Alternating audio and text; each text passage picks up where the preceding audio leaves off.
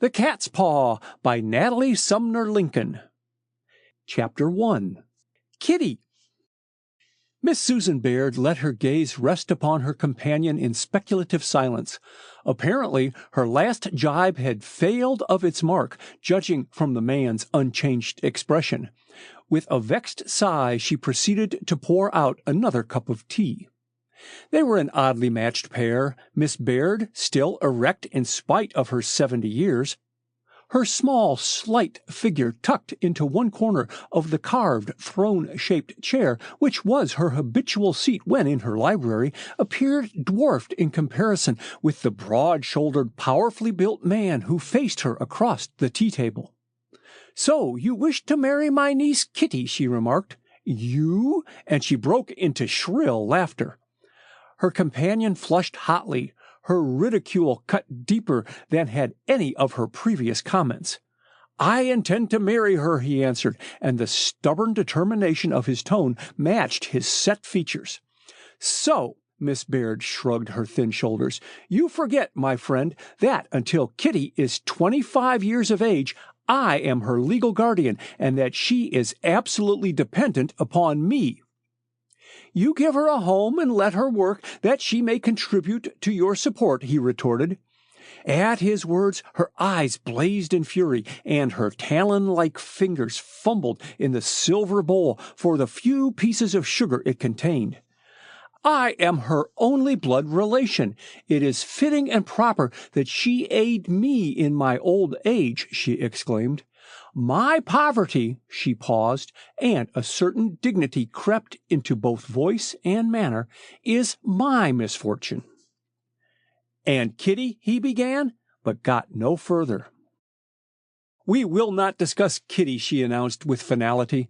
"Wait," as he started to interrupt her. "Such discussion is totally unnecessary, for Kitty will never marry you." "Why not?" "For two excellent reasons." She spoke with deliberation. "Kitty shall not marry a poor man, nor shall she marry a man with an hereditary taint." The man regarded her steadfastly across the table, his strong, capable hands still holding the peach which he had been peeling. The silence lengthened, but neither seemed inclined to break it. Suddenly, the man laid down the peach, and taking out his handkerchief, passed it along his lips. Then, still in silence, he picked up the fruit knife, cut the peach in two, and placing the fruit in front of Miss Baird, rose and left the library. In the outer hall, he paused long enough to pick up his hat and gloves from the table where he had placed them upon his arrival some time before. He had opened the front door and was about to step outside when it occurred to him to light a cigarette. To do so, he released his hold on the front door. His cigarette was just commencing to draw nicely when a current of air from an opened window across the hall blew the door, which he had left ajar, shut with a resounding bang. As the noise vibrated through the silent house, the man glanced nervously over his shoulder. Evidently, it had not disturbed Miss Baird or the other inmates of her household, for no one appeared in the hall. He once more started to approach the front door when he heard through the portieres in front of the entrance to the library Miss Baird's voice, raised in anger. "Kitty!" she called. "Kitty!" As the name echoed through the silent hall, it gave place to a scream of such intensity, such horror, that the man drew back aghast. It was some minutes before he moved. With faltering footsteps, he retraced his way into the library and paused by the tea-table. Miss Susan Baird sat still in her throne-shaped chair, but the light fell full on her glazing eyes and distorted features. Slowly, reluctantly, the man bent nearer and forced himself to place his hand upon her wrist. He could feel no pulse. When he stood erect a moment later, his forehead was beaded with perspiration. Dazedly, he glanced about the library. He and the dead woman were its only occupants. Again he compelled himself to gaze at her, and subconsciously took note of her poor and patched attire. The incongruity of her string of pearls and the diamond rings upon her fingers impressed him even in the presence of death. Step by step he retreated backward across the room, his glance roaming upward toward the gallery which circled the library and the short staircase leading to it, but always his eyes returned to that still and lonely figure by the tea-table.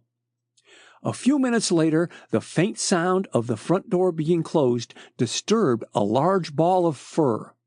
A gray Angora cat jumped from its hiding place and, with its back arched in fright, scampered through the portieres and fled along the hall and up the staircase to the attic. Chapter 2. The Summons. The broad streets of Washington City presented a lively scene as Dr. Leonard McLean drove his car with increasing slowness down Connecticut Avenue, crowded with government employees hastening to their offices. The congestion was even greater than usual owing to the downpour of rain as the drenched pedestrians swarmed around the streetcar stops in their endeavor to board cars already packed to their limit and arrive promptly at 9 o'clock at their various destinations.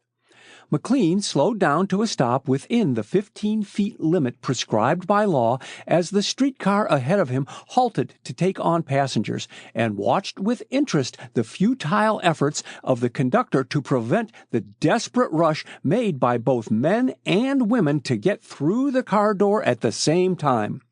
Suddenly, McLean discerned a familiar face in the crowd before him and sounded his horn. The unexpected honk created confusion among those unable to find even clinging room, and the conductor, taking advantage of the diversion, signaled to the motorman, and the car sped onward. "Hey, Lee!" hailed McLean. "Lee Wallace!" Major Wallace glanced around, and, with a wave of his hand, McLean indicated the vacant seat in his roadster. "Hop in," he exclaimed as Wallace hurried across the intervening space between the car and the curbstone. "I'll give you a lift downtown." And, hardly waiting for Wallace to seat himself and close the door, the busy surgeon released the clutch and the roadster sped down Connecticut Avenue. It was not until they were clear of traffic and were approaching the intersection of 21st Street and Massachusetts Avenue that McLean realized his companion had not returned his greeting or addressed a word to him since entering the car. Turning his head, he eyed him unobtrusively. Wallace sat moodily staring ahead. His big frame, slumped in the easiest posture, seemed to fill the broad seat of the Packard. McLean took silent note of Wallace's expression and the unhealthy pallor of his skin. "Get any sleep last night?" he asked. "Not much." Wallace drew out a leather wallet from an inside pocket and produced a prescription. "The druggist refused to fill this again, and I had to get another prescription. Beastly rot," he complained. "Cost me a bad night." The surgeon ran his eye over the prescription before pocketing it. "It's a narcotic," he explained. "The druggists are not allowed to refill. Next time you want one, come to me. How long is it since you left Walter Reed Hospital, Lee?" 2 months ago, was the laconic rejoinder.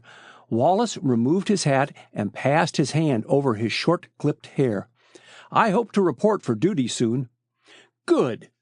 McLean slowed down to make the turn from 21st Street into Massachusetts Avenue, and as they drove westward, Major Wallace for the first time took notice of the direction in which they were heading, and that they were no longer on Connecticut Avenue.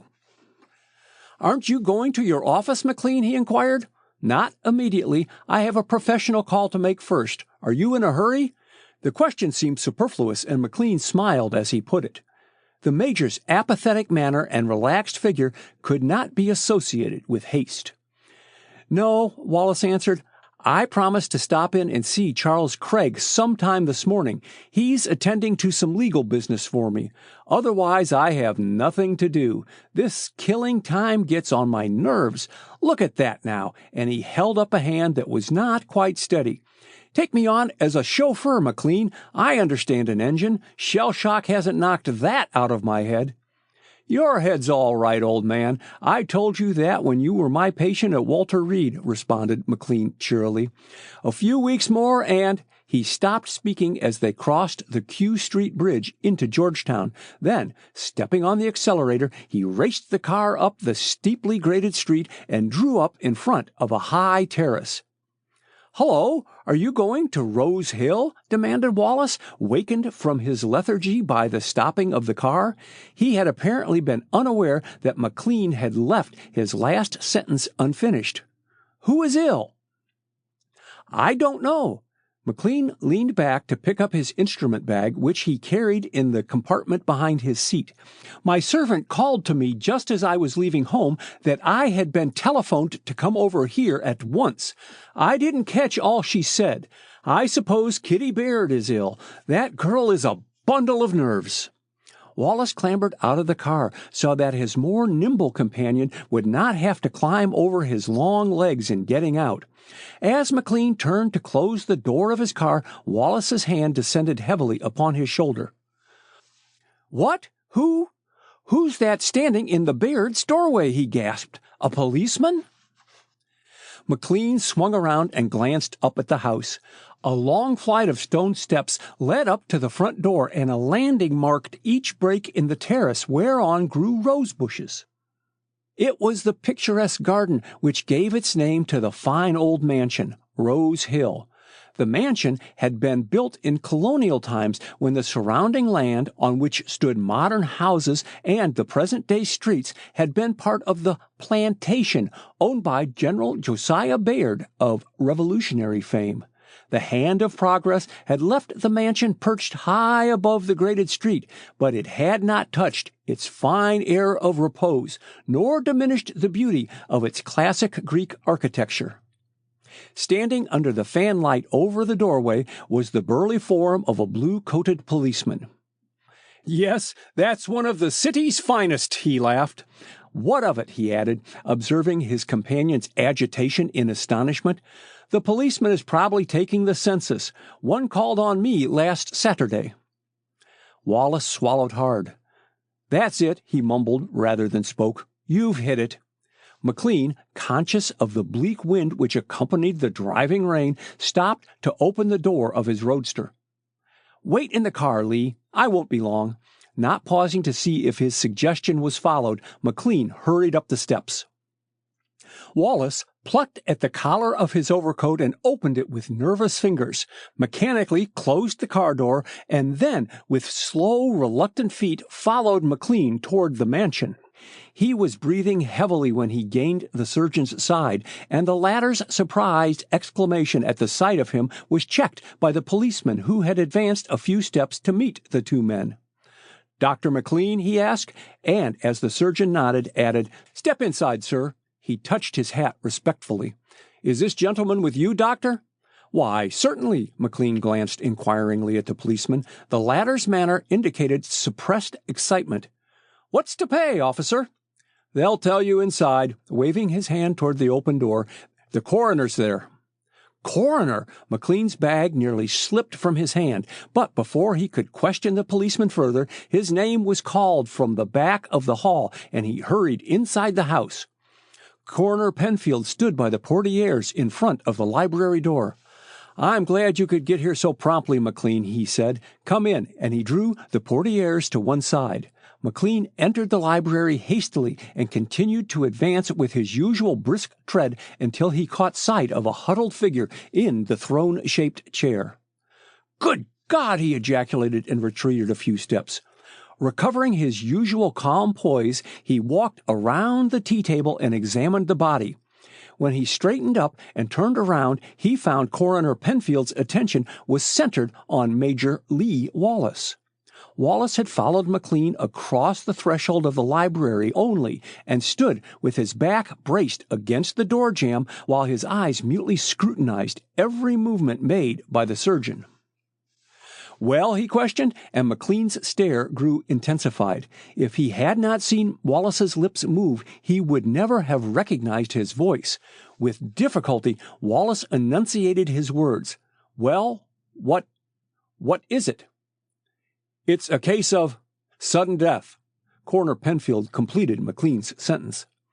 In the silence that followed, a man who had been leaning over the railing of the gallery which circled the library, watching them, walked over to the stairs and came slowly down. At the sound of his footsteps, McLean glanced up and recognized Inspector Mitchell of the Central Office. He bowed courteously to the surgeon before addressing the coroner.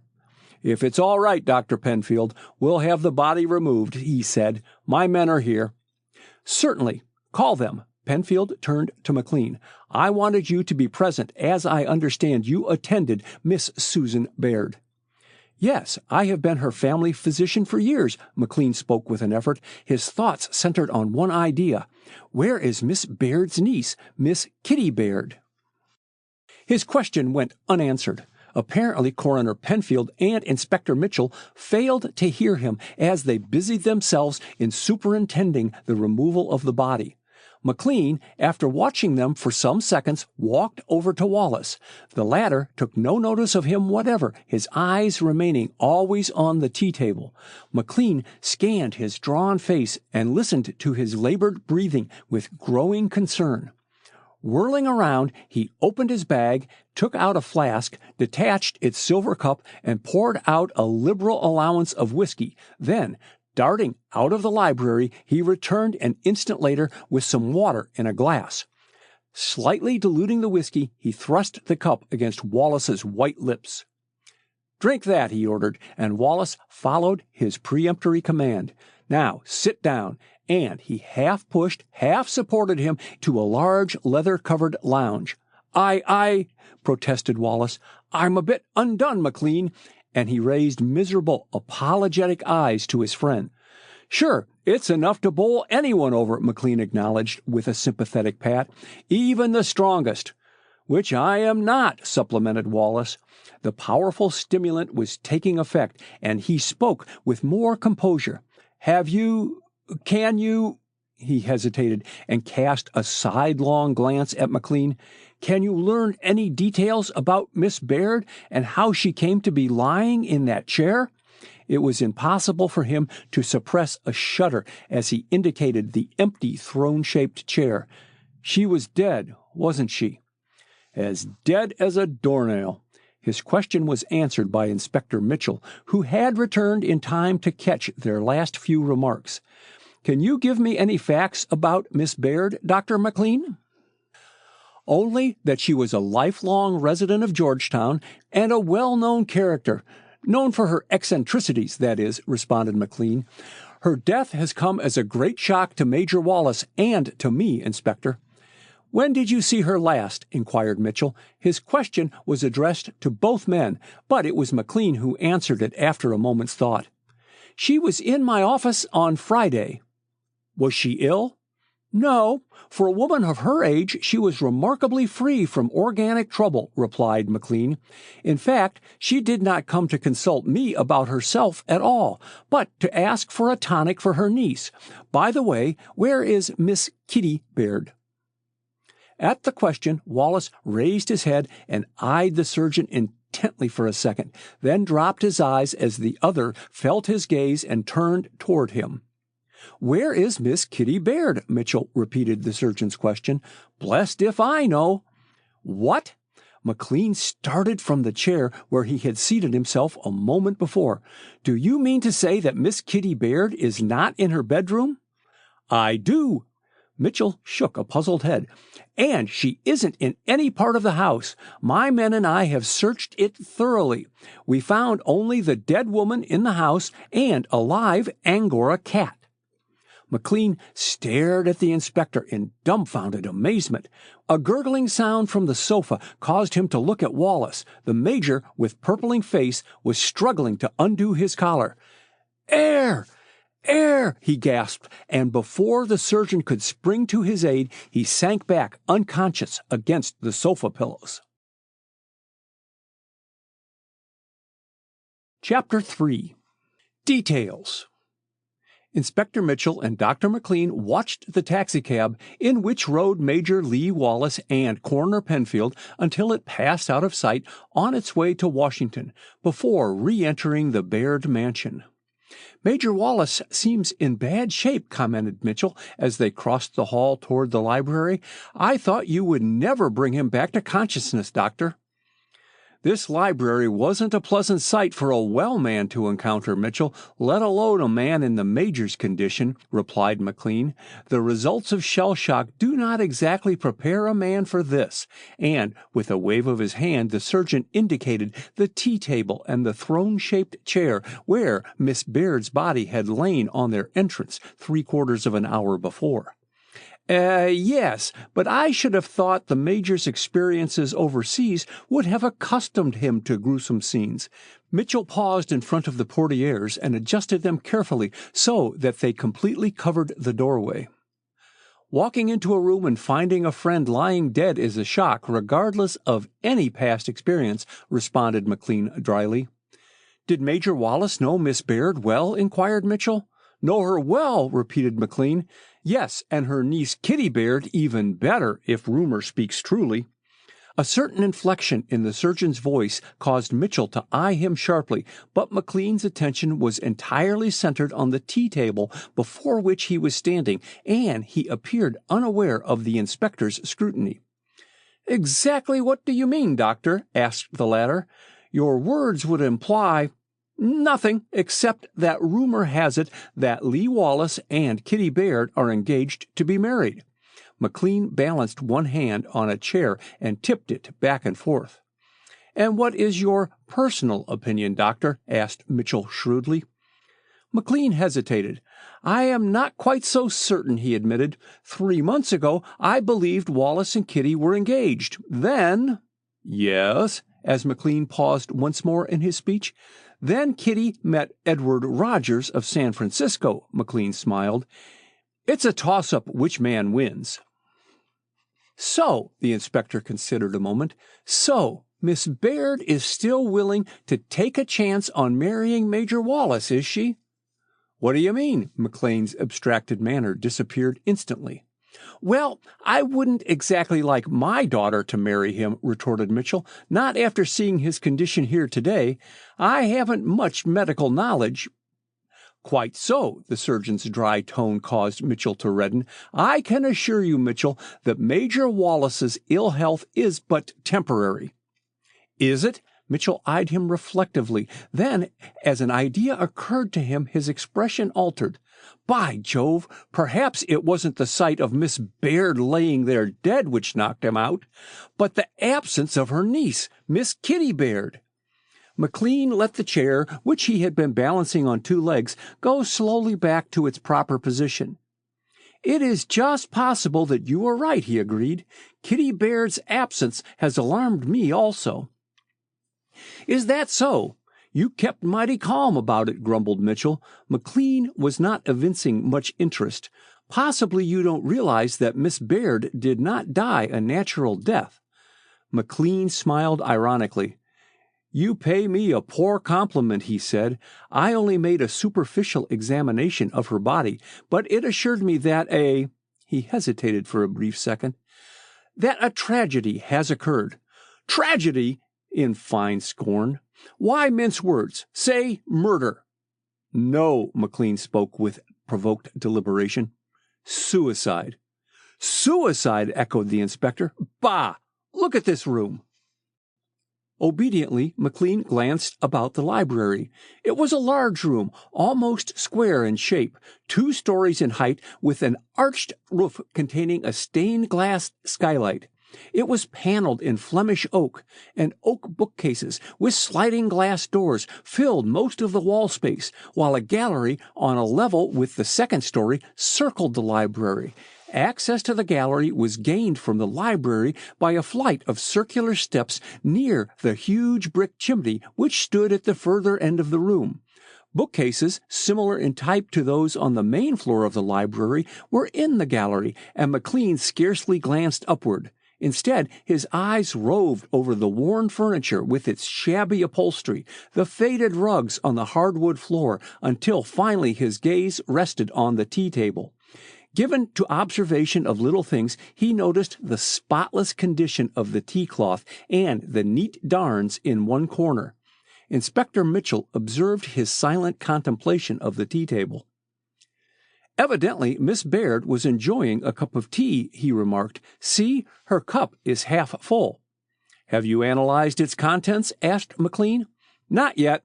Mitchell moved impatiently. "Give us time, Doctor. It won't take long to locate the criminal. He is sure to have left a clue behind him among the tea things."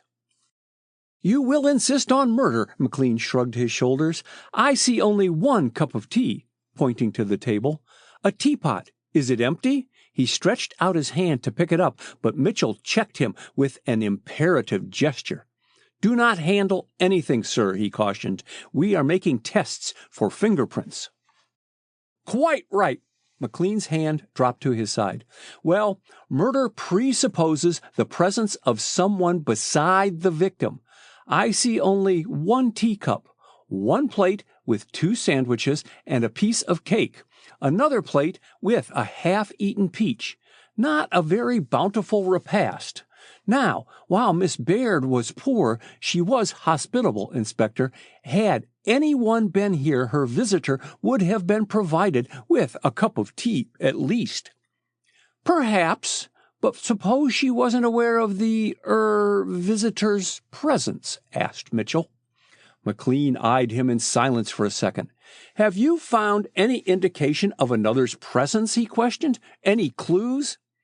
"Nothing worth mentioning now," responded Mitchell evasively. "Can you give me the name of an intimate friend to whom Miss Baird may have gone?" "Why, certainly, let me see." McLean pulled himself up short. Who were Kitty Baird's intimate friends? Her girlfriends? He could enumerate dozens of men whose admiration for her was sincere and unconcealed, but when it came to the girls in their set, pshaw! Women were cats. Kitty's popularity had not endeared her to her own sex. "You might try Mrs. Amos Parsons," he suggested, and pointed to the telephone table in a corner of the library. "Kitty is her private secretary. No, wait," as Mitchell snatched up the telephone book and hastily turned its well-thumbed pages. "She may be with her cousins, Mr. and Mrs. Ben Porter. Here, I'll look up their number for you." Mitchell hung up the receiver in disgust a minute later. "Central declares no one answers," he explained. "Who shall we try next? Mrs. Parsons, did you say?" This time he was more successful in getting the number desired, but the reply to his question was unsatisfactory. "The butler declares Miss Baird hasn't been there since yesterday," he told his companion. "Mrs. Parsons is not at home." McLean's expression had grown serious. "We had better communicate with Charles Craig," he said. "Craig has handled Miss Baird's affairs for years, lawyer, agent, and all that. He may aid us in locating Kitty." Then, with a touch of impatience, "Don't stop to look up the number of his law office. It's Maine 3300. As Inspector Mitchell turned again to the telephone, McLean rose and slowly paced back and forth the length of the library. His familiarity with the furnishings and the contents of the bookcases, his taste in literature having coincided with that of Colonel Baird, who spent the last years of his life squandering a depleted fortune to gratify his craving as a collector, caused him to pay little attention to his surroundings, and he walked with head bent, his thoughts with the dead woman upstairs. Was Inspector Mitchell right? Could it have been murder? Who would have reason to harm so feeble an old lady? What motive could have inspired such a senseless crime? Robbery? Bah! Thieves would not kill to secure books and knickknacks of doubtful value. But then what motive could have prompted suicide? Why should a woman so near the grave take her own life? Miss Baird had abhorred illness in any form. She had always had a healthy distaste for invalidism and little patience with neurotic friends. Miss Susan Baird, of all persons to be found dead, possibly murdered. McLean took out his handkerchief and passed it over his forehead. For the first time, he grew conscious of the closeness of the atmosphere, of the musty smell which dampness sometimes engenders. Instinctively, he stopped in front of a side door which opened on a stoop leading to the garden which extended to the back of the house. The door resisted his attempts to open it, and he felt for the key. It was not in the lock. McLean stared at the door in some surprise. It was the only one in the house fitted with a modern lock, and it had always been Miss Baird's custom to leave the key in the lock. The locks of the other doors were hand-wrought before the Revolution and massive in size. It had been Miss Baird's fad never to have them modernized. One of her few extravagances, if it could be called such, had been to employ a grandson of old Oscar, their colored factotum, to keep the copper highly burnished and shining with its old-time slave-day luster. The great fireplaces were lined with copper, and Miss Baird was never happier than when able to contemplate her grotesque reflection in the walls of the fireplace in her library. McLean had been a frequent visitor at the Baird mansion, but never before had he seen the key removed from the side door of the library. With a puzzled frown, he reached up and pulled back the copper latch which released the upper half of the door, built in the style of the Dutch door, and pulled it back. The fresh air, laden as it was with dampness, was refreshing. The rain had slackened, and seeing there was no danger of it splashing inside the library, he pulled the half-door still further open. Turning about, he found Inspector Mitchell at his elbow. "I caught Mr. Craig," he announced. "He is coming right over." Then, with a complete change of tone, "How did you open the upper half of this door?" "By pushing the catch, so," and McLean demonstrated. "Humph!" Inspector Mitchell moved the catch back and forth. "I see. There's a knack about it. It baffled me when I tried to open it. I have the key of the lower door," and he drew it out of his pocket. "Why did you take it out of the lock?"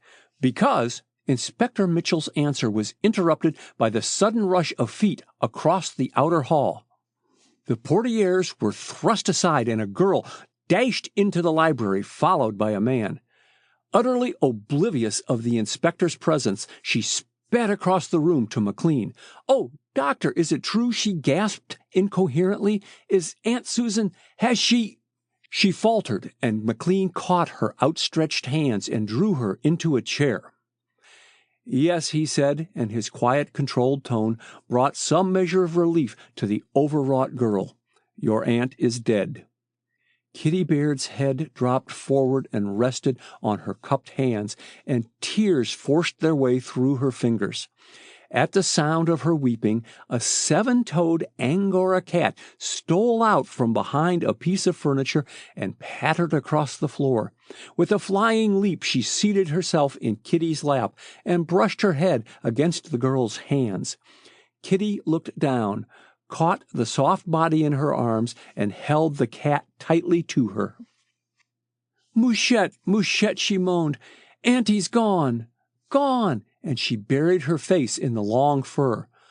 Gradually her sobs grew less, and McLean, observing that she was regaining some hold on her composure, withdrew to the other end of the library, where Inspector Mitchell was holding a low-toned conversation with Charles Craig. "I'm glad you're here, Craig," McLean said, keeping his voice lowered. "This is the devil of a mess."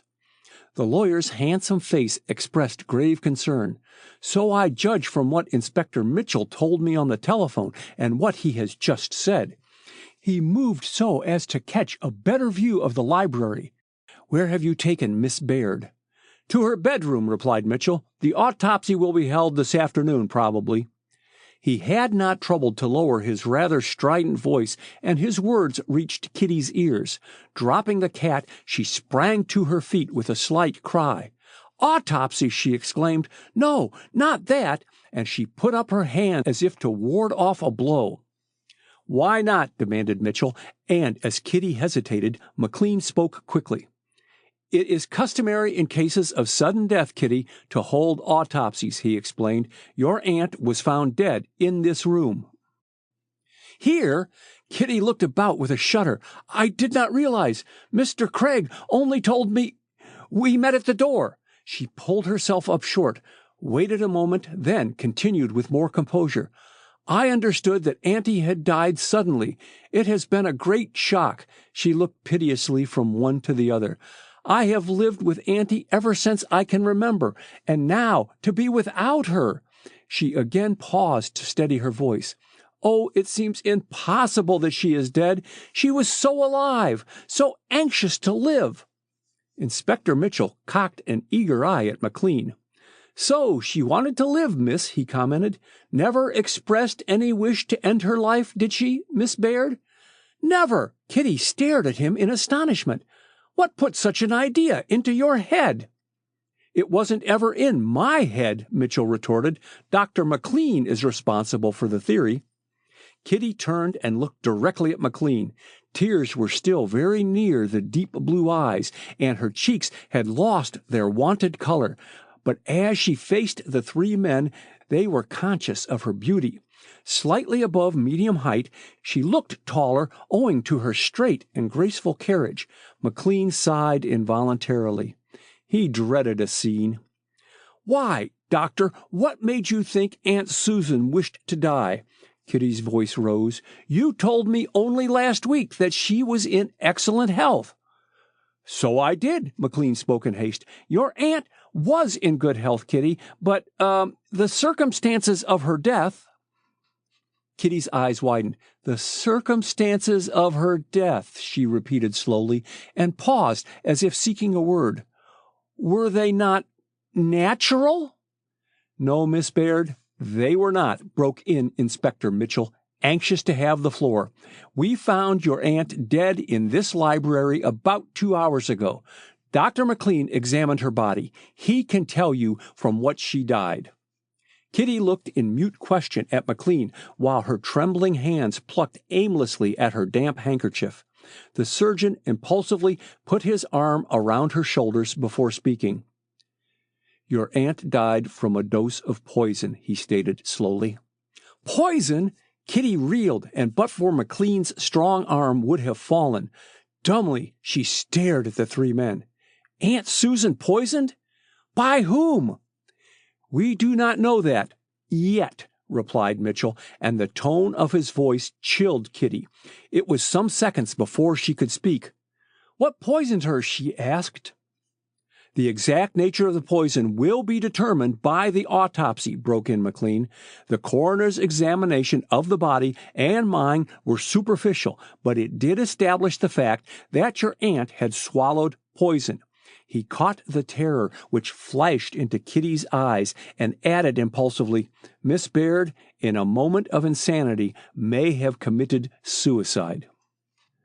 "There you go again, Doctor," Mitchell laughed shortly. "Now, Miss Baird, where did you spend last night?" "With my cousin, Nina Porter, and her husband at their apartment in 16th Street, Kitty spoke mechanically. Turning about, she walked stiffly over to a chair and sank into it. She wondered if her companions were aware of her trembling knees. "Kitty," Charles Craig's charmingly modulated voice sounded soothingly to her overwrought nerves. "I would have prepared you for this had I known," he hesitated, "these details. But Inspector Mitchell only telephoned to me that your aunt was dead, and it was not until we both came in that I learned, as you have, of the tragedy. I grieve with you, dear child. Your aunt was my good friend for many years." Kitty looked up at him gratefully. She was very fond of her handsome godfather. "Thank you," she murmured. "I feel stunned." She pressed her fingers against her temples. "Oh, poor Auntie, to die here, alone. Why didn't I get up early and come here at once without waiting for breakfast? I might have saved her." McLean moved uneasily and exchanged glances with Mitchell.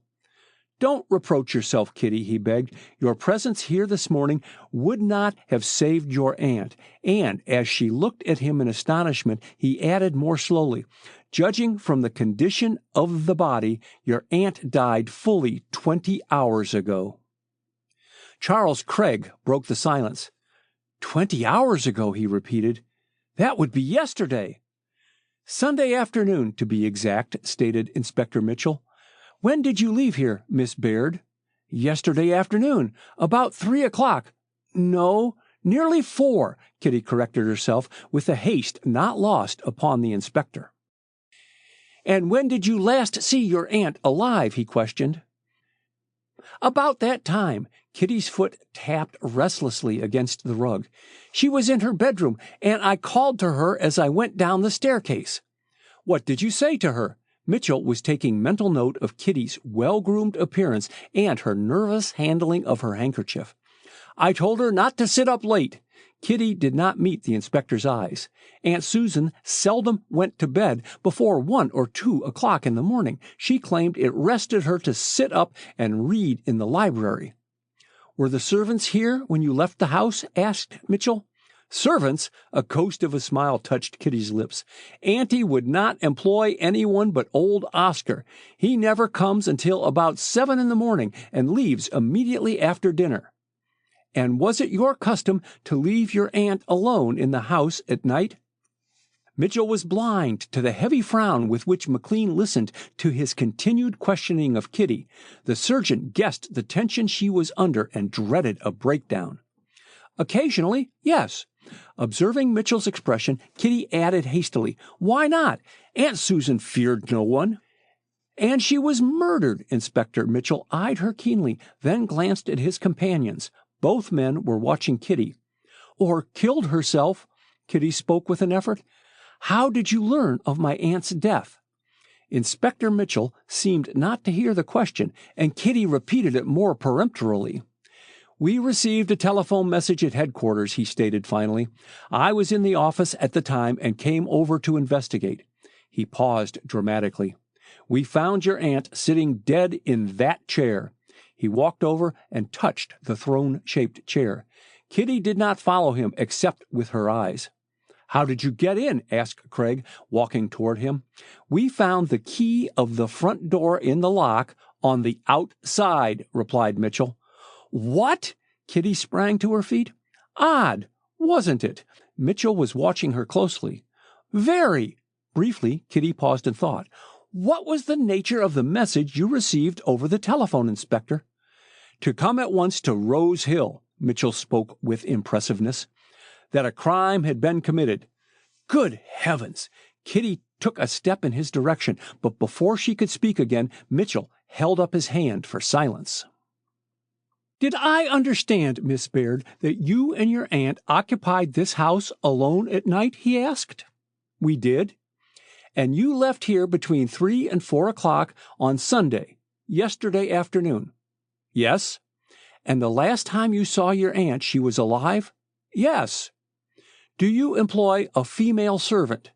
No. Inspector Mitchell regarded the girl in silence. She bore his scrutiny with outward composure.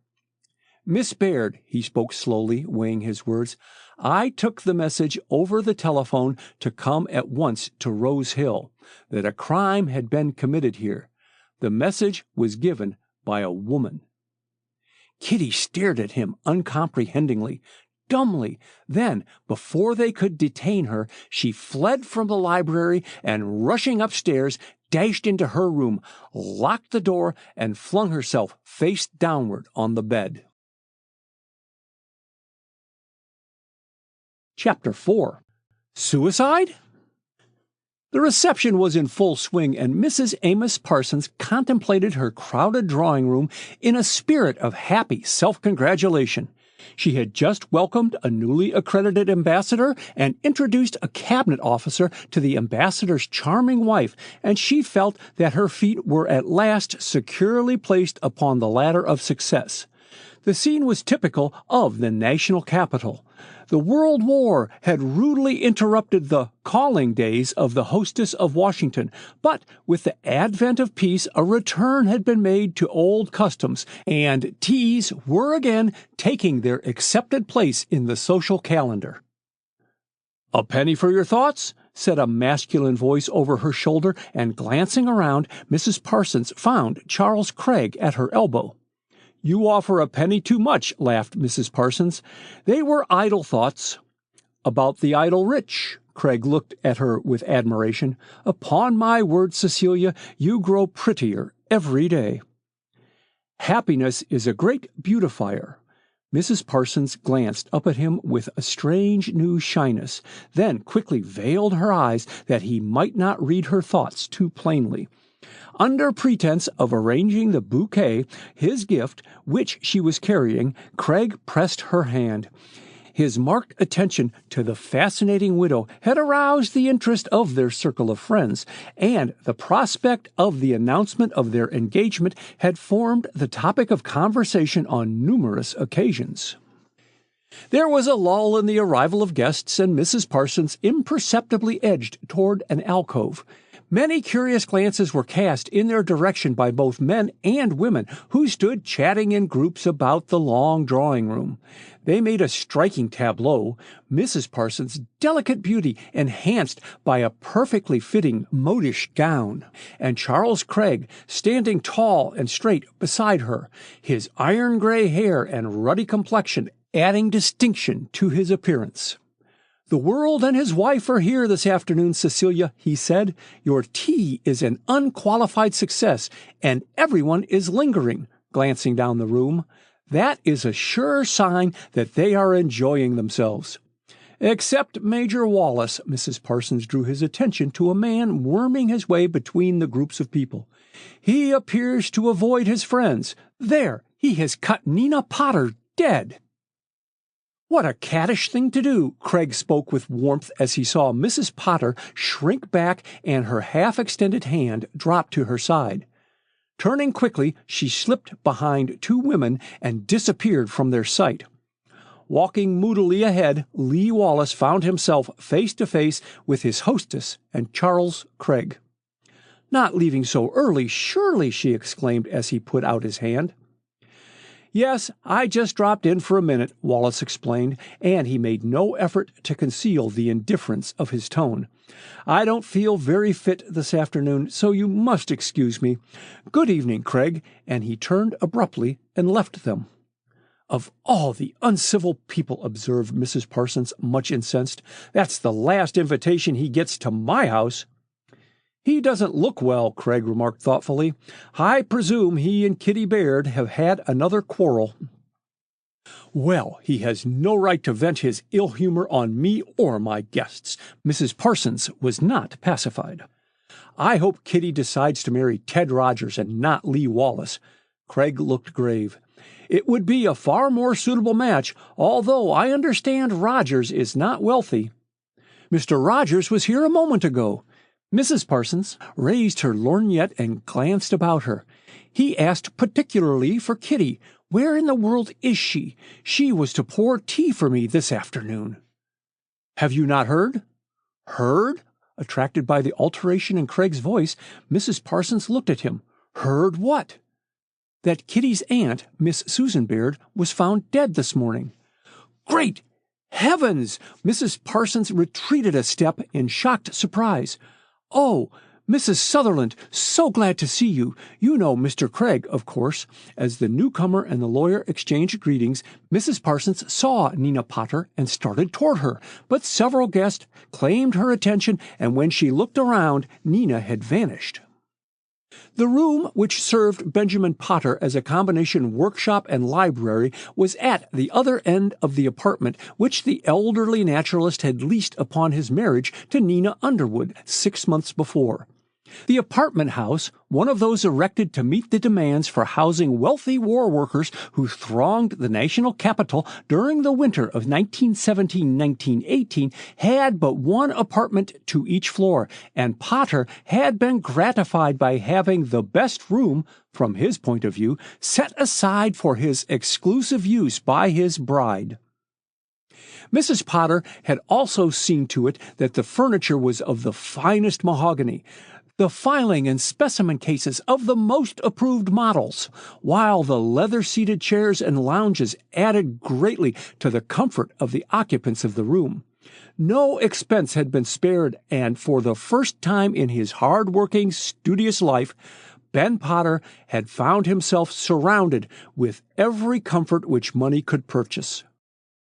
Potter's marriage to his pretty stenographer had been a severe shock to several impecunious relatives and a 9 days' wonder to his small world. He had taken the surprised comments and sometimes belated congratulations of both relatives and friends with the same placid good nature which characterized all his actions.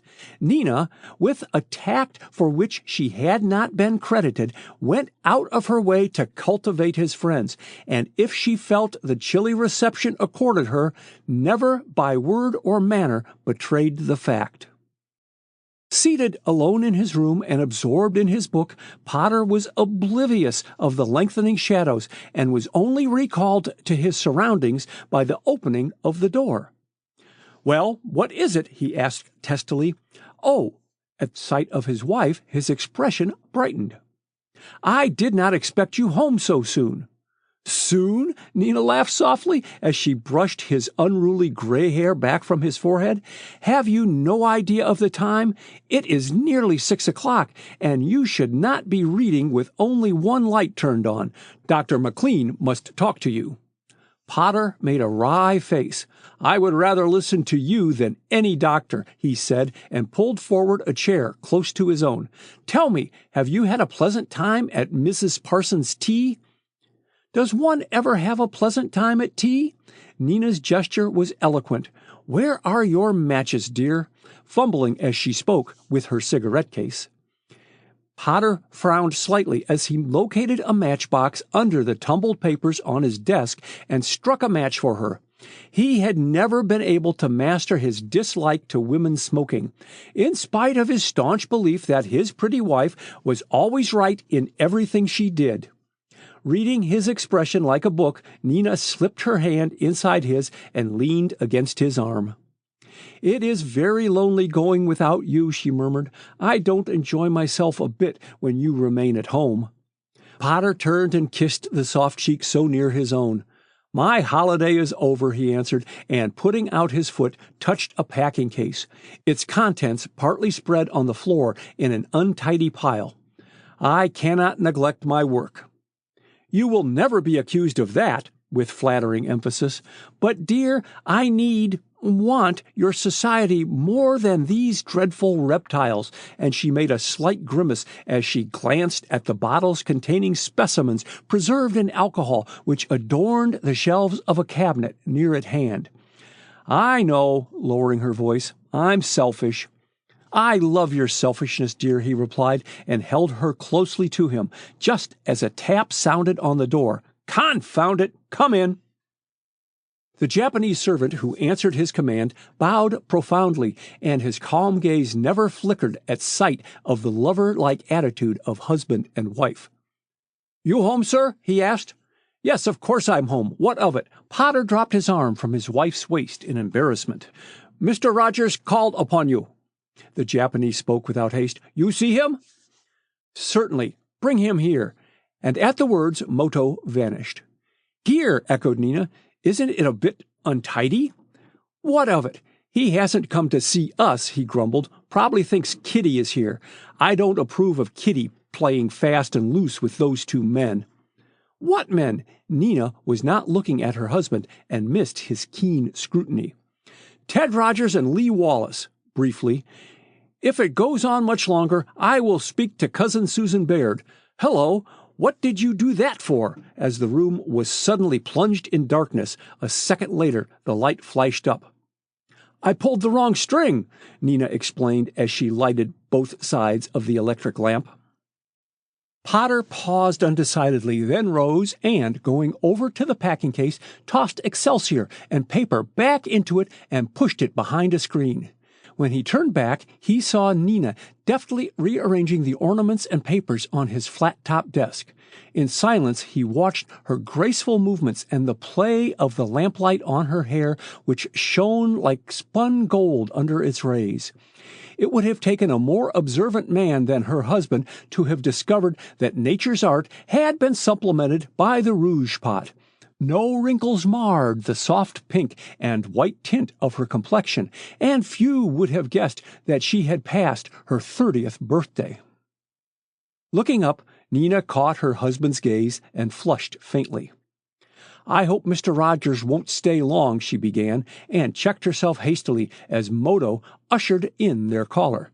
"So very glad to see you, Mr. Rogers," she exclaimed, extending her hand, which rested in his for a fraction of a second and was withdrawn. At the touch of her cold fingers, Rogers looked intently at her. He still found it hard to realize that the fashionably gowned woman before him was Ben Potter's wife. Ben, a Benedict! The mere idea had provoked a smile, and the announcement of the marriage in cold print had produced a burst of merriment and the silent hope that Ben had found a motherly soul to run his house for him. Instead of which, with the perversity of fate, Ben Potter had selected a wife at least 15 years his junior, who would most certainly enjoy the social life of Washington to the full. Potter had formed a strong attachment for the younger man when spending a winter in San Francisco 3 years before, and Rogers had been a frequent visitor since his arrival in Washington. His visits, as Potter shrewdly noted, were generally timed to find Kitty Baird with her cousins and ended in his escorting her home. "I missed you both at Mrs. Parsons' tea, so dropped in for a chat," Rogers remarked, accepting a cigar from Potter as Nina perched herself on one end of the lounge. "Why weren't you there?" "Nina went," answered Potter, throwing himself down in his favorite chair. "You don't catch me at a tea." "You were there, Mrs. Potter?" Rogers spoke in surprise. "I searched for you." "It was a frightful jam." Nina picked up her workbag, which she had left on the lounge earlier in the afternoon, and unfolded its contents. "I did not stay long." "But you heard the news?" "News?" Potter glanced up expectantly. The tone in which the question was put arrested his attention, which had strayed to his wife. "Was there any special news? Nina, you didn't tell me." "I heard no news in particular." Nina held a needle and thread near the light. "To what do you refer, Mr. Rogers?" "To the death of Miss Susan Baird." Potter sat bolt upright. His healthy color changed to a sickly white. "Cousin Susan dead? Impossible!" "It is a fact. Mr. Craig told me." Rogers stooped over and picked up the needle, which had slipped from Nina's clutch. "Take care you don't prick yourself, Mrs. Potter," he warned as he placed it in the palm of her hand and noticed the quick, spasmodic movement of her fingers. The news had just gotten about, and everyone at the tea was talking of Miss Baird. "That's turning the tables. Usually Cousin Susan talked about everybody," Potter remarked, breaking a slight pause. "Why hasn't Kitty telephoned us? I am now her nearest living relative." "She may have tried to reach us," suggested his wife. "I don't suppose Moto answered the telephone in my absence. He hates it. Did you hear it ring, Ben?" "No," shortly. "I can't say I grieve over your news, Ted. I have always resented Cousin Susan's treatment of Kitty. Made that girl slave for her, the venomous old scandalmonger." "Ben!" Nina's shocked tone caused her husband to pause in his rapid speech. "Did you hear, Mr. Rogers, the cause of Cousin Susan's death?" "Bit her tongue and died from blood poisoning," growled Potter before Rogers could answer. "Ben!" "Well, all right, dear, I'll say no more. But," in self-defense, noting Rogers' surprise, "I've had no cause to love Cousin Susan. I heard her caustic remarks about my marriage. Never mind that now," with a quick glance at his wife. "Go ahead, Ted. Tell us of what Cousin Susan died." "The coroner will have to answer that question, Ben." "The coroner?" Potter rose to his feet and stared at his guest. "What do you mean?" "Oh, hurry your speech, man. Don't keep us in suspense."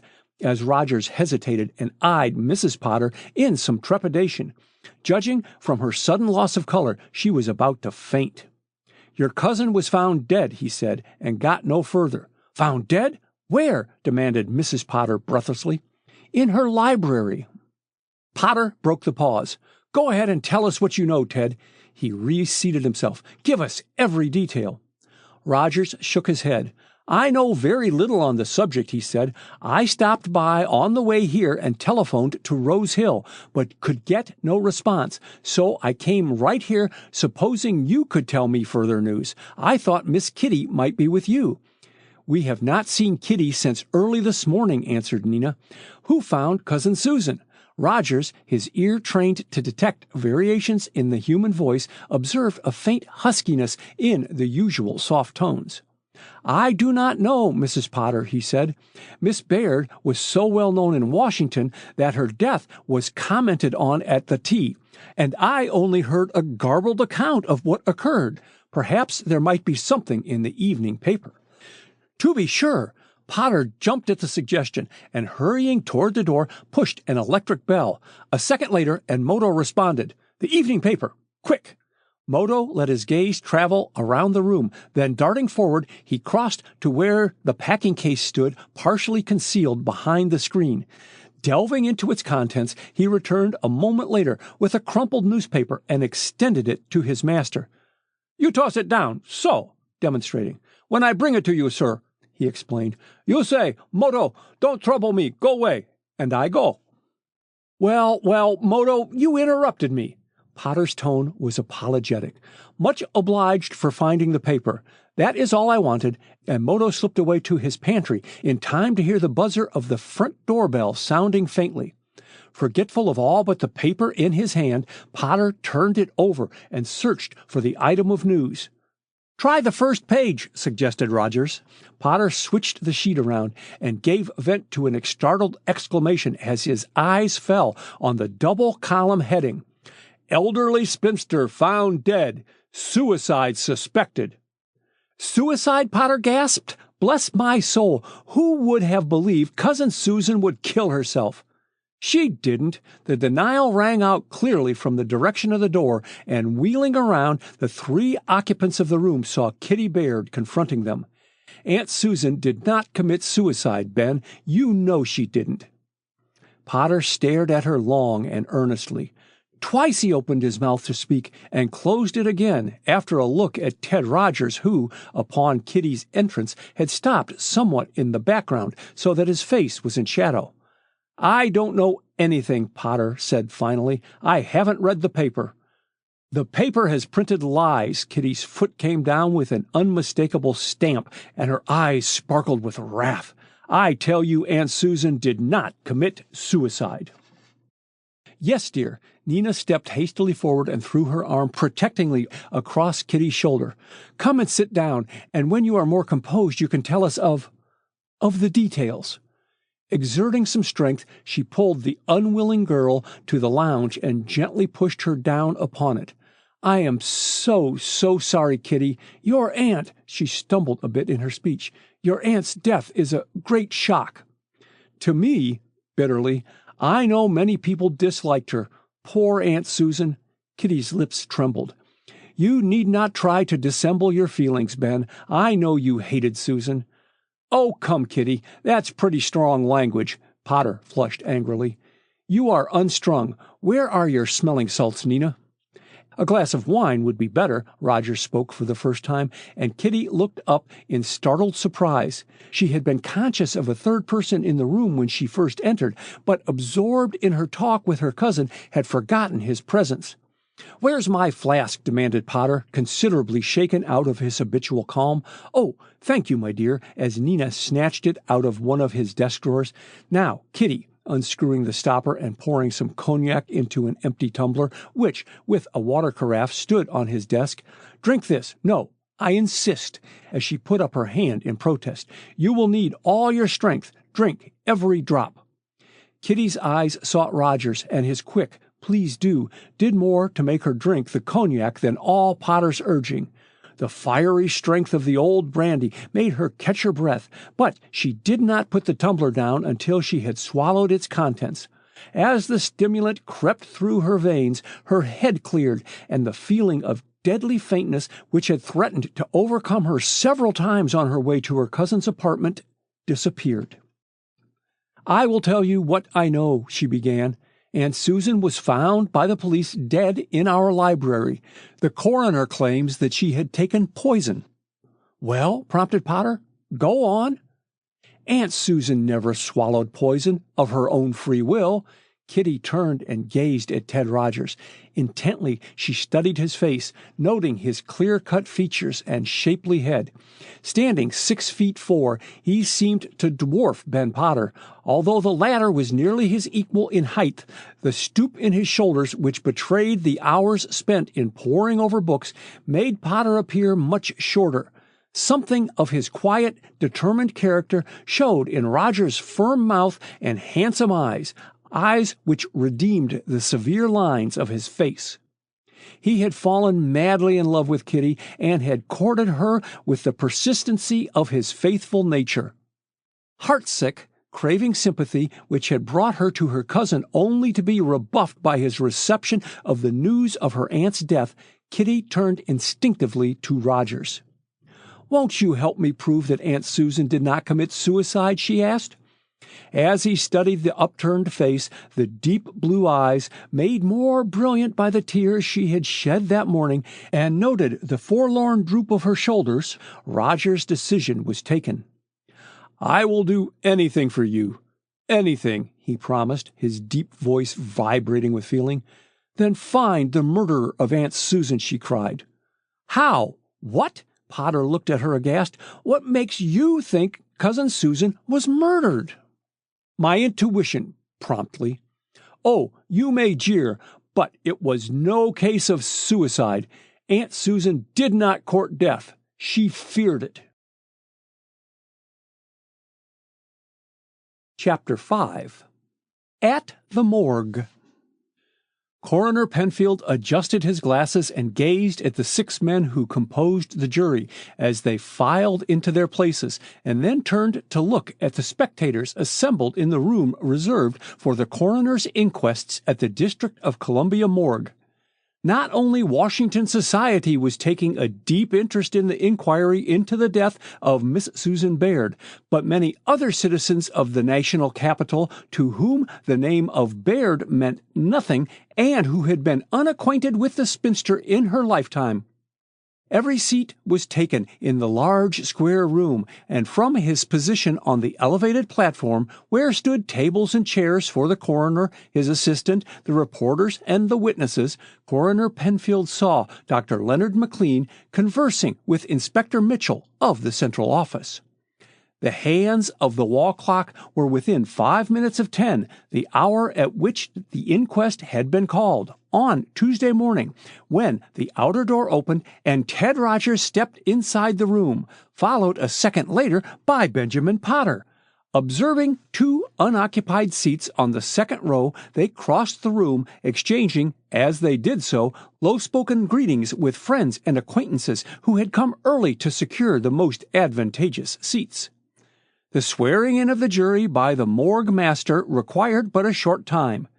Clearing his throat, Coroner Penfield outlined the reason for the inquest and asked the jury if they had inspected the body of the dead woman. "We have," responded the foreman, and Penfield turned to the morgue master, who occupied a chair at the foot of the platform. "Call the first witness," he directed, "Inspector Mitchell." Hat in hand, the inspector advanced to the steps and mounted to the witness chair, and was duly sworn by the morgue master. In businesslike tones he answered the coroner's quickly put questions as to his identity and length of service on the Metropolitan Police Force and Detective Bureau. "Did you find Miss Baird's body?" asked the coroner. "I did, sir." "When?" "Yesterday, Monday morning, when summoned to her home in Georgetown." "How did the summons reach you?" "By telephone." Mitchell hesitated, and the coroner waited for him to continue before putting another question. "The message was to go at once to Rose Hill, that a crime had been committed there." "Did the person talking on the telephone give his name?" "No, sir." "Did you ask his name?" "I did, but she rang off instead of answering." "She?" inquiringly. "I took the voice to be that of a woman," explained Mitchell cautiously. "Are you not certain that it was a woman speaking?" "To the best of my belief, it was." Mitchell paused. "I am sure it was a woman's voice." "Have you tried to trace the call?" "Yes," somewhat glumly, "but Central had no record of it." Then it did not come over a public telephone? No, sir. Was it on a limited service wire? No, Central declares not, responded Mitchell. She insists that it must have been sent by someone using unlimited service.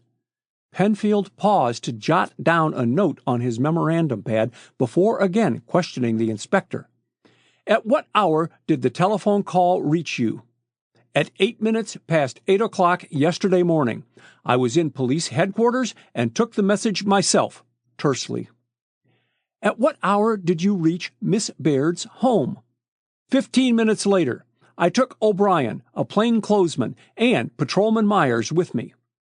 Tell us what you found when you reached the Baird house, Coroner Penfield directed, settling back in his chair, conscious that he had the undivided attention of everyone in the crowded room. Mitchell spoke with slow impressiveness.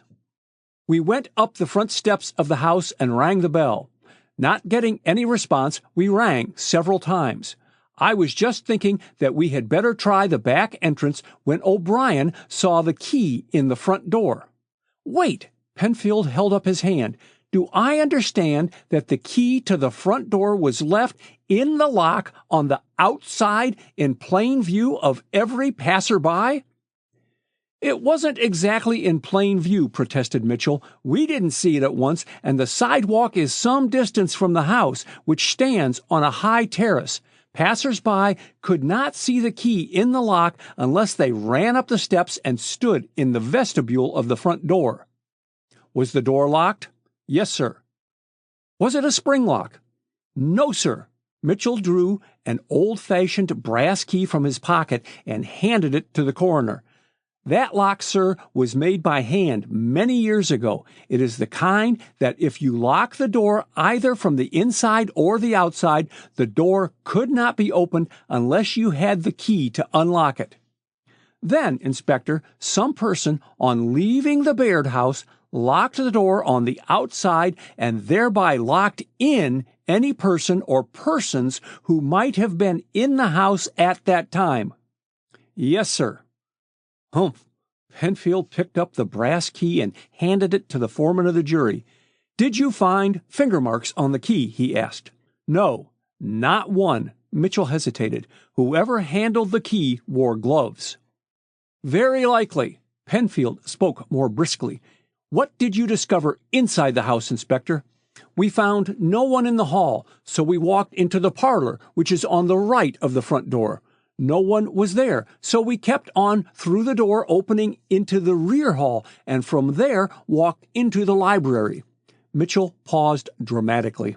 There we found Miss Baird's dead body lying huddled up in a big chair in front of her tea table. Had she been taking tea? Yes, judging from the plate of sandwiches and cakes and her nearly empty teacup, Mitchell explained in detail. There was a plate in front of her on which lay a half-eaten peach. Was there evidence to show that someone had been having tea with Miss Baird? Inquired Penfield. Only one cup and saucer and plate had been used, sir. And the chairs, how were they placed? About as usual, I imagine. Mitchell looked a trifle worried.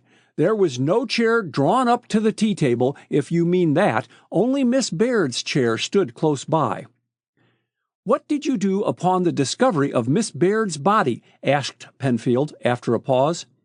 Made sure that she was dead and not in need of a physician, then sent O'Brien to telephone to the coroner while Myers and I searched the house, replied Mitchell. Did you find anyone in the house? No, sir. It was empty except for the dead woman and a cat. The inspector's reply caused a stir of interest, and one juror started to address him, then, conscious of attracting attention, decided not to speak. Did you find the windows and doors locked? Inquired Penfield, after a second's thought. Yes, that is, those on the first floor and in the basement were locked, explained Mitchell. The windows on the second and third floors were unlocked, but closed. Sunday was a cold day, he added.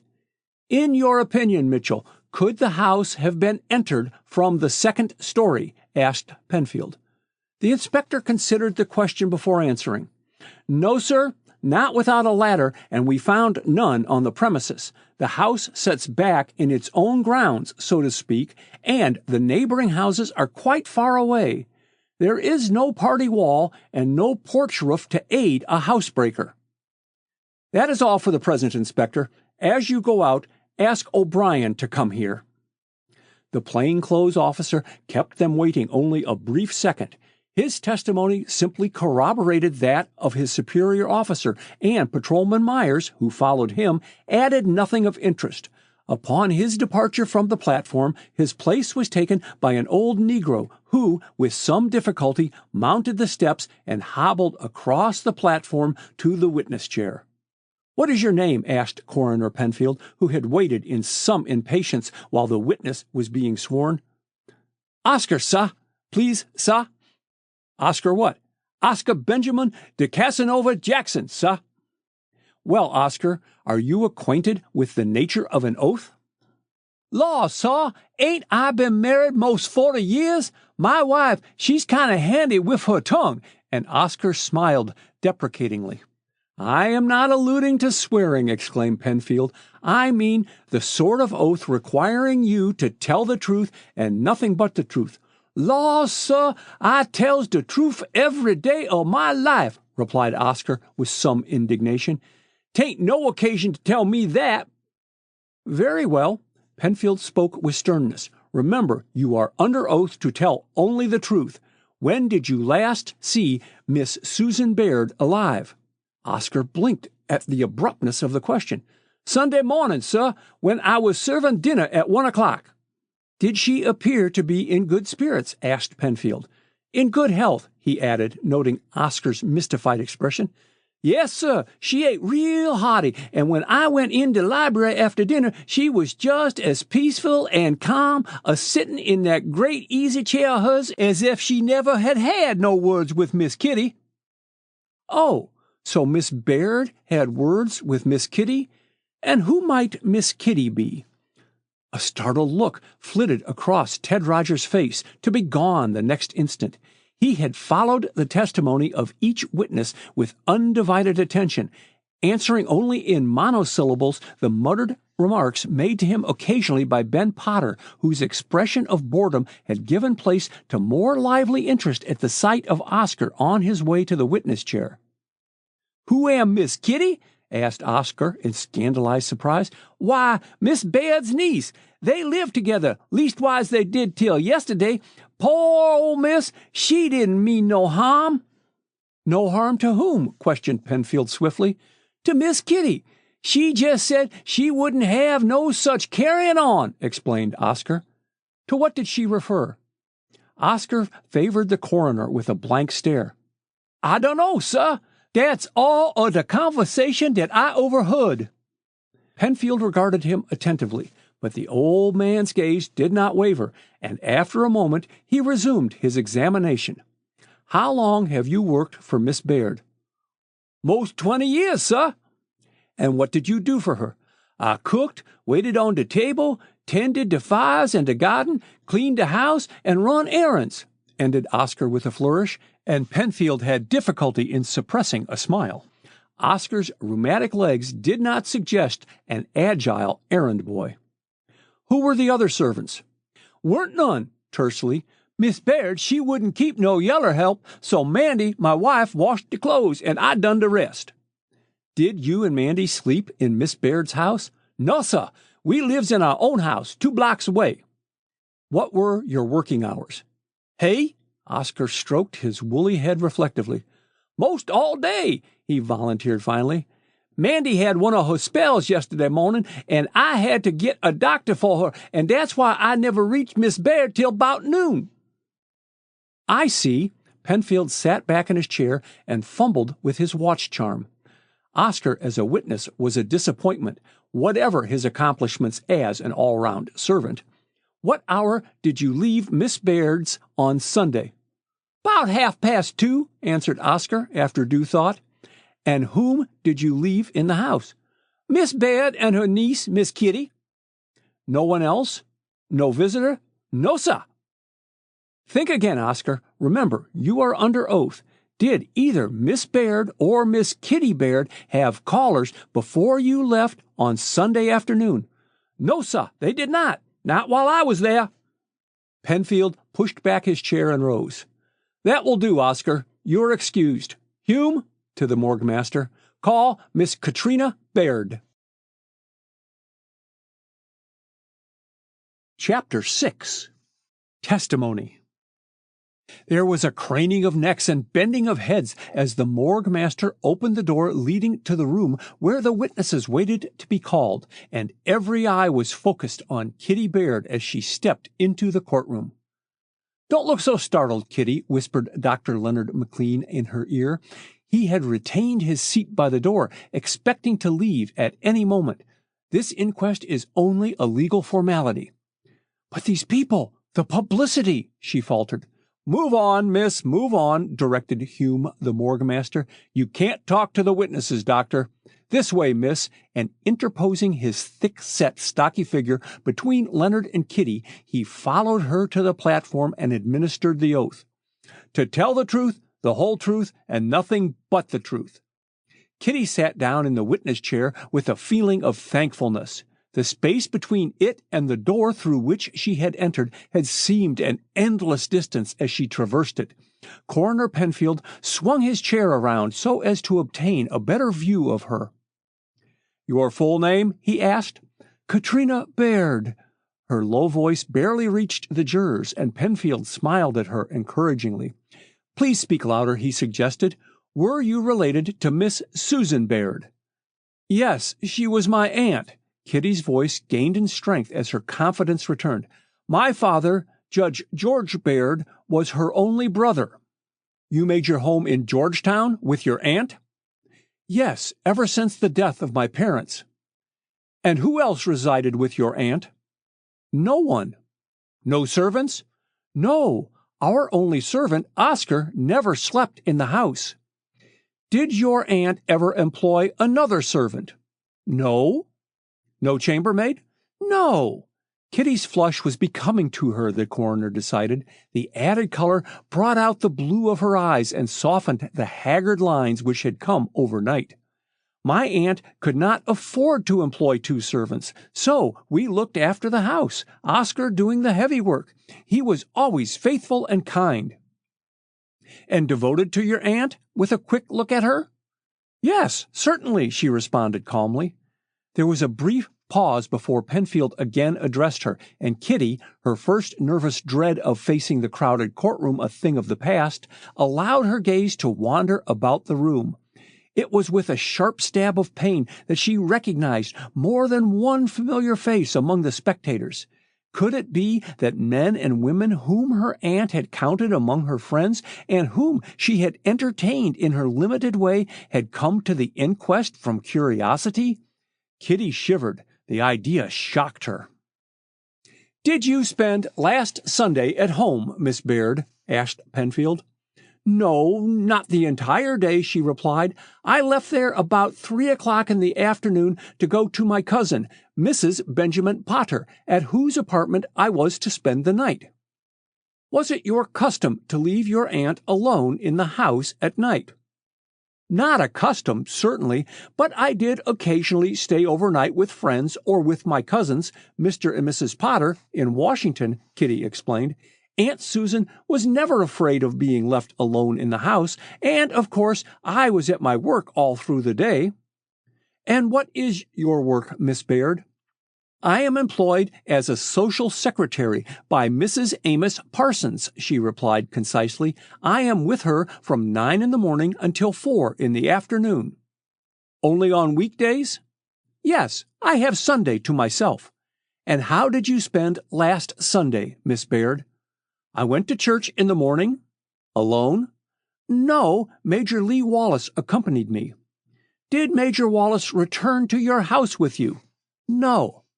The curtly spoken monosyllable brought a sharp glance from the coroner, of which she appeared unaware. At what hour did you reach your house, Miss Baird? He asked. After church. She considered a moment. To be exact, about 1:15. Did you and your aunt lunch alone? Yes, we had no guests, briefly. And what did you do after luncheon? It wasn't luncheon, it was dinner, she explained. I went upstairs almost immediately after it was served and changed my dress preparatory to going out. When did you last see your aunt alive? Asked Penfield. As I was leaving the house, Kitty spoke more hurriedly. I looked into her bedroom and called out, "Goodbye." Miss Baird, Penfield let his eyeglasses dangle from their ribbon and stood up. Was your aunt expecting guests at tea on Sunday afternoon? I am sure she was not, she replied. Aunt Susan always asked me to arrange the tea table if she had invited any of her friends to come and see her. She was, formal and insisted that her guests be given tea when they called.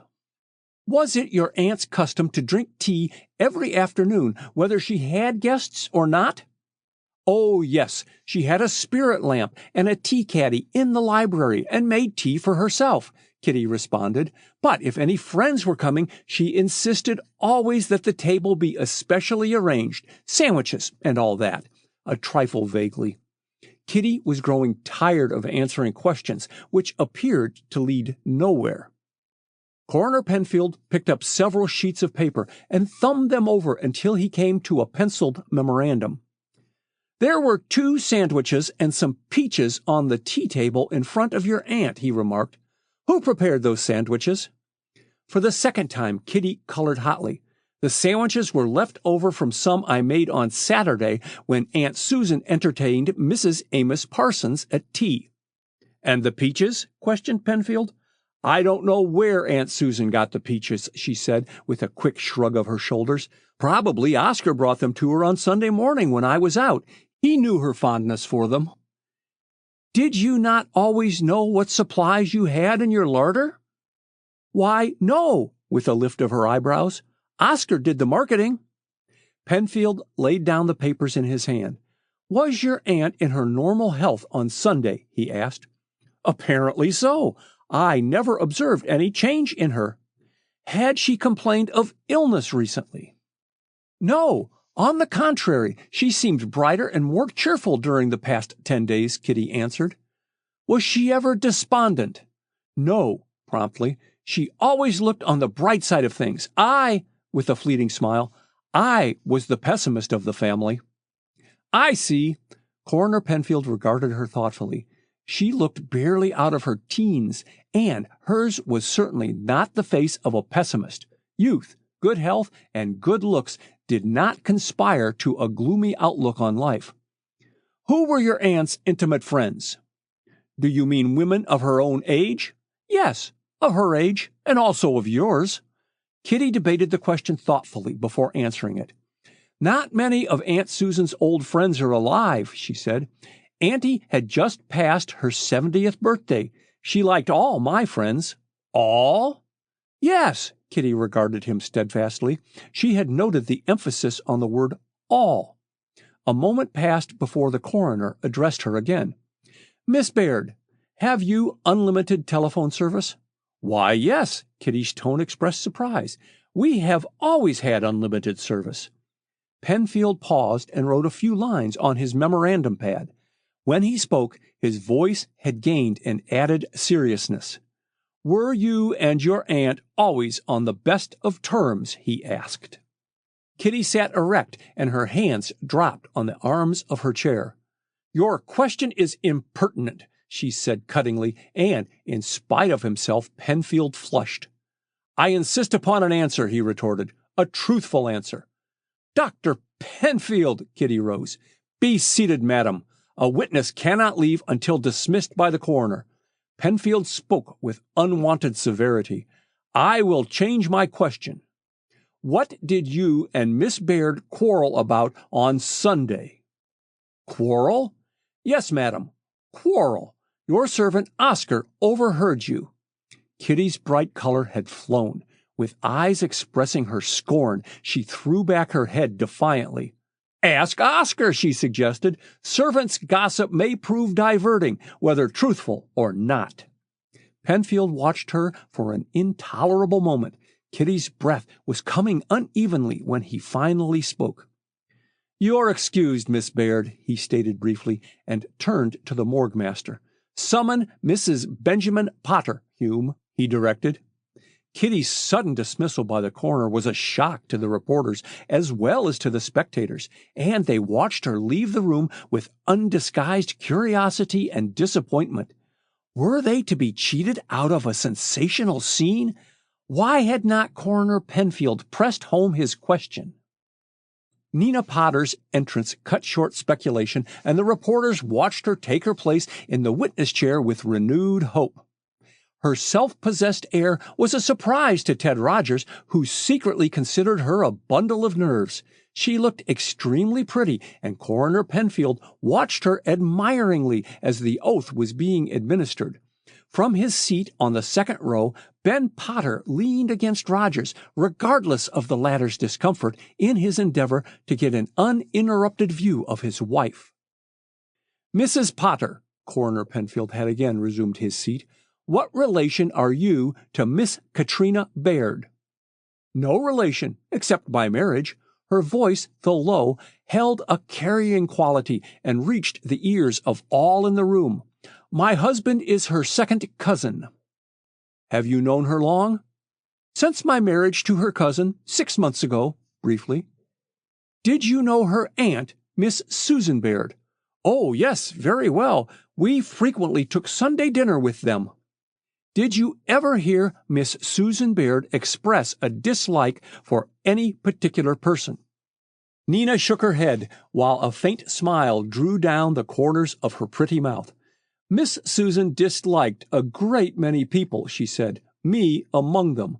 In fact, I never heard her make a complimentary remark about anyone." Penfield looked taken aback. "Miss Baird was eccentric, was she not?" "Yes. Not to say odd." "Exactly what do you mean?" Nina raised her eyebrows and pursed up her mouth before answering. "If Miss Baird was calling upon friends and liked the tea cakes, she would open her bag and pour the cakes into it," she explained. "If she was shopping downtown and grew weary, she would look about, and if she saw a motor car belonging to any of her friends waiting at the curb, she would inform the chauffeur he was to take her home, and—" Mrs. Potter's smile was most engaging. "Miss Baird always got her own way." "Until her death," dryly. "It looked as if someone balked her there." "Yes, and who was that someone?" questioned Mrs. Potter sweetly. Coroner Penfield concealed his annoyance under a pretense of hunting for a pencil among the papers on his table. While listening intently to the dialogue between Penfield and Mrs. Potter, Ted Rogers had grown aware that Ben Potter was gnawing his nails. Rogers loathed small noises. He was about to remonstrate when Potter leaned back and whispered in his ear. "I always told you Nina was clever. Bless her heart." Rogers attempted no reply as he waited for Coroner Penfield's next question. "Did Miss Kitty Baird spend Sunday night at your apartment?" Mrs. Potter asked Penfield. "She did," with quiet emphasis. "She came in time to help me serve tea in my husband's studio, stayed to dinner, and retired early. We had breakfast at 9 o'clock, after which she returned to Georgetown." "That is all, Mrs. Potter. Thank you." And Penfield assisted her down the steps, then turned aside to speak to Hume. "Recall Oscar Jackson," he said. Mrs. Potter had almost reached the door when it opened to admit Major Lee Wallace. He failed to see her in his hurry to secure a seat vacated by an elderly woman who was just leaving and brushed by without greeting. Nina's pretty color had vanished when she reached her motor parked near the morgue. She did not start the engine, however, upon entering the car, but sat waiting with untiring patience for the inquest to adjourn. Nina's exit from the courtroom had been closely watched by 2 pairs of eyes. When Rogers turned to speak to Potter, he found him sitting well back in his chair, and his whole attention centered on Major Lee Wallace. The latter, entirely oblivious of the identity of the men and women about him, sat regarding the coroner and the jury while his restless fingers rolled a swagger stick held upright between the palms of his hands. Coroner Penfield hardly allowed the old Negro servant time to take his seat in the witness chair before addressing him. "What were Miss Baird and her niece, Miss Kitty, quarreling about on Sunday?" he asked. What you ask?" Oscar's breath, such as he had left after his exertions in reaching the platform, deserted him, and he stared in dumb surprise at the coroner. "You have testified that you overheard Miss Baird and her niece quarreling." Penfield spoke slowly and with emphasis. "What were they quarreling about? Come," as the old man remained silent, "we are awaiting your answer." "Yes, sir." Oscar ducked his head, and the whites of his eyes showed plainly as he rolled them in fright, first toward the jury and then toward the coroner. "Yes, sir. 'Twarn't much of a fuss, leastways, it might have been wuss, but Miss Kitty, she done jest walk upstairs." "What was it about?" insisted Penfield. "Well, Oscar fingered his worn cap nervously. "Miss Susan, she didn't think much of some of Miss Kitty's beau. Just didn't want her to get married nohow, specially that there Major Wallace, and she ups and tells Miss Kitty she must get rid of him, or she would—" "Would what?" "Get rid of him," explained Oscar. "Miss Susan just despised him, even if he did lay himself out to please her." "Was Major Wallace there on Sunday?" inquired the coroner. "No, sir," with vigorous emphasis. "The Major ain't been there for most 2 weeks. Miss Susan and him had words." "Ah, indeed. When?"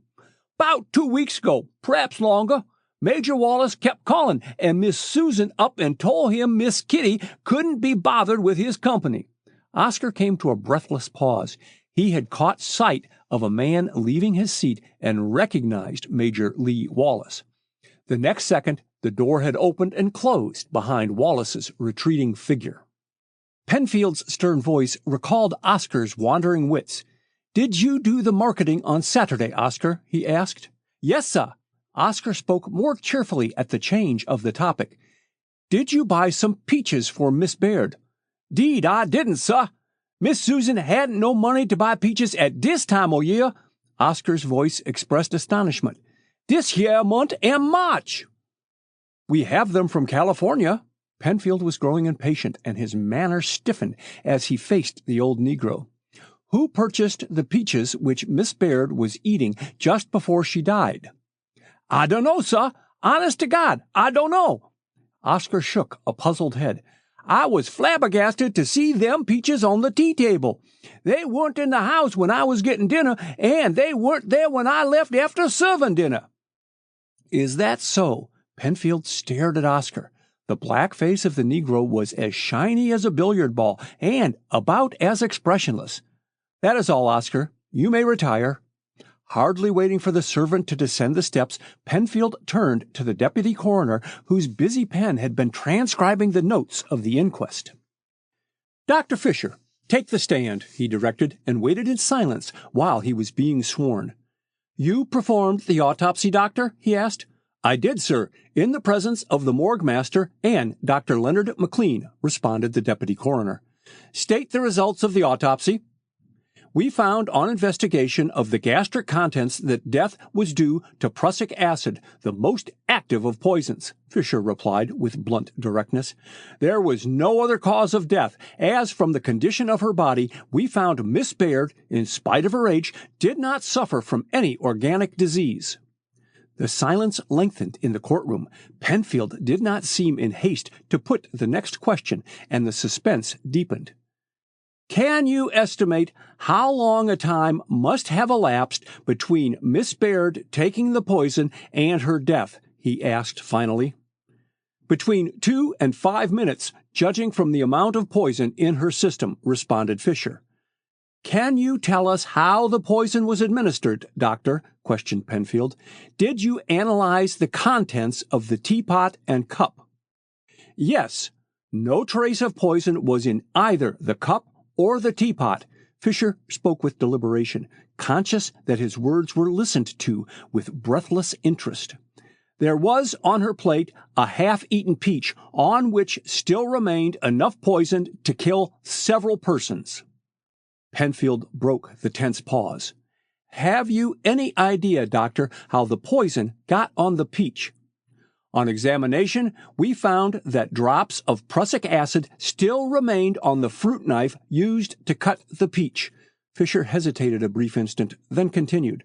The poison had been put on one side of the knife blade only. You mean that whoever ate the other portion of the peach was not poisoned. Chapter 7. Mrs. Parsons has callers. Coroner's inquest returns open verdict. Miss Susan Baird killed by party or parties unknown. Mrs. Amos Parsons laid down her evening newspaper and stared at her own reflection in the upright silver-framed mirror standing on the table by her side. So absorbing were her thoughts that she did not observe a velvet-footed servant remove the tea tray and carry off the soiled cups and saucers. The French clock on the high mantel of the drawing-room had ticked away fully 10 minutes before she stirred. With an indolent gesture of her hands eminently characteristic, she dropped them in her lap and let her body relax against the tufted chairback. Her mirror told her that she needed rest. The deep shadows under her eyes and her unusual pallor both emphasized the same story. She was very, very weary. "Beg pardon, madam." The velvet-footed butler was back in the room again, silver salver in hand. "A gentleman to see you." Mrs. Parsons picked up the small visiting card and, adjusting her lorgnette, inspected the engraved lettering it bore. Mr. Benjamin Potter, Cosmos Club. "Where is Mr. Potter?" she asked. "In the reception-room downstairs, madam. He said he was in a great hurry, madam," as she remained silent. "He asked particularly to see you." "Very well, show him up. Wait," as the servant started for the doorway. "Bring Mr. Potter upstairs in the lift." "Very good, madam," and a second later Mrs. Parsons was alone in her drawing-room. Leaning forward, she looked about the beautifully furnished room, then, convinced that she was its only occupant, she opened her vanity case and, selecting a lipstick, applied it and added a touch of rouge. Lastly, a powder puff removed all outward traces of restless hours and weary waiting. She had just time to slip the puff and lipstick inside her vanity box before the portieres parted and Ben Potter hastened into the room. He stopped his rapid stride on catching sight of her and advanced more leisurely. "Good evening, Cecilia," he said, and paused in front of her. She appeared not to see his half-extended hand as she laid down her cigarette. "Ah, Ben," she remarked dryly, "I see that you still believe in the efficacy of a bribe." "If it is big enough," composedly. "Your servant said you had denied yourself to callers, so voilà tout." "And why this desire to see me?" Potter did not reply at once. Instead, he scrutinized her intently. She was well worth a second glance. Her type of face belonged to the 18th century, and as she sat in her high-backed chair, her prematurely gray hair artistically arranged in pretty contrast to her delicately arched eyebrows, she resembled a French marquise of the court of Louis XIV. She bore Potter's penetrating gaze with undisturbed composure. He was the first to shift his glance. "Suppose I take a chair and we talk things over," he suggested. "You are not very cordial tonight." Mrs. Parsons smiled ironically. "Take a chair by all means. That one by the door looks substantial. Now," as he dragged it over and placed it directly in front of her, "I will repeat my question. Why do you wish to see me?" "You ask that? And a newspaper by your side?" Potter pointed contemptuously at the paper lying on the floor. "Have you seen Kitty Baird since the inquest?" Mrs. Parsons shook her head. "There was hardly time for her to get here. Besides, she must be very weary, not to say unstrung." She held out her cigarette case, but Potter waved it away, making no effort politely to restrain his impatience. "So dear Miss Susan Baird was poisoned after all." "And why after all?" Swiftly. "Why, dear Miss Susan?" A shrug of her shapely shoulders answered him. "You are always so intense, Ben," she remarked. Why not, dear Miss Susan? Had you any reason to dislike your cousin? Had anyone any reason to like her? He asked gruffly. You don't need to be told that. His smile had little mirth in it. The poor soul is dead, murdered. He looked at her queerly. How much does Kitty see of Major Lee Wallace? Mrs. Parsons selected another cigarette with care. So that is the reason I am honored by a visit from you. Tossing back her head, she inspected him from head to foot. How am I qualified to answer your question? I am not Kitty's guardian. No, but you are her employer, with quiet emphasis, and Major Wallace is a frequent caller here. Is he? Her smile was enigmatical. May I ask the reason of your sudden interest in Major Wallace? Potter colored hotly. That is my affair, he retorted. Were you at the Baird inquest this morning? No. Have you read the newspaper account of it? Yes. And what is your opinion? She shook her head. I have formed none. Oh, come, Potter smiled skeptically, then frowned. Kitty must be safeguarded, he announced with gruff abruptness. From Major Wallace? Perhaps. She considered him a moment in silence. Potter's big frame did not show to best advantage in his sack suit, which betrayed the need of sponging and pressing. The naturalist seldom gave a thought to his personal appearance. How is your wife? She asked. Potter started a trifle at the abrupt question. Quite well, he replied, but a bit fagged after the inquest. She was one of the witnesses, you know. And you? I was not called by the coroner, shortly. Ted Rogers and I sat together in the courtroom. He's a good chap, Ted. Promised Kitty to help trace her aunt's murderer. The pupils of Mrs. Parsons' eyes contracted. I did not realize that they were on such terms of intimacy, she remarked, and her voice had grown sharper. Do you think Mr. Rogers will have a difficult task? Potter ran his fingers through his untidy gray hair. That remains to be seen, he replied. So far, all that we know is that my cousin, Miss Susan Baird, was poisoned with prussic acid. Is that all the police know? She questioned rapidly. He did not answer immediately. His attention apparently centered on the newspaper, which lay folded so that the headlines were in view. Coroner's inquest returns open verdict. It is all that the police will admit knowing, he said at last. I must remind you that you have not answered my question. How often does Kitty see Major Wallace? I am unable to tell you. There was a touch of insolence in her manner, and her eyes sparkled with anger. I do not keep tab on Kitty. Their glances crossed. And I don't intend to. Potter hesitated a second, then rose. It was good of you to see me, he announced. His tone was perfunctory. My interest in Kitty prompted the visit. He stooped over and picked up a glove which had slipped from his restless fingers to the floor. Goodbye. Don't trouble to ring for James. I know my way out. But Mrs. Parsons was already half across the room, and her finger touched the electric button with some force. James was a trifle out of breath when he reached them. Take Mr. Potter down in the lift, she directed. Good evening, Ben. And with a slight, graceful gesture, she dismissed him. Once more back in her chair, Mrs. Parsons settled down in comfort and permitted her thoughts to wander far afield. It was not often that she allowed herself to dwell on the past. So Ted Rogers is taking a hand in the game, she murmured, unconscious that she spoke aloud, and Ben Potter is interested in Kitty. Putting back her head, she laughed heartily. She was still chuckling to herself when James, the butler, came in to announce dinner. Dinner with Mrs. Parsons was a formal affair even when alone, and she looked with approval at the spotless linen, the burnished silver, and the glittering glass. She thoroughly appreciated her butler's taste in table decoration. Domestic troubles, which vexed other women, never touched her household.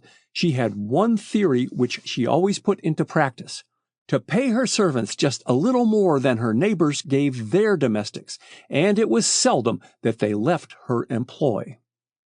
Washington society had found that Mrs. Parsons was wealthy enough to indulge in her whims, and bringing, as she did, letters of introduction from far-off California to influential residents of the national capital, she had been entertained at houses to which newcomers frequently waited for years to gain entree.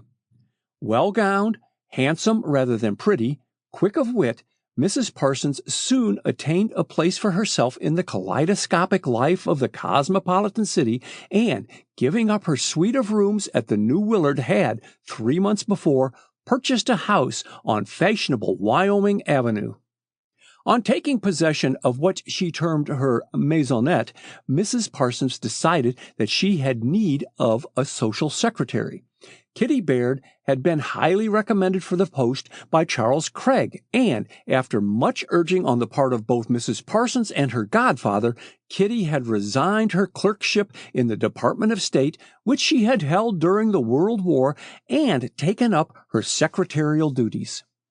And Kitty had been of genuine aid to her employer, as Mrs. Parsons acknowledged to herself, if to no one else. She was chary of spoken praise. Kitty had not only an accurate knowledge of social life in Washington, having enjoyed belleship since her first tea dance at Rauscher's, which one of her aunt's old friends had given in her honor, but possessed unbounded tact and a kindly heart. Her aunt, Miss Susan Baird, had seen to it that she was well educated and thoroughly grounded in French and German. Having a natural gift for languages, Kitty had put her early training to good account in her war work as a translator and code expert. To James's secret distress, Mrs. Parsons partook but indifferently of the deliciously cooked dinner, even refusing dessert, which, to his mind, was inexplicable. "Has Miss Kitty Baird telephoned at any time today?" she asked, laying down her napkin. "No, madam." James concealed his surprise. It was not like Mrs. Parsons to repeat herself, and to his best recollection, and he had a good memory, she had asked that same question at least a dozen times. "Will you have coffee served in the drawing-room, madam?"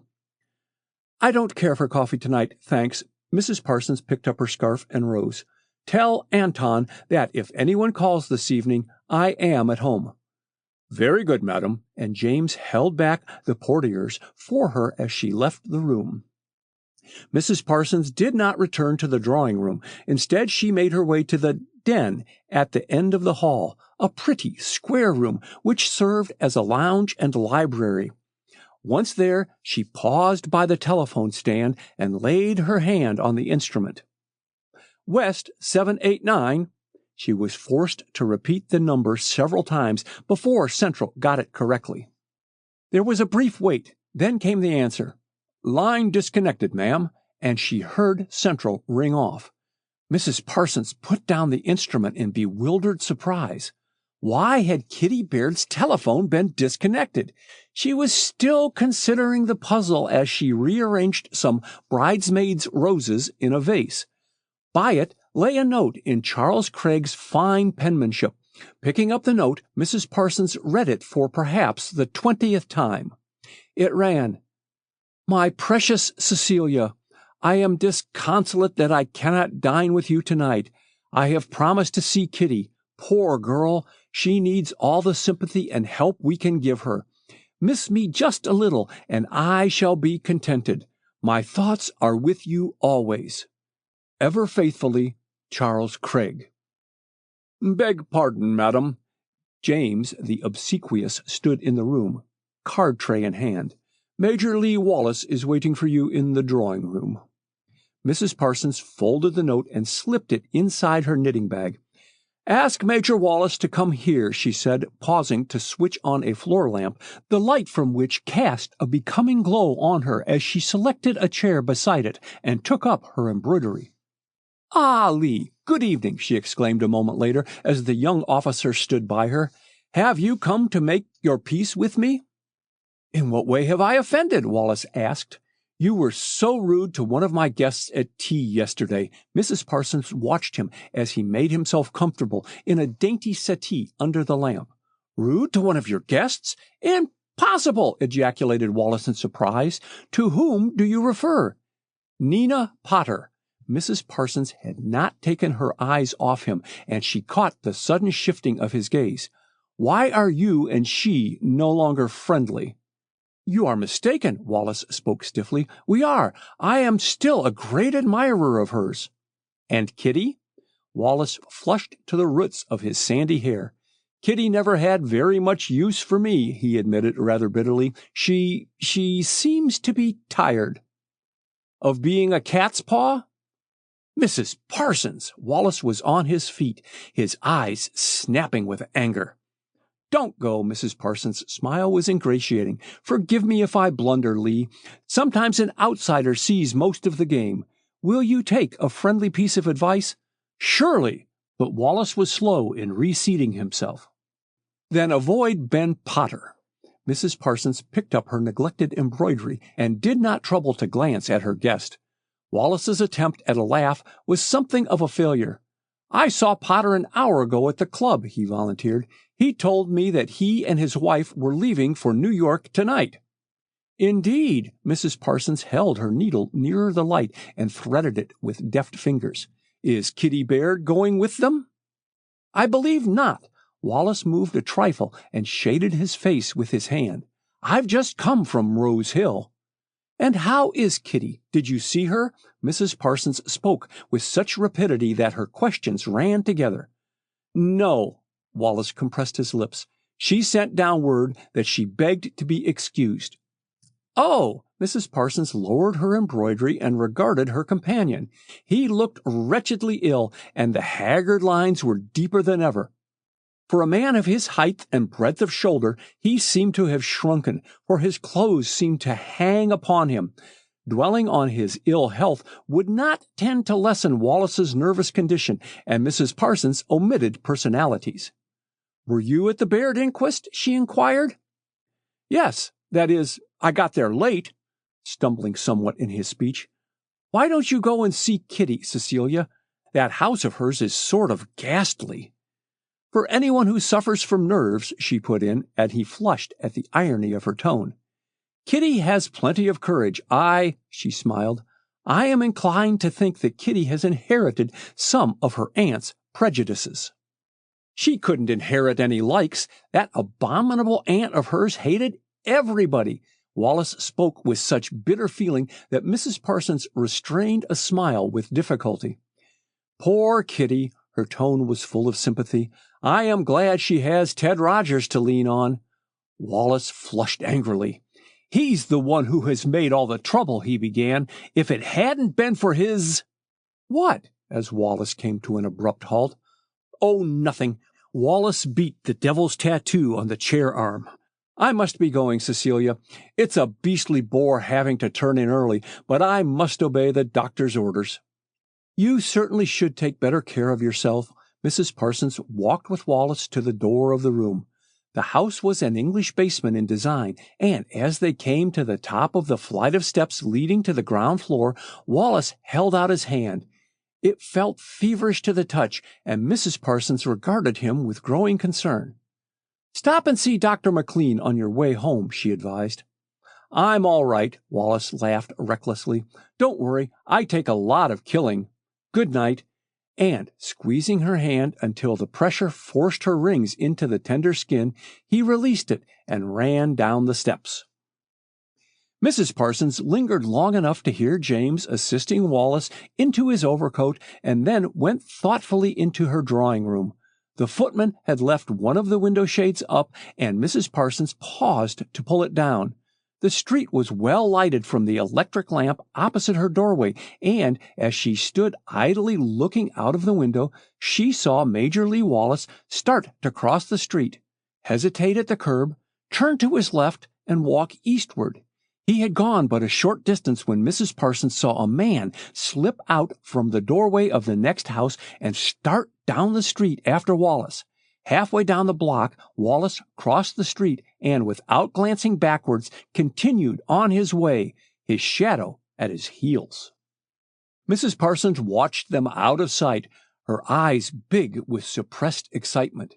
When she finally pulled down the window shade, her hand was not quite steady. Chapter 8. The Case of the Gila Monster. Unaware that he had a place in Mrs. Parsons' meditations as well as in her conversation with Major Lee Wallace, Ted Rogers parked his car near the entrance to Rose Hill. His ring at the front doorbell was answered by Mandy, the ebony shadow of Oscar, her husband. "Can you see Miss Kitty?" She repeated the question after him. "Why, I expect you can, Mr. Rogers. Just step inside, sir, and I'll go find Miss Kitty." Closing the front door and putting up the night latch with much jingling, Mandy led Rogers down the hall to the entrance of the library. "The lamps am lighted in here," she said by way of explanation. "Oh, miss, never let Miss Kitty have a light in the other rooms on this floor, 'cept when Oscar was a serving dinner, and we all got so we just never thought of carrying a lamp into the parlor. Make yourself comfortable, sir. I'll tell Miss Kitty, and she'll be down directly." With a word of thanks, Rogers passed the old servant and entered the library. The light from the 2 oil lamps was supplemented by a cheerful fire in the brick chimney at the farther end of the room, and its cheerful glow did much to dispel the dreary atmosphere which prevailed. Rogers did not at once sit down. Instead, he paused in the center of the library and gravely regarded the tea table and the throne-shaped chair where he had frequently seen Miss Susan Baird sitting when entertaining guests at tea. He had a retentive memory, and as his eyes roved about the library, he pieced out the scene of the discovery of the dead woman as described on the witness stand by Inspector Mitchell. As far as Rogers could judge, no change had been made in the room except in the arrangement of the tea table. The soiled dishes and teacups had been removed, the tea service cleaned and put back, and the fruit dish of royal Dresden china of ancient pattern was empty. Forgetful of the passing time, he wandered about examining with keen attention the fine oil paintings of dead and gone Bairds, the camel's hair shawls which had been converted into portieres, the Persian rugs on the hardwood floor. What matter that all showed traces of wear and tear? The room was cleanliness personified. Genteel poverty, his surroundings, cried of it. Rogers thought, with a tightening of his heartstrings, of Kitty's brave endeavor to keep up the old home and provide her aunt with every comfort within her means. And her aunt had been murdered. Murdered! He shook his head in bewilderment. What possible motive could have inspired such a crime? Who would murder a poverty-stricken old woman? Avarice. Where was the gain? Revenge? For what? Hate? Why hate a feeble old woman? There remained robbery as a possible motive. Could it be that? Rogers crossed over to the Dutch door and examined it with interest. Neither its lock nor its solid panels gave indication of having been forced open. From the door his attention passed to the 3 small windows, placed just under the flooring of the gallery. They appeared tightly closed and resisted his efforts to move them. The library gained its chief light in the daytime from the skylight and the windows opening upon the gallery. Turning around, Rogers stood hesitating, his head slightly bent to catch the faintest sound. He had heard, some moments before, Mandy's halting footsteps as she came limping down the staircase, then along the hall to the basement stairs, and the shutting of the door after her descending figure. He looked at his watch. 10 minutes had elapsed since his arrival, and still Kitty had not appeared. Surely she would have sent word by Mandy if she had not wished him to wait. He took from his pocket a crumpled note and smoothed it out. The act had become a habit. He did not need to read the few lines penned on the paper. He knew them by heart. "Come tonight. I must see you. K.B."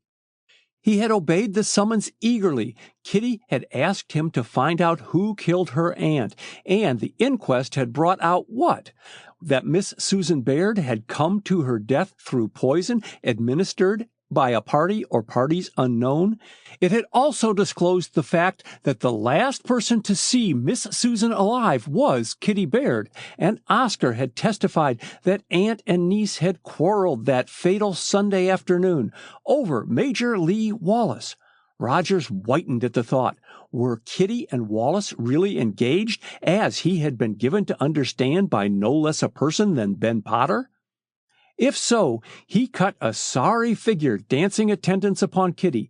She had grown to be all in all to him. It was a case of the moth and the candle. Rogers smiled wryly.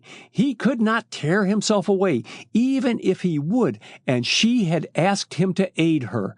Rogers squared his shoulders. As soon as the mystery of Miss Susan Baird's death was solved, he would leave Washington and give Wallace a clear field. Kitty was entitled to happiness. Tired of inaction, harassed by his thought, Rogers tramped about the room and finally paused in front of the fireplace. Mouchette, Kitty's Angora cat, rolled over at his approach and yawned sleepily. She had awakened at his entrance, but the comfort of an excellent dinner and the heat of the fire had proven too strong to keep her awake, and she had curled up again and gone to sleep. The hearth was set far back, and two benches were framed on either hand by the walls of the chimney. They looked inviting, and, after giving Mouchette a final pat, Rogers dropped down on one of the benches. His broad back braced across the corner of the wall, while his long legs were stretched out toward the fire burning so briskly on the hearth. He watched the play of the firelight with unconscious intensity, his mind picturing Kitty's alluring personality. A log broke, and as the burning embers struck the hearth, sparks flew out and upward. One landed on the bench on which Rogers was sitting, and he leaned forward to knock it back upon the hearth. As his hand struck the bench a glancing blow, he felt the wood give, and the next instant he was gazing into a small hole. Rogers stared at it in deep surprise. Bending closer, he saw that he must have touched a concealed spring which released the trapdoor. It was not a large cavity into which he peered, hardly a foot deep and about 6 inches square, or so he judged in the fitful glow of the fire. He sat for a moment perfectly still. Then, drawing out his matchbox, struck a light and held it carefully so that its rays fell directly into the small hole. It was empty except for a medium-sized brass key to which was tied a small tag. Bending nearer, he made out the scrawled lines with some difficulty. This key unlocks the inside drawer of the highboy in the blue room on the 4th floor. A bell reverberating through the silent house caused Rogers to spring up and look into the hall, in time to see Mandy emerge from behind the door leading to the basement stairs and make her way to the front of the house. A murmur of voices reached Rogers, then a firm tread sounded down the uncarpeted hall, and parting the portieres, Charles Craig walked into the library. "Hello, Rogers," he exclaimed in hearty greeting. "Mandy told me you were here. Have you seen Kitty?" "Not yet." Rogers shook Craig's hand with vigor. He had grown to like and admire the brilliant lawyer whose many acts of kindness had added to the enjoyment of his visit. Besides, and Rogers' eyes glowed, was he not Kitty's godfather?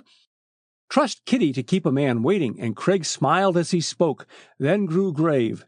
This is a devilish bad business, not to say shocking. Poor Susan, the last person in the world whose death would have been of benefit to anyone, and yet she was murdered. "If we are to believe the medical evidence, yes," replied Rogers. "Poison can be administered with murderous intent, but we must also remember that it can be taken with the intent to commit suicide." "True." Craig chose a seat at some distance from the throne-shaped chair. "But I cannot associate either murder or suicide with Susan. I tell you, Rogers, Susan had an intense desire to live, and I can conceive of no one wishing for her death sufficiently to face the gallows. But the fact remains that either she did away with herself or was cold-bloodedly murdered," retorted Rogers. Craig nodded his head moodily. "If murder, it was cold-blooded, premeditated murder," he agreed. "Hush! Here comes Kitty."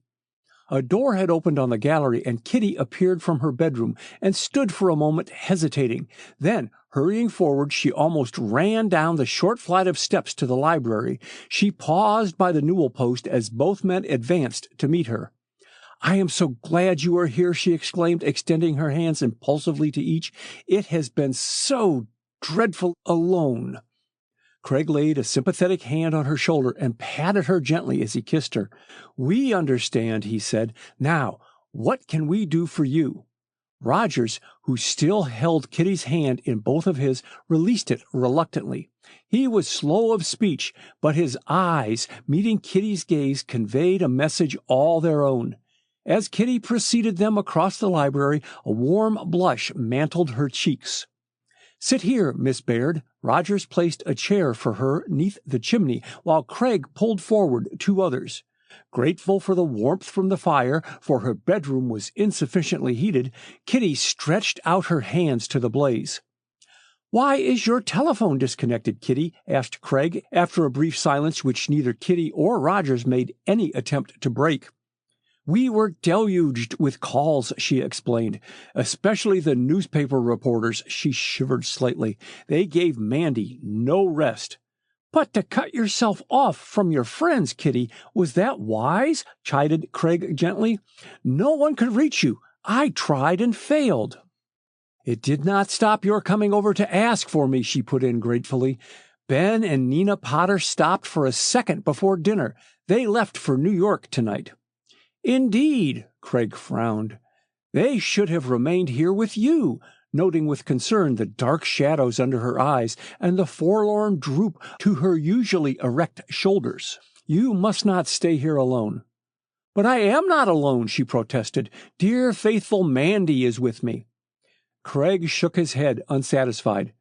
"Mandy is an ignorant colored woman. Old at that," he remarked. "You must have companionship, woman's companionship of your own class. Why not ask Cecilia Parsons?"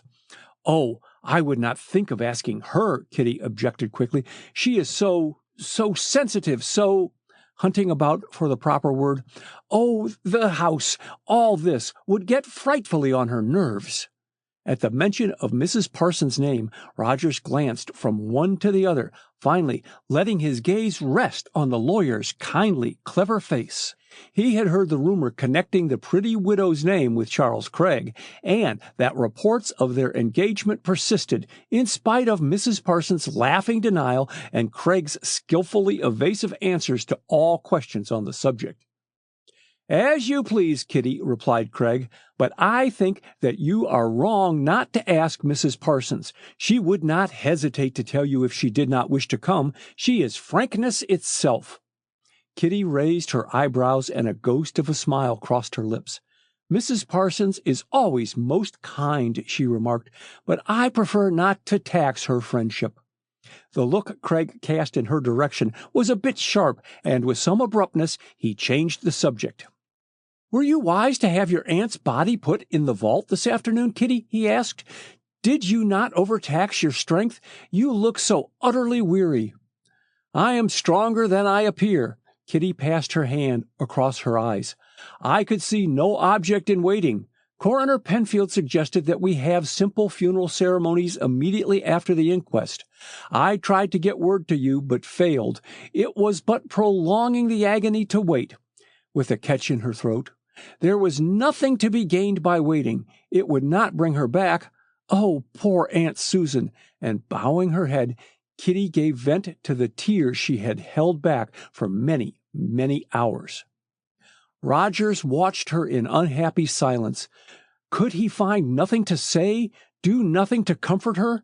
He half rose impulsively to his feet, caught Craig's eye, and sat down again.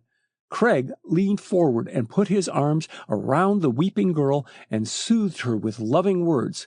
When she grew more composed, he rose and paced up and down the library. "Had I not better call Mandy and let her put you to bed, Kitty?" he asked, stopping by her chair. "You can see us tomorrow when you are more composed." "No, wait." Kitty sat up and attempted to smile. "I am all right now. Is it true, as the papers said, that Aunt Susan died from poison placed on a peach she was eating?" "If we are to believe the medical evidence, yes." Chemical tests proved that prussic acid still remained on one side of the blade of the fruit knife used to cut the peach. Kitty shuddered.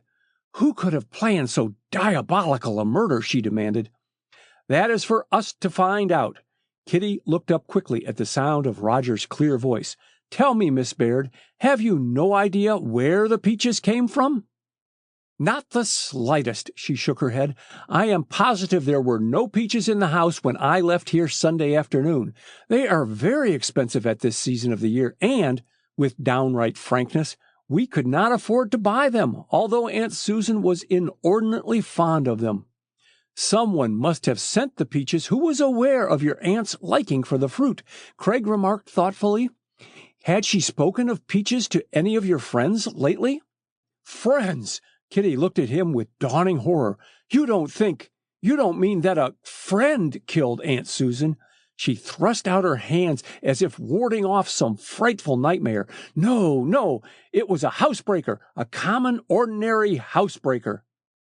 It may have been a housebreaker, agreed Rogers soothingly, but it was one with the knowledge that the flavor of a peach would disguise the taste of prussic acid. Kitty, Craig spoke with deep seriousness, you must realize that this murder of your aunt was a deliberately planned crime. Burglars don't go around carrying bottles of prussic acid in their pockets. Also, there is one point of especial significance, but one side of the knife blade had poison on it. You mean, she questioned him with frightened eyes, that someone whom your aunt knew must have been taking tea with her, and in administering the poison saw to it that his side of the peach was harmless, Craig responded. Kitty looked at the two men dumbly. Craig had put into words what she had dimly realized. It is dreadful, she gasped. What possible motive could have inspired her murder? Craig looked at Rogers, then drawing out his leather wallet, he selected a newspaper clipping and ran his eyes down the printed column. Tell us, Kitty, his voice was coaxing, is it true that you and your aunt quarreled on Sunday as Oscar testified? Kitty blanched and her eyes shifted from Rogers to the glowing embers on the hearth. It wasn't a quarrel, she declared faintly. Aunt Susan and I had a few words. Yes, prompted Craig. A few words about what? About money matters. Kitty did not look at either man. Roger's heart sank. Oscar had also testified that the quarrel was about Major Lee Wallace. Could it be that Kitty was prevaricating? He put the thought from him. Oscar must have lied. About money matters, Craig repeated, returning the clipping and wallet to his pocket. Then why did you not tell that to Coroner Penfield when he questioned you in the witness stand? It wasn't his business. It had nothing to do with Aunt Susan's death, she stated incoherently. And, with a slow, painful blush, our poverty, our painful economies were bad enough without discussing them in public. Oh! Craig cast a doubtful look at Rogers, but the latter's expressionless face gave the keen-witted lawyer no clue as to his opinion of Kitty's statement. Kitty, were you your aunt's nearest relative? Yes. Ben Potter is a second cousin, I believe. Kitty paused. Ben has not been here very much lately. Since his marriage, you mean? Asked Craig.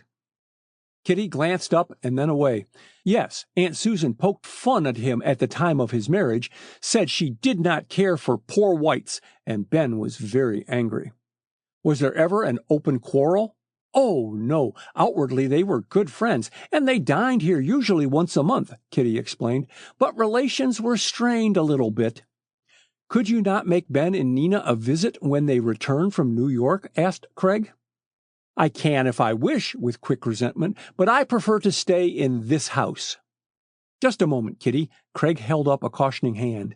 This house belonged to your aunt, did it not? Yes, but she hesitated. I ran the house with the money I earned. I can still do that. True, if the house is left to you. Kitty stared at her godfather, aghast. Did your aunt leave her will in your care? No. Did she ever speak to you of a will?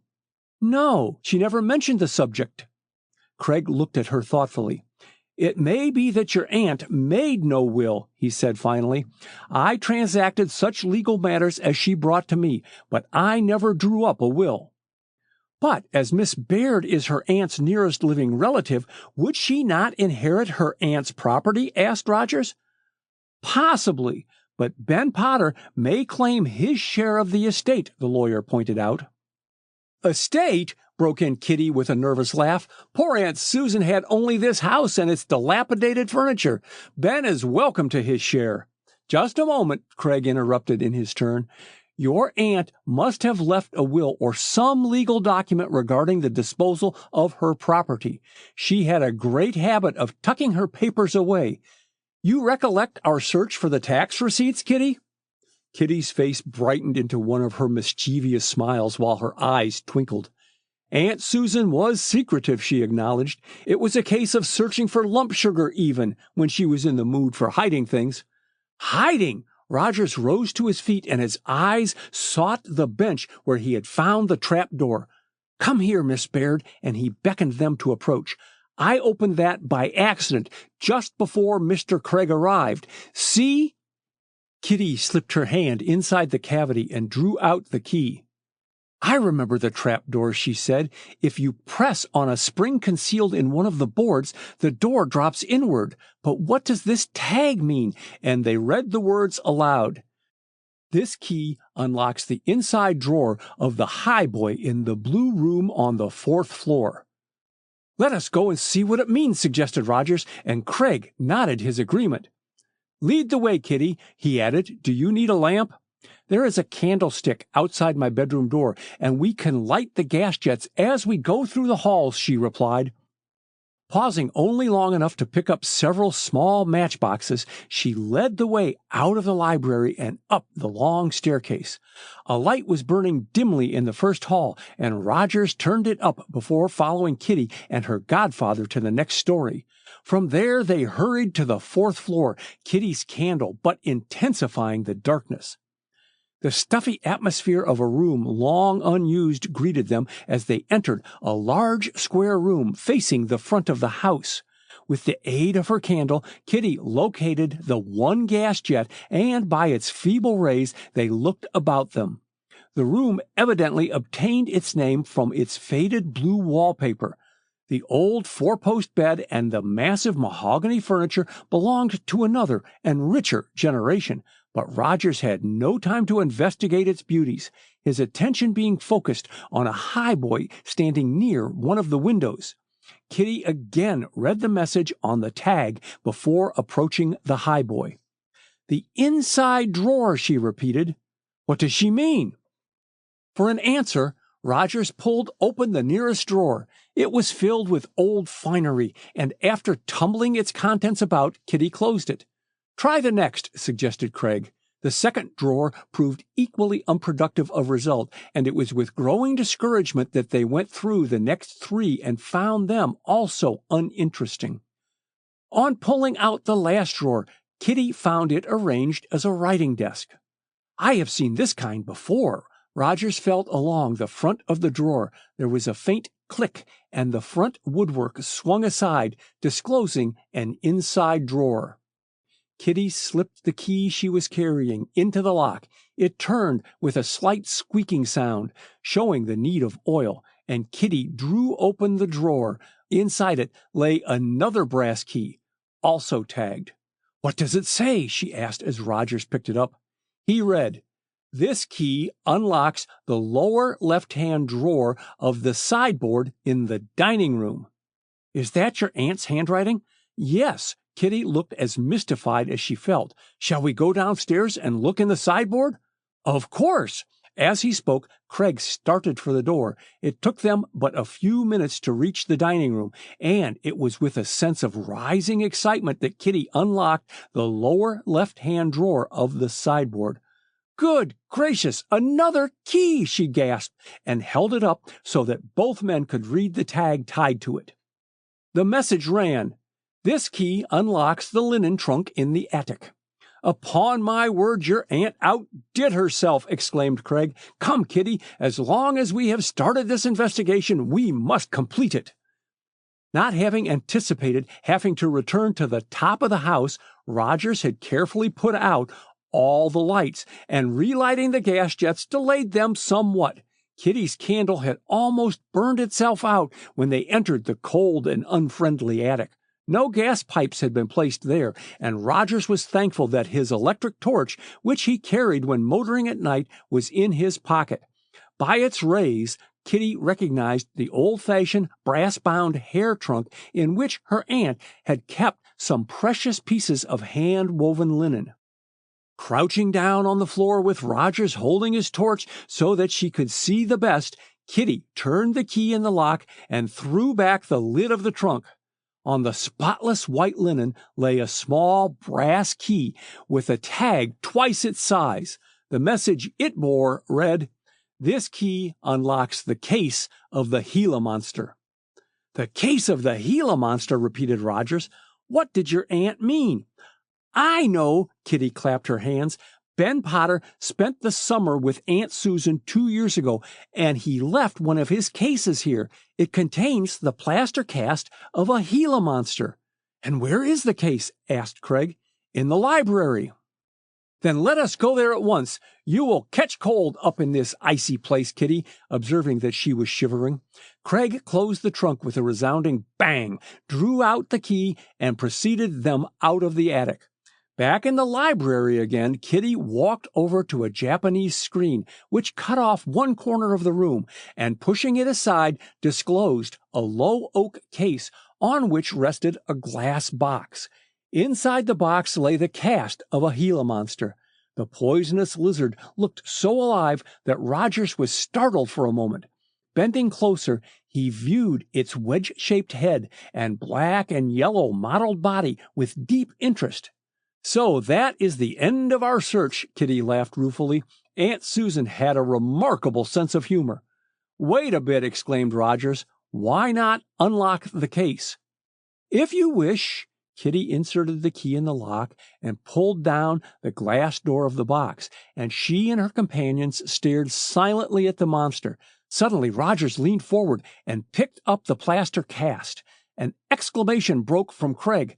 "Papers at last!" he shouted. "Look, Kitty, Rogers!" And as Rogers removed the cast entirely out of the glass case, they saw that part of the flooring of the box, which was built to resemble a sandy desert, came with the lizard, leaving a cavity or false bottom in which lay some documents. Gathering them up, Craig walked over to the nearest lamp and, drawing up a chair, sat down. "With your permission, Kitty," he said, "these papers are not sealed. Shall I open them?" "Certainly."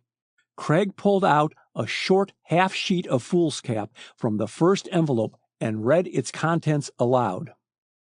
"Know, all present, that I, Susan Baird, spinster, of Washington, D.C., being of sound mind, do give and devise to my niece, Katrina Baird, all I may die possessed of, real or personal property. This is a special bequest in view of her efforts to support me. A list of my property and a key to my safe deposit boxes in the bank, certificates of ownership, etc., are placed here with this, my last will and testament. Signed in the presence of Josiah Wilkins, Martha Hammond, and James Duncan, June 20, 1918. Susan Baird." Kitty and Rogers stared at each other as Craig, laying aside the will, rapidly opened the 3 other documents and examined them. Kitty drew a long, long breath. "So I get the old house after all?" she said softly. "You get far more than that, Kitty." Craig laid down the documents. "From these statements and certificates, I find that your aunt owned many valuable stocks and bonds." He looked at the surprised girl for a moment, then added, "She has left you a fortune." Chapter 9. Mrs. Parsons asks questions. Washington society, or such portions of it as had known Miss Susan Baird in her lifetime, was agog over the latest development in the Baird tragedy, while Washingtonians personally unacquainted with the spinster were equally interested from motives of curiosity in the filing of her will. And all Washington, figuratively speaking, rubbed its eyes and read the newspapers assiduously, without, however, gaining much satisfaction. News from police headquarters was scant, and reporters resorted to theories in place of facts in trying to solve the murder of the miser of Rose Hill. Miss Susan Baird in death had emerged from the obscurity which had shrouded her in life. Inspector Mitchell leaned forward in his chair, rested his elbows on the highly polished mahogany tabletop, and contemplated Mrs. Parsons with speculative interest. 3/4 of an hour before, he had received a telephone message requesting him to call upon her on, as her servant had stated, urgent business. He had spent 10 minutes in conversation with Mrs. Parsons and had not received the faintest inkling as to why she wished to see him. "May I ask, madam," he began with direct bluntness, "what it is that you wish to see me about?" Mrs. Parsons looked across the den to make sure that the door was closed.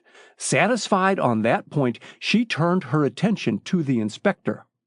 "I am anxious to have your bureau undertake a certain investigation for me," she said. "I will gladly meet all expenses, no matter how large they may be." "Just a moment," broke in Mitchell. "Do you mean a private investigation?" "Yes, I suppose so," somewhat doubtfully. "You might term it that. I want certain information about a person's past career." She stopped as Mitchell shook his head. "We are public officials, madam, employed by the district government," he explained. "What you require is a private detective." "But are they not untrustworthy?" she questioned. "I was told they very often sold you out to the person you wished watched." "There are crooks in all trades, madam," replied Mitchell. "There are also honest men. You are not obliged to pick a crooked detective to work for you." "That's just it. Can you recommend a trustworthy person to what, madam?" as she came to a stammering halt. "To learn certain facts in a person's life." She plucked nervously at her handkerchief as she waited for his answer. "You will have to be more explicit, madam," he said gravely. "Whose past life do you wish investigated, and why?" Mrs. Parsons paused in indecision, then with an air of perfect candor addressed the impatient inspector. "Of course, you will respect my confidence," she began. Mitchell nodded. "There is a certain man in Washington who has gained a welcome in the most exclusive homes." She paused. "I believe him to be an adventurer." "Come, Mrs. Parsons, that is not being very explicit," remonstrated Mitchell. "To whom are you alluding?" "A man calling himself Edward Rogers." Mitchell sat back and regarded her in unconcealed surprise. "Edward Rogers," he echoed. "You surely do not mean Edward Rogers, the handwriting expert?" "I do." His profound astonishment was a sap to her vanity, and she could not restrain a smile. It vanished suddenly as a thought recurred to her. "You have promised, Inspector, not to repeat what I tell you. I depend upon you to keep your word." "Of course." Mitchell reddened. "I don't break confidences, madam, but you have said too much not to say more. What are your reasons for claiming that Edward Rogers is an adventurer?" Mrs. Parsons did not reply at once, and Mitchell studied her with covert interest. She was dressed in exquisite taste, and the delicate rose tint of her complexion had been applied with such consummate skill that even the uncompromising glare of a March morning betrayed no signs of makeup to the sharp eyes of her visitor. Mitchell had always been more or less susceptible to women's wiles, and his stiff official manner had thawed perceptibly when she had welcomed him with a cordiality very gratifying to his amour propre. "Some years ago," Mrs. Parsons spoke in so low a tone that Mitchell was obliged to lean forward to catch what she said. My husband, then a practicing attorney in San Francisco, had a client, Jacob Brown, a man of supposed wealth and standing in the community. Gradually, I do not know why, certain business transactions in which Brown was involved became questionable, but it was not until the Holt will case. The Holt will case, Inspector Mitchell drew back sharply. Ha! Jake Brown! Gentleman Jake? Yes, just so. She looked at him admiringly. You have an excellent memory, Inspector. Where crime is concerned, he admitted with a touch of pride. Let me see. Gentleman Jake was one of the beneficiaries in Colonel Holt's will at a time when his financial affairs were in bad shape. In fact, Gentleman Jake was a ruined man, she supplemented softly. Exactly. Mitchell warmed to his subject, and according to the will, Colonel Holt left him $100,000. Then along came a nephew who dug up another will and claimed that the one leaving the legacy to Gentleman Jake was a clever forgery. And the nephew won his case through the expert testimony of Edward Rogers, handwriting expert, added Mrs. Parsons. Gentleman Jake was sent to the penitentiary and died before his term was up. Mitchell completed the sentence for her. But before he died, he sent for my husband. Mrs. Parsons paused, then spoke more rapidly. Jake Brown trusted my husband. He had stood by him and aided in his defense. On his deathbed, Jake confessed that his Holt will was a forgery, interrupted Mitchell, pleased that he could again piece out her story and thereby prove his recollection of the case. That was his public confession. Mrs. Parsons lowered her voice. What he told my husband under the pledge of secrecy was that the second will was also a forgery. Second will? Sharply. You mean the will produced by the nephew? Exactly so. Well, good gracious. Mitchell rubbed his head, perplexed in mind. Why wasn't it proven a forgery then? Because its legality was never questioned. You will recall that Colonel Holt's nephew produced letters and documents to prove his claim, and, with a quiet smile, everyone's attention was centered on Jake Brown and the will he fostered. Jake knew his will was a forgery, and his entire effort was to evade the law. It was not until he was serving his sentence that Jake's suspicions were aroused, and it was one of his fellow convicts who gave him the tip. And what was the tip? Asked Mitchell as she paused. That Edward Rogers turned his expert knowledge of handwriting and his skillful penmanship to good account, calmly. You mean? Jake told my husband that Edward Rogers examined the spurious will when it was first offered for probate and discovered that it was a forgery.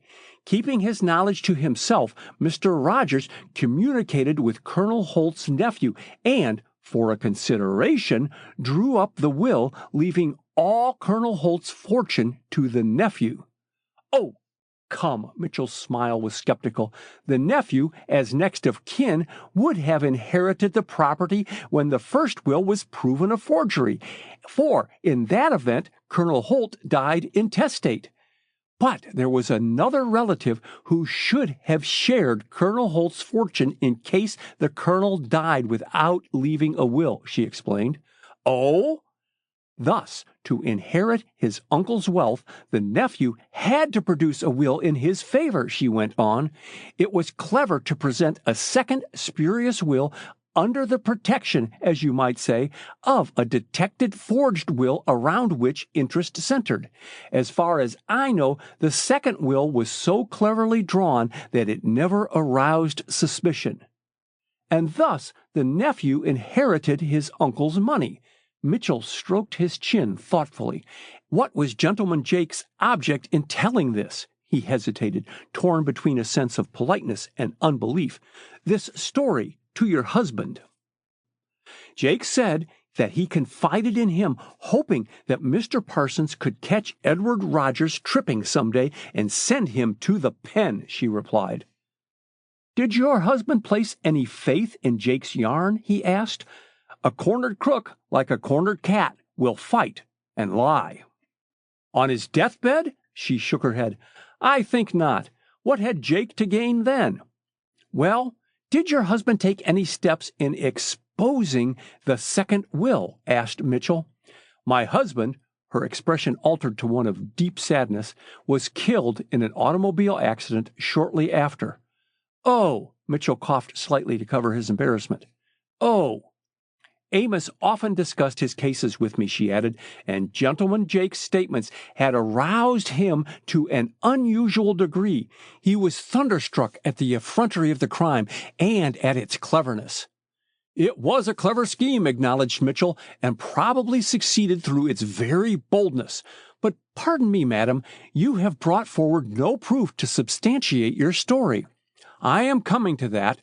Mrs. Parsons rose and, walking over to a closet, beckoned to the inspector. Opening the door, she knelt down before a small safe used to hold her table silver. From one of its compartments, she took out a worn envelope. I forgot to tell you, she stated, shutting the door of the safe, that the fellow convict who gave the tip to Gentleman Jake was up for burglary.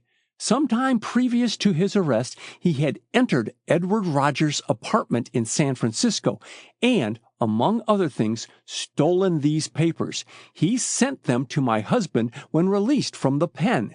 See for yourself, and she handed the envelope to Mitchell.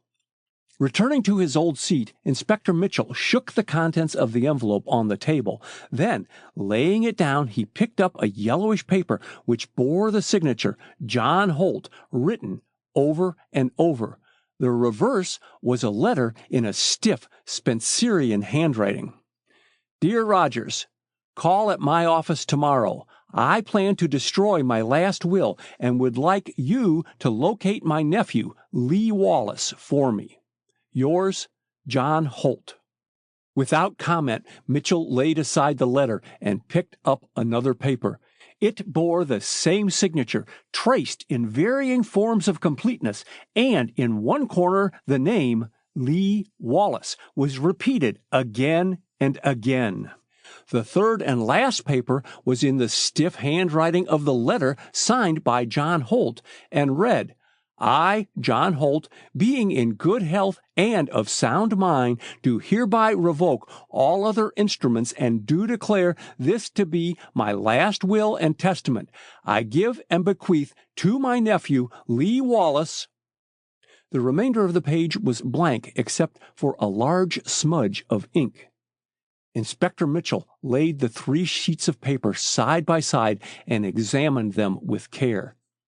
Lee Wallace, he said smilingly. Is he any relation to the Major Lee Wallace over whom Miss Baird and her niece Miss Kitty are said by Oscar to have quarreled on Sunday shortly before Miss Baird's murder? He is the same man. Mrs. Parsons pushed aside the vase of flowers standing on the table so that she could obtain an unobstructed view of Mitchell and the papers lying in front of him. Strange, is it not, that Major Lee Wallace and Edward Rogers should both be in Washington and both interested in the Baird murder?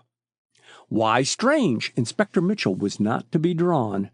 All Washington is interested in Miss Susan Baird's death, but not with such a personal interest. Mrs. Parsons' voice was honey-sweet. Edward Rogers has promised to aid in tracing her murderer. Also, Colonel Holt was Kitty Baird's uncle. What? Then she is the other relative you alluded to? Yes, she paused. Colonel Holt died intestate, and his property should have been divided equally between his nearest of kin, Kitty Baird, and her cousin, Lee Wallace. But the forged will gave the entire fortune to Wallace. Mitchell spoke slowly. Which he has squandered, she added. Lee Wallace is cursed with an inherited vice, a craze for gambling. Inspector Mitchell raised his head and regarded Mrs. Parsons. The silence lasted fully a minute. Then, picking up the 3 papers, he replaced them in the worn envelope and pocketed it. "You have given me valuable information," he said, rising. "It will not be necessary to call in a private detective. Good morning, Mrs. Parsons." Chapter 10. Rumors.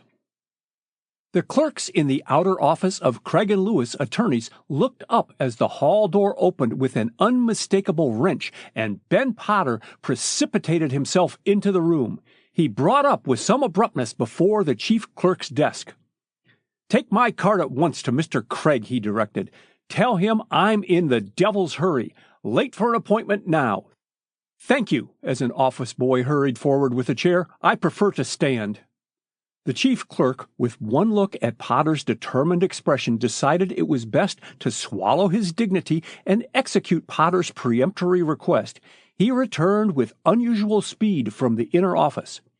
"Mr. Craig will see you at once, sir," he announced, holding the door open for Potter and swinging it to behind him with a sharp bang as a slight vent to his ruffled feelings. Potter had crossed the room before he realized that he and Craig, who had risen at his entrance, were not alone. His angry frown gave way to a smile when the third man turned more fully toward him and he recognized Edward Rogers. "Hello, Ted. I'm glad you are here," he exclaimed as Craig pulled another chair for his guest before resuming his seat. Potter sat down heavily and tossed his hat and cane on the desk. "Say, Craig, what the deuce does this mean?" And unfolding a newspaper, which he had held tightly clenched in his left hand, he pointed to a column of news under the heading, "Miss Susan Baird wills fortune to niece." "It means what it says," explained Craig. "Miss Susan Baird left Kitty an heiress." Potter's prominent pale blue eyes were opened to their widest extent. "Cousin Susan?" he stuttered. "That forlorn old pauper left a fortune? Why, Craig, I fully expected to be called on to pay her funeral expenses. You mean to tell me in all earnestness that Cousin Susan had any money?" "She did not have any money. She had a large fortune," declared Craig, laughing outright at Potter's ludicrous expression of bewilderment. "Then I am to understand that this newspaper is correct in its statements?" Potter asked. "You are." Craig leaned over and looked at the date on the newspaper. "You are a bit behindhand, Ben. That paper of yours is a day old." "Well, I've only just seen it." Potter's tone had grown querulous. "I had to run on to New York night before last, the night of the inquest to be exact, and Nina and I only got in this morning, having taken the midnight train. This paper was the first I opened when we reached home, and its account of Cousin Susan's will astounded me." "It took our breath away also," admitted Craig. "Rogers was with us when we found the will. In fact, it was through his agency that it was found at all." Potter swung around so hastily in his endeavor to face Rogers that he knocked his cane off the desk. "How'd you know there was a will?" he demanded. "Oh, never mind about the cane. Let it stay on the floor." "Rogers had no knowledge of the will's existence any more than the rest of us," declared Craig, before Rogers, who had stooped to pick up Potter's cane, had a chance to answer the latter's question. He happened to open a trap door to a hiding place in which lay directions written by Susan Baird telling us where to find her papers. Potter stared at his companions in unbounded astonishment. It was some moments before he collected his wits sufficiently to ask a question. "Where," he began, "and how in the name of God did Cousin Susan acquire her wealth?" Craig shook a bewildered head. "I cannot answer that question," he admitted. "It is one that has puzzled me hourly since the finding of her will and the discovery of her investments." "Are they all genuine?" "Absolutely. Gilt-edged, most of them." Again, Craig shook his head. "Miss Susan showed rare judgment in her investments, rare even in an experienced man of business, and in a woman who posed as a pauper. Good Lord! He raised his hands and dropped them with an expressive gesture. In all my legal experience, the whole affair, her death, her wealth, is most remarkable. Considering them together, does not her wealth suggest a motive for her death? Asked Rogers, breaking his long silence. But who knew that she was wealthy? Demanded Potter. Was ever a secret so well kept? He stopped abruptly as a thought occurred to him, and his expression altered. How about Kitty? Was she in the dark too, or was she aware that her aunt owned a large fortune? She was entirely ignorant of it. Rogers spoke with marked emphasis, and Potter favored him with a heavy scowl. Kitty Baird had no idea that her aunt was anything but the pauper she pretended to be. On that I'll stake my reputation. Potter's scowl gave way to an expression of doubt. It's odd, in fact. It's damned odd, he exploded. Kitty lived with her aunt, lived alone with her. How could she help but know of her aunt's financial affairs? Suppose you question Kitty, suggested Craig with a swift glance at Roger's lowering countenance. The girl, in my opinion, knew absolutely nothing about her aunt's hoarded wealth, for it was hoarded even from her only living relative.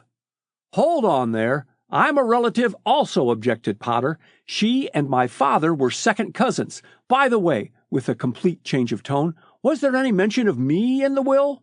There was not. At Craig's curt reply, Potter frowned again. So she left me out of it, did she? He shrugged his shoulders with well-simulated indifference. Did Cousin Susan name an executor? And did she leave her fortune to Kitty in trust, or give it to her outright? She left it to Kitty without reservations, replied Craig. Kitty applied to the court to appoint me co-executor with herself, and the court has granted her request and permitted us today to take out letters of administration. Is that so? Potter reached for his hat and buttoned up his overcoat, which he had kept on during the interview. Do I understand, Ted, that you are seriously trying to solve the mystery of Cousin Susan's murder? I am. Potter rose. His usual genial manner was absent, and also his ready smile. Has it occurred to you, Ted, he said, and his voice was rasping, that the person to benefit by Cousin Susan's death is the one person known to have quarreled with her during the afternoon of the day in which she was murdered? What do you mean? Rogers was on his feet, advancing toward the naturalist. I mean, Potter spoke with deliberation, his eyes not dropping before Roger's furious gaze. I mean that Kitty first quarreled with her aunt and now most opportunely inherits her fortune so that she can marry Lee Wallace, who can't afford to marry a poor girl. Roger's powerful grip on Potter's throat was loosened by Craig. Stop this quarreling, commanded the lawyer. Stop it, I say, and he shook Rogers vehemently as he backed him away from Potter. Go, Ben. I'll join you later. Craig did not release his hold on Rogers until Potter, still gasping from his encounter with the former, reeled out of the office. What has come over you, Rogers? He asked, letting go his hold so suddenly that Rogers staggered backward.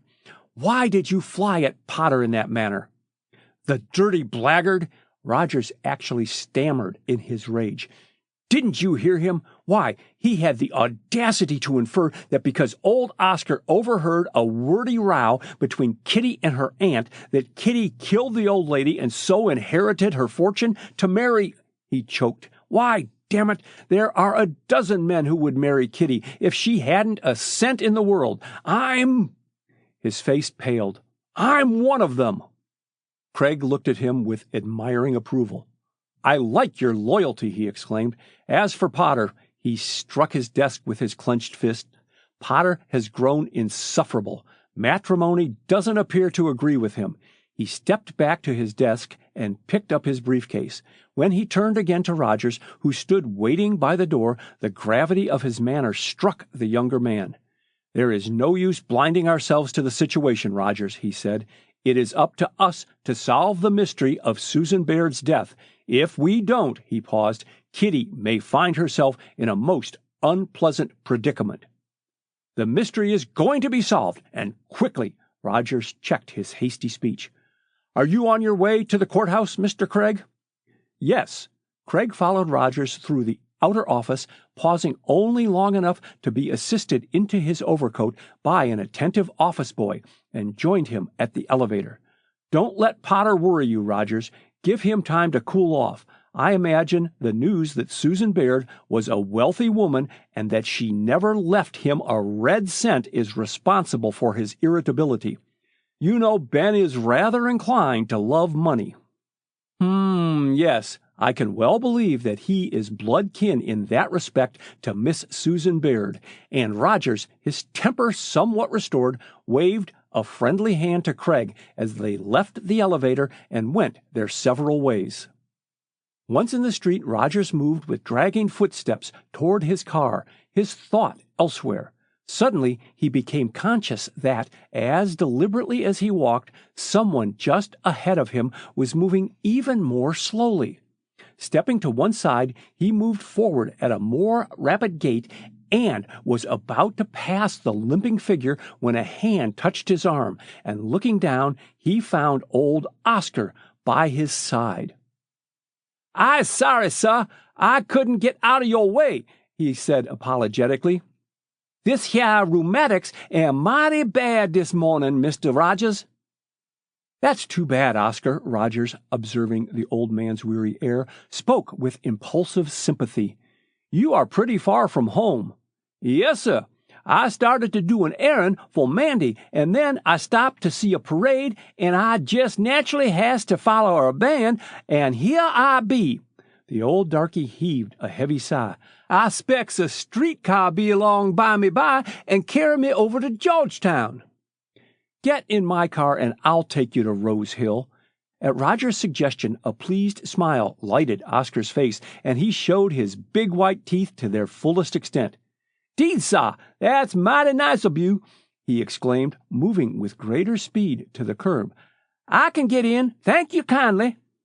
It took Oscar a few minutes to get comfortably settled in the roadster, and it was with a sigh of genuine satisfaction that he leaned back and watched Rogers start his engine. His smile, which had never quite departed since Rogers first suggested taking him home, broadened expansively as they slipped through traffic and swung into a quieter side street. "Yo certainly can drive, Mr. Rogers," he said, breaking the long silence. "I guess you can beat Major Wallace handling a kyar." "Thanks for the compliment, Oscar," Rogers laughed. "Major Wallace has a reputation as a speedster." "Yes, sir." But Oscar looked a trifle bewildered. Long words were not his strong point. "Major Wallace done taught Miss Kitty to drive." "Oh, has he?" "Yes, sir." Oscar was oblivious of Roger's shortness of tone. "That's one of the things old Miss cut up runctions about. She did hate that Major, and she just laid Miss Kitty out for going with him." "Oh, come, Oscar. Miss Susan did not hate Major Wallace," objected Rogers. "She did, sah. She did." Oscar's smile had disappeared, and he spoke quickly. "And she certainly did 'spress her mind to Miss Kitty on Sunday." Rogers turned and scanned Oscar closely. The old darky looked the picture of honest respectability. His worn clothes were neatly brushed and patched. He sat with his battered hat cocked a trifle over one eye, and his black face shone with the enjoyment of the unexpected treat of a ride in a fast roadster with one of the quality, as he termed Ted Rogers in his own mind. "Why did you tell Coroner Penfield that Miss Susan and her niece quarreled on Sunday?" Rogers asked. The old man blinked at the unexpected question. "'Cause he axed me, and they did quarrel." Oscar's voice betrayed a strain of obstinacy. "'Tain't no harm telling the truth, is there, Mr. Rogers?" "No, certainly not."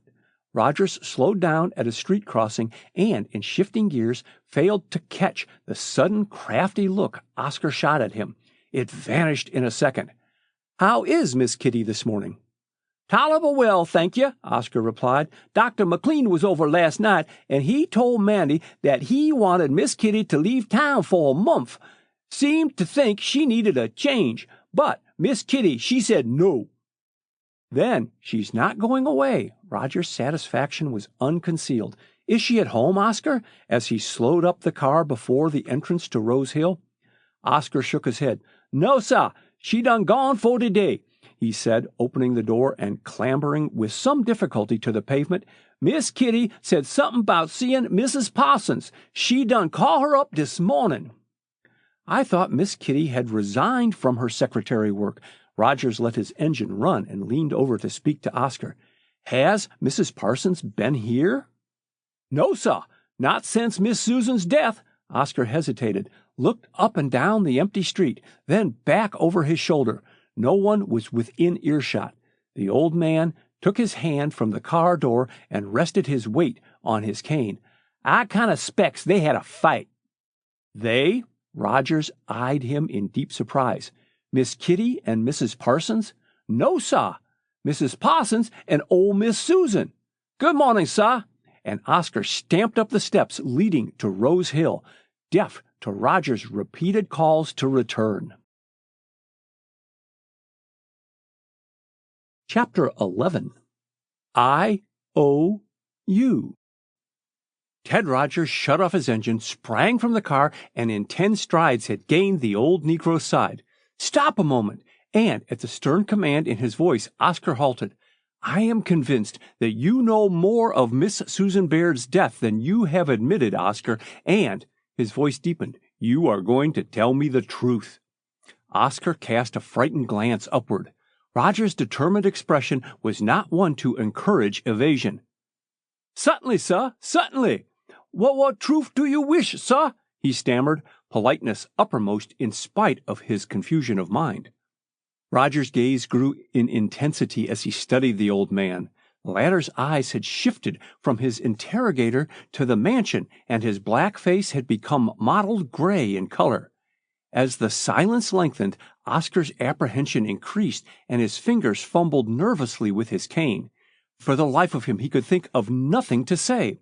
The sound of Rogers' voice came as so vast a relief that at first he failed to take in what he was saying. "You testified at the inquest, Oscar," Rogers stated slowly, "that after serving a midday dinner on Sunday you left Rose Hill. But you did not tell Coroner Penfield that you returned here on Sunday night." "I didn't, sir. For God, I didn't." Oscar raised a trembling hand. "I only just passed along the street down yonder." "And what did you see?" demanded Rogers, his eyes sparkling. His chance shot in the dark had told. Oscar's answer was slow in coming. Moving closer to Rogers, he laid one shaking hand, knotted with rheumatism, on his shoulder. The gesture, half involuntary, held something pathetic in its mute appeal. "Massa," he began, his voice grew wistful, "whose side is yo' on? Is yo' for the police or for Miss Kitty?" Rogers whitened as he met the old man's direct gaze. At last there was no shifting in Oscar's eyes. Man to man they faced each other, master and servant, each dominated with one desire, to serve one woman. "I would give my life for Miss Kitty," Rogers' deep voice carried conviction. "And yo' won't let no harm come to her?" "No," the reply rang out clearly. Oscar's harassed expression altered. "God bless you, sah." He touched Rogers' hand reverently. "Old Mandy and me, we's needed help the worst way. Hadn't nowhere to turn now." He drew a long breath of relief. "And now yo' can find Miss Kitty's redcoat." "Miss Kitty's redcoat?" echoed Rogers, staring in astonishment at Oscar. "What in the world?"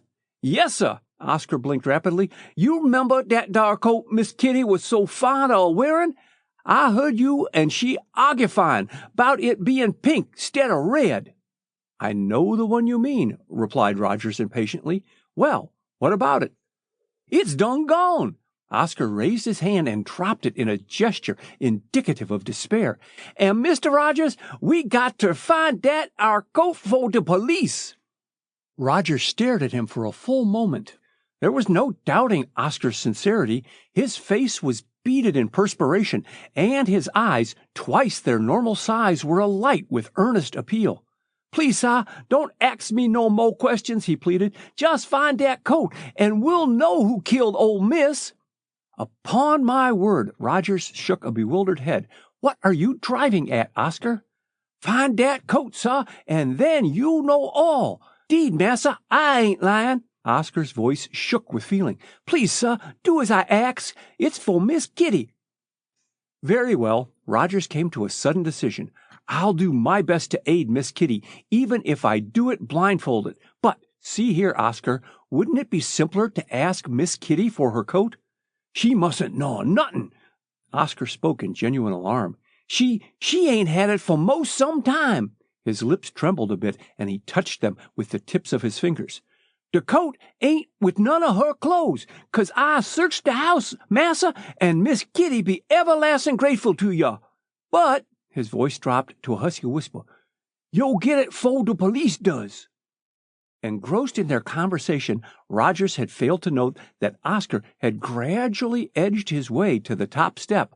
With an agility which took Rogers completely by surprise, the old Negro whisked down the walk which skirted the mansion and disappeared from sight.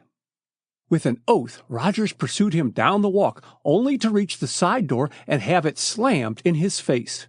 Repeated knocking brought no response, and after circling the mansion in the hope of finding an entrance, if not a glimpse of Oscar, he finally returned to his car and started for Washington, much perturbed in mind.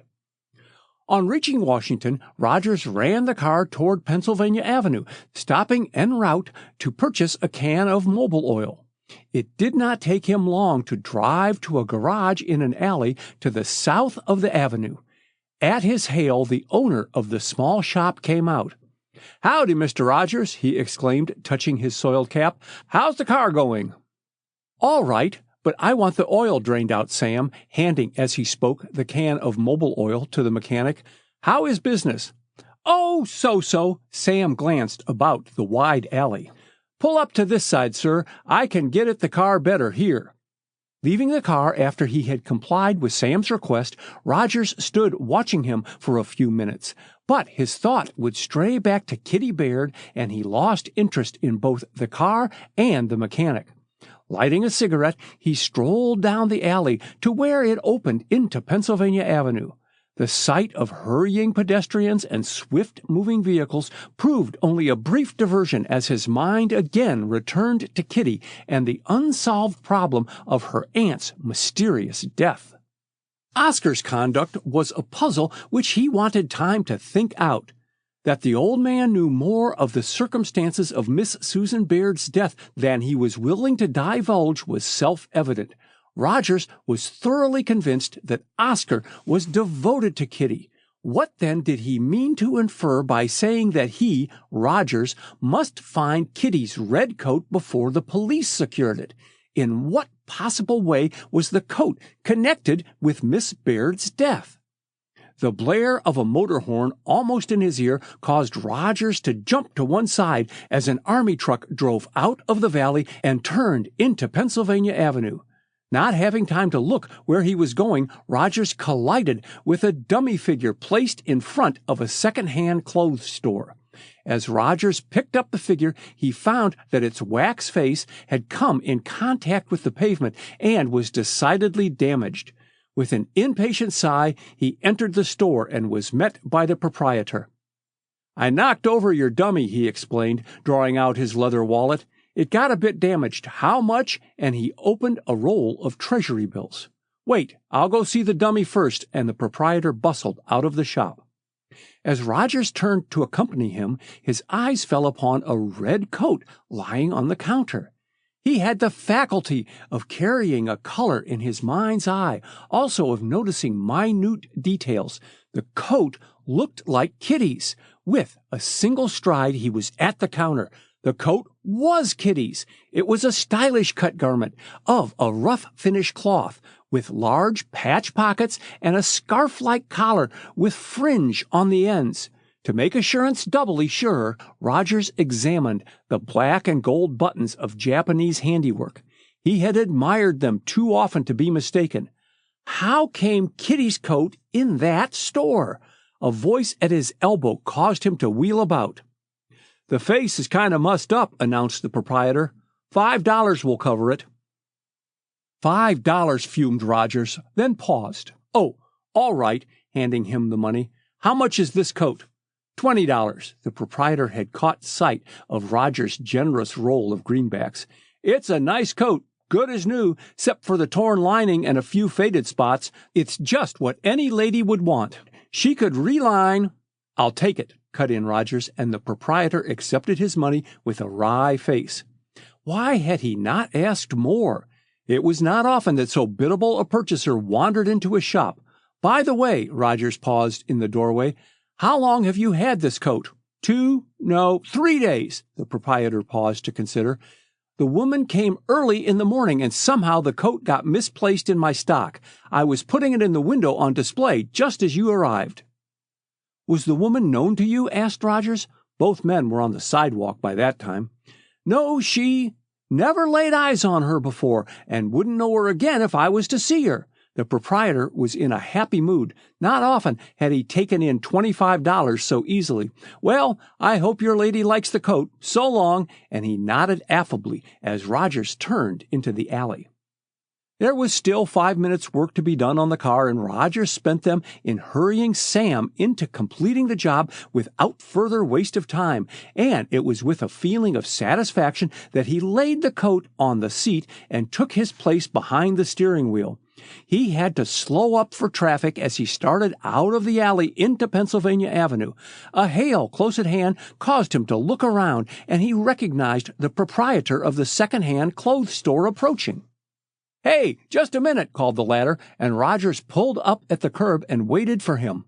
"Say, mister, my wife fancies that coat, so if you don't mind, I'll return you the $20, and he held out the money. Rogers eyed him in astonishment. "I prefer to keep the coat," he said. "Sorry, I can't oblige you." "But see here," the man protested, "I'll give you $2 extra. Come now, that's fair, $22. Money don't often turn over in your plans quite so fast, does it?" with a faint leer. "Here's the extra dollars." "Thanks, but I don't want them," dryly. "Oh," the proprietor looked blank. "Suppose we make it 25. "Nothing doing." "How about $30? persisted the man.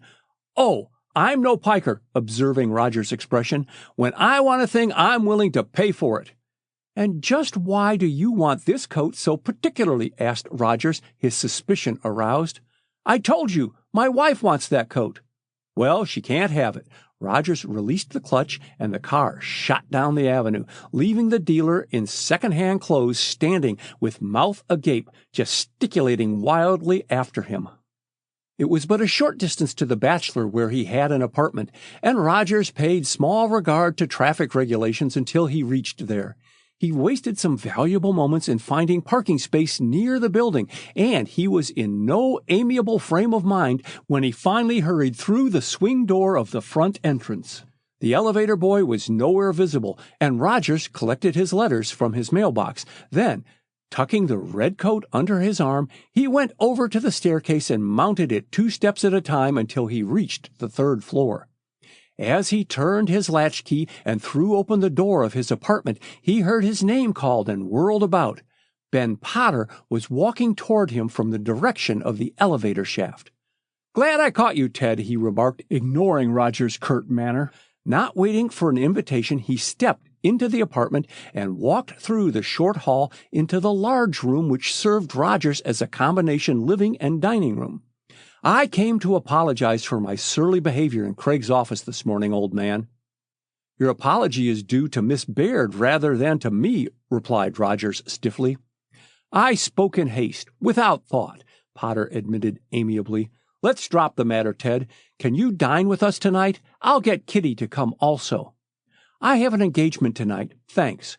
Potter's florid complexion turned a warmer tint, and he averted his gaze so that Rogers might not detect the sudden rage which his eyes betrayed. "Sorry, but you'll come some other time perhaps," he mumbled. "Nina's greatly interested in hearing of all that you have done for Kitty."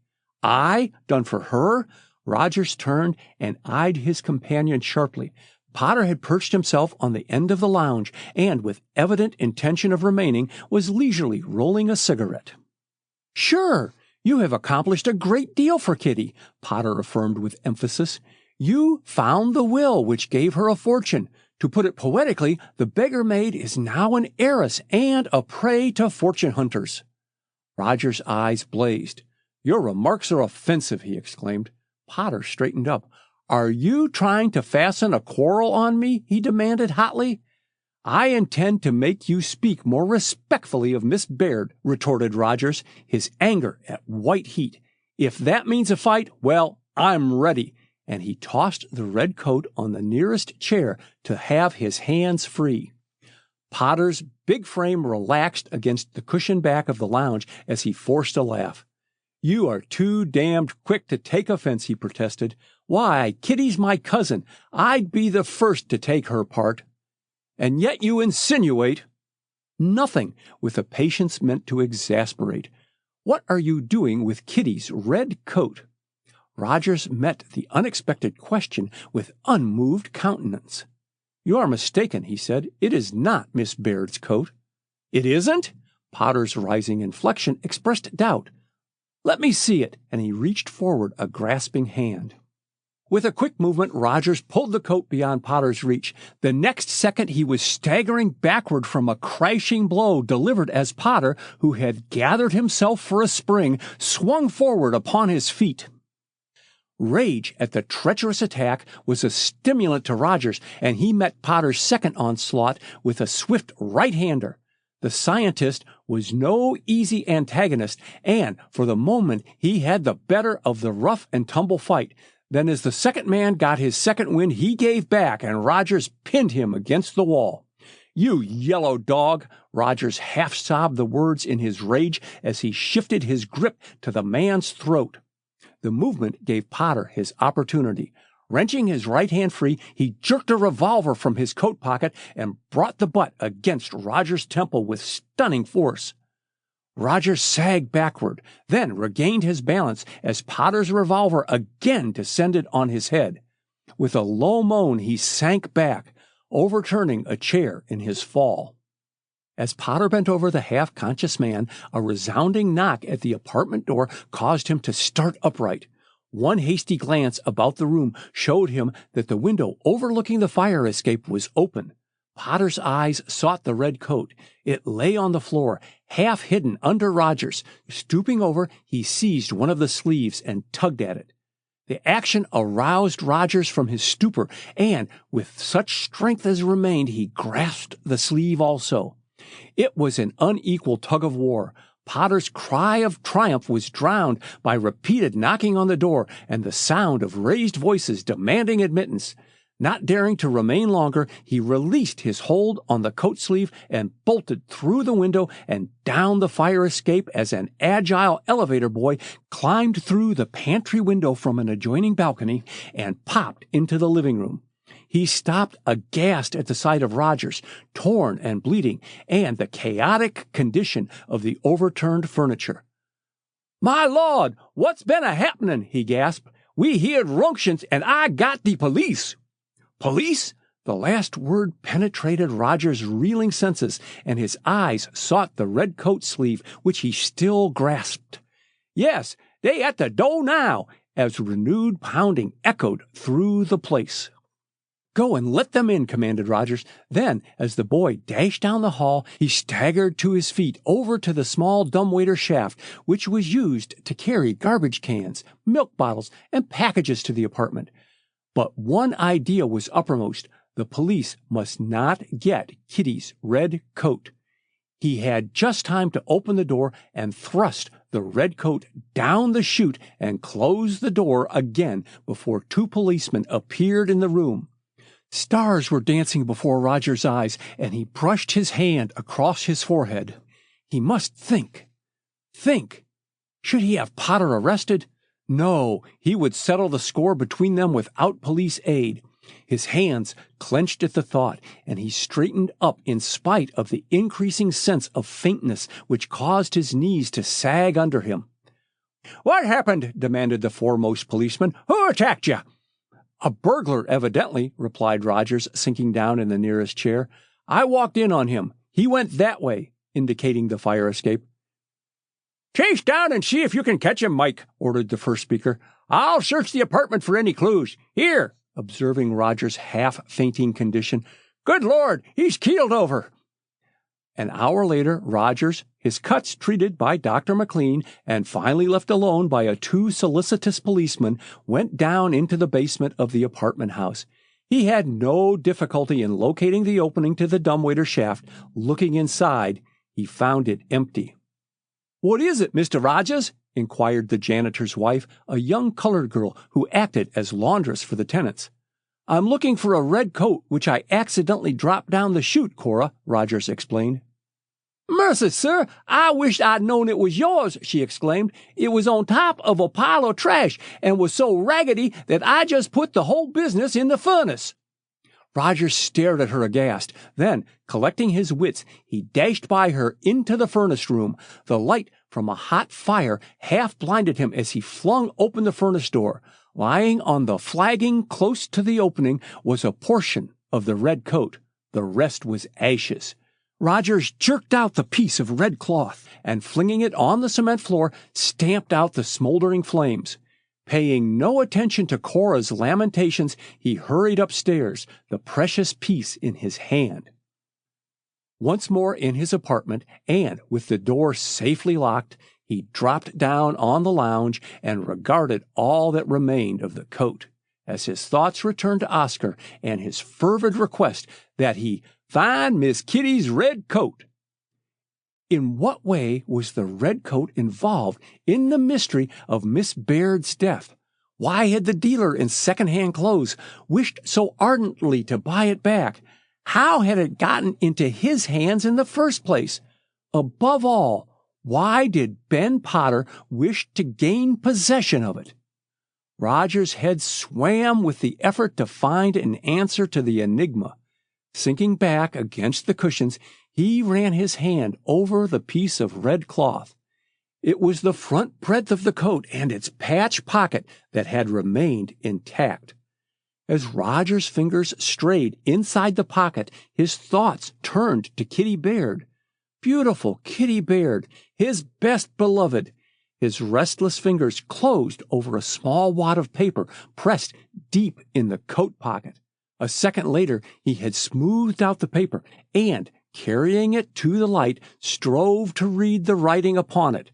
A whistle escaped him. "An I.O.U," he exclaimed. "Devil take it, the signature's undecipherable." Chapter 12. A Word of Warning. Kitty Baird regarded the butler with astonishment. "Mrs. Parsons is not at home?" she repeated. "Why, Oscar brought me a telephone message from her asking me to be here at noon and to lunch with her." She consulted her watch. "Are you quite certain that she is not in, James?" "Quite, Miss Kitty." The butler's solemnity of manner matched his severe black clothes, which fitted his somewhat spare form with the neatness of a glove. "Mrs. Parsons had forgotten a meeting of the Neighborhood House Committee, and she left word that she was very sorry to put you out. She said that she had no idea what time she would be back, and that you were not to wait for her." "Oh!" The exclamation slipped from Kitty with some vigor. "Oh, very well, James," with a quick change of tone. "Please tell Mrs. Parsons that I called. Good morning." "Good morning, Miss Kitty." And James retreated inside the vestibule and closed the front door. As he went through the hallway, intent on reaching the servants' dining room by the shortest possible route, he failed to see Mrs. Parsons standing in the folds of the portieres before the entrance to the small reception room, which, with the large dining room, was on the ground floor of her English basement house. From her vantage point, Mrs. Parsons had overheard Kitty's conversation with her butler. Slipping her front door key, with which she had gained entrance some moments before, unknown to James, into her gold mesh bag, she hurried to the small window which overlooked the street. Taking care not to be seen by passers-by, Mrs. Parsons watched Kitty standing by the curb, apparently in doubt as to whether to cross the street or not. Kitty, in fact, was debating where she should lunch. Time hung heavy on her hands, and the thought of the great empty house in Georgetown sent a shiver down her spine. Neither Mandy nor Oscar were enlivening company at the best of times, and since her aunt's death, Kitty shivered again. Oscar's morbid relish of everything pertaining to the tragedy, his incessant harping on the subject, had worked upon Kitty's nerves, and except for her appreciation of his many years of devoted service, she would have paid him several months' wages in advance and let him go. Mandy, since the day of the discovery of Miss Susan Baird's dead body, had moved over to Rose Hill, bag and baggage, and Kitty had been grateful for her watchful care. Unlike her husband, Mandy was not given to talking, and she had seen to it that Kitty had every attention, and in her way had done much to shelter her from inquisitive callers. Mandy looked upon the telephone as the invention of the evil one, and nothing would induce her to answer it, so that to Oscar had fallen the task of keeping reporters away. His loquaciousness had, however, been checked by a stringent command from Mr. Craig to refer all newspapermen to him or to the police. The order had been emphasized with a hint that, if not carried out, Oscar would be parted from what promised to be a lucrative pension. Oscar had obeyed the order with much grumbling, but his complaints were carefully confided to his wife alone and fell on unsympathetic ears. "Go 'long, nigger, don't bother your betters," she had responded. "Ef you ain't careful, Miss Kitty'll bounce us both, and then whar'll we be?" Kitty looked at her watch again. She had ample time to walk down to the Allies Inn for luncheon, and she would feel better for the exercise. Already the sunshine and fresh air had braced her up. Her decision made, she waved away a taxi driver hovering near the curb with a watchful eye on her, and, turning, started down the street. She was conscious of a man passing her at a rapid walk, but with her head slightly bent and her thoughts elsewhere, she did not glance up. The man ran the 3 steps leading to Mrs. Parsons' front door, stopped, turned around, and looked at her. The next second, Kitty heard her name called by a familiar voice. "What luck!" exclaimed Lee Wallace as she waited for him to approach. "Where are you going, Kitty?" "To the Allies Inn for luncheon," she replied. "Mrs. Parsons is out, Lee. I've just been there." "Oh, ah!" Wallace twirled his swagger stick with such energy that it almost slipped from his grasp. "In that case, Kitty, lunch with me at the Shoreham?" "Don't say you won't," as she shook her head. "I must talk to you, by yourself. Don't refuse, Kitty, don't." Kitty looked at him steadily. "We can talk as we walk along," she said quietly. "Come."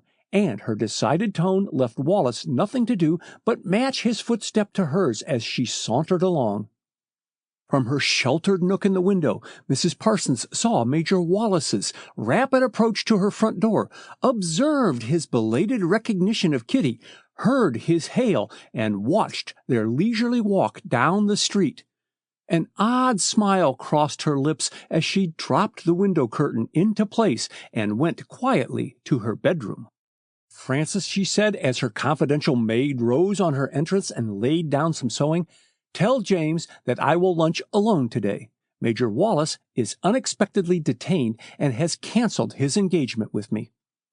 Kitty found Major Wallace a taciturn companion, and her efforts at conversation elicited only absent-minded, monosyllabic replies as they walked slowly down Connecticut Avenue.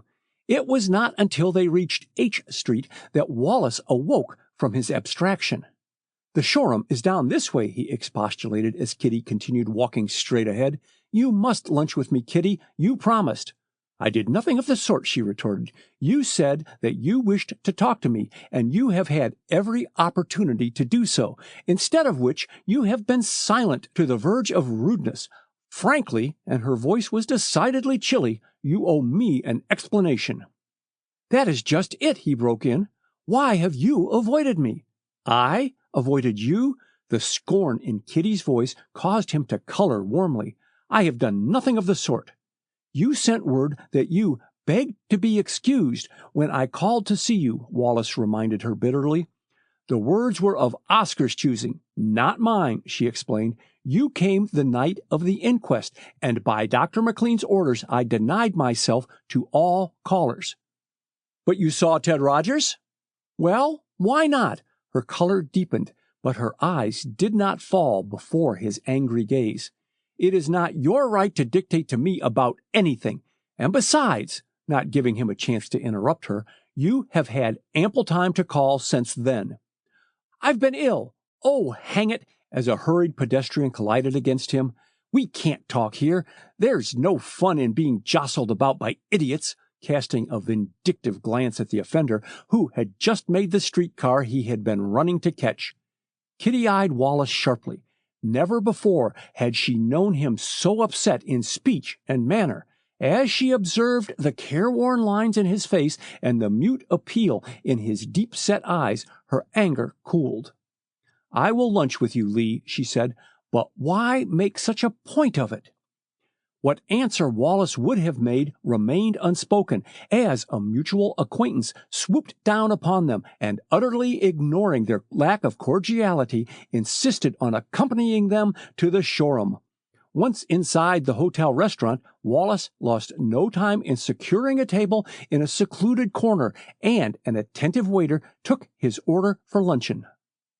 There, that's done, and Wallace, with a sigh of satisfaction, laid down the menu card and contemplated Kitty with admiration but thinly veiled.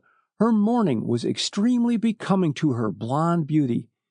"Is this story true that I hear, Kitty, that your aunt has left you a fortune?" Kitty considered him in silence.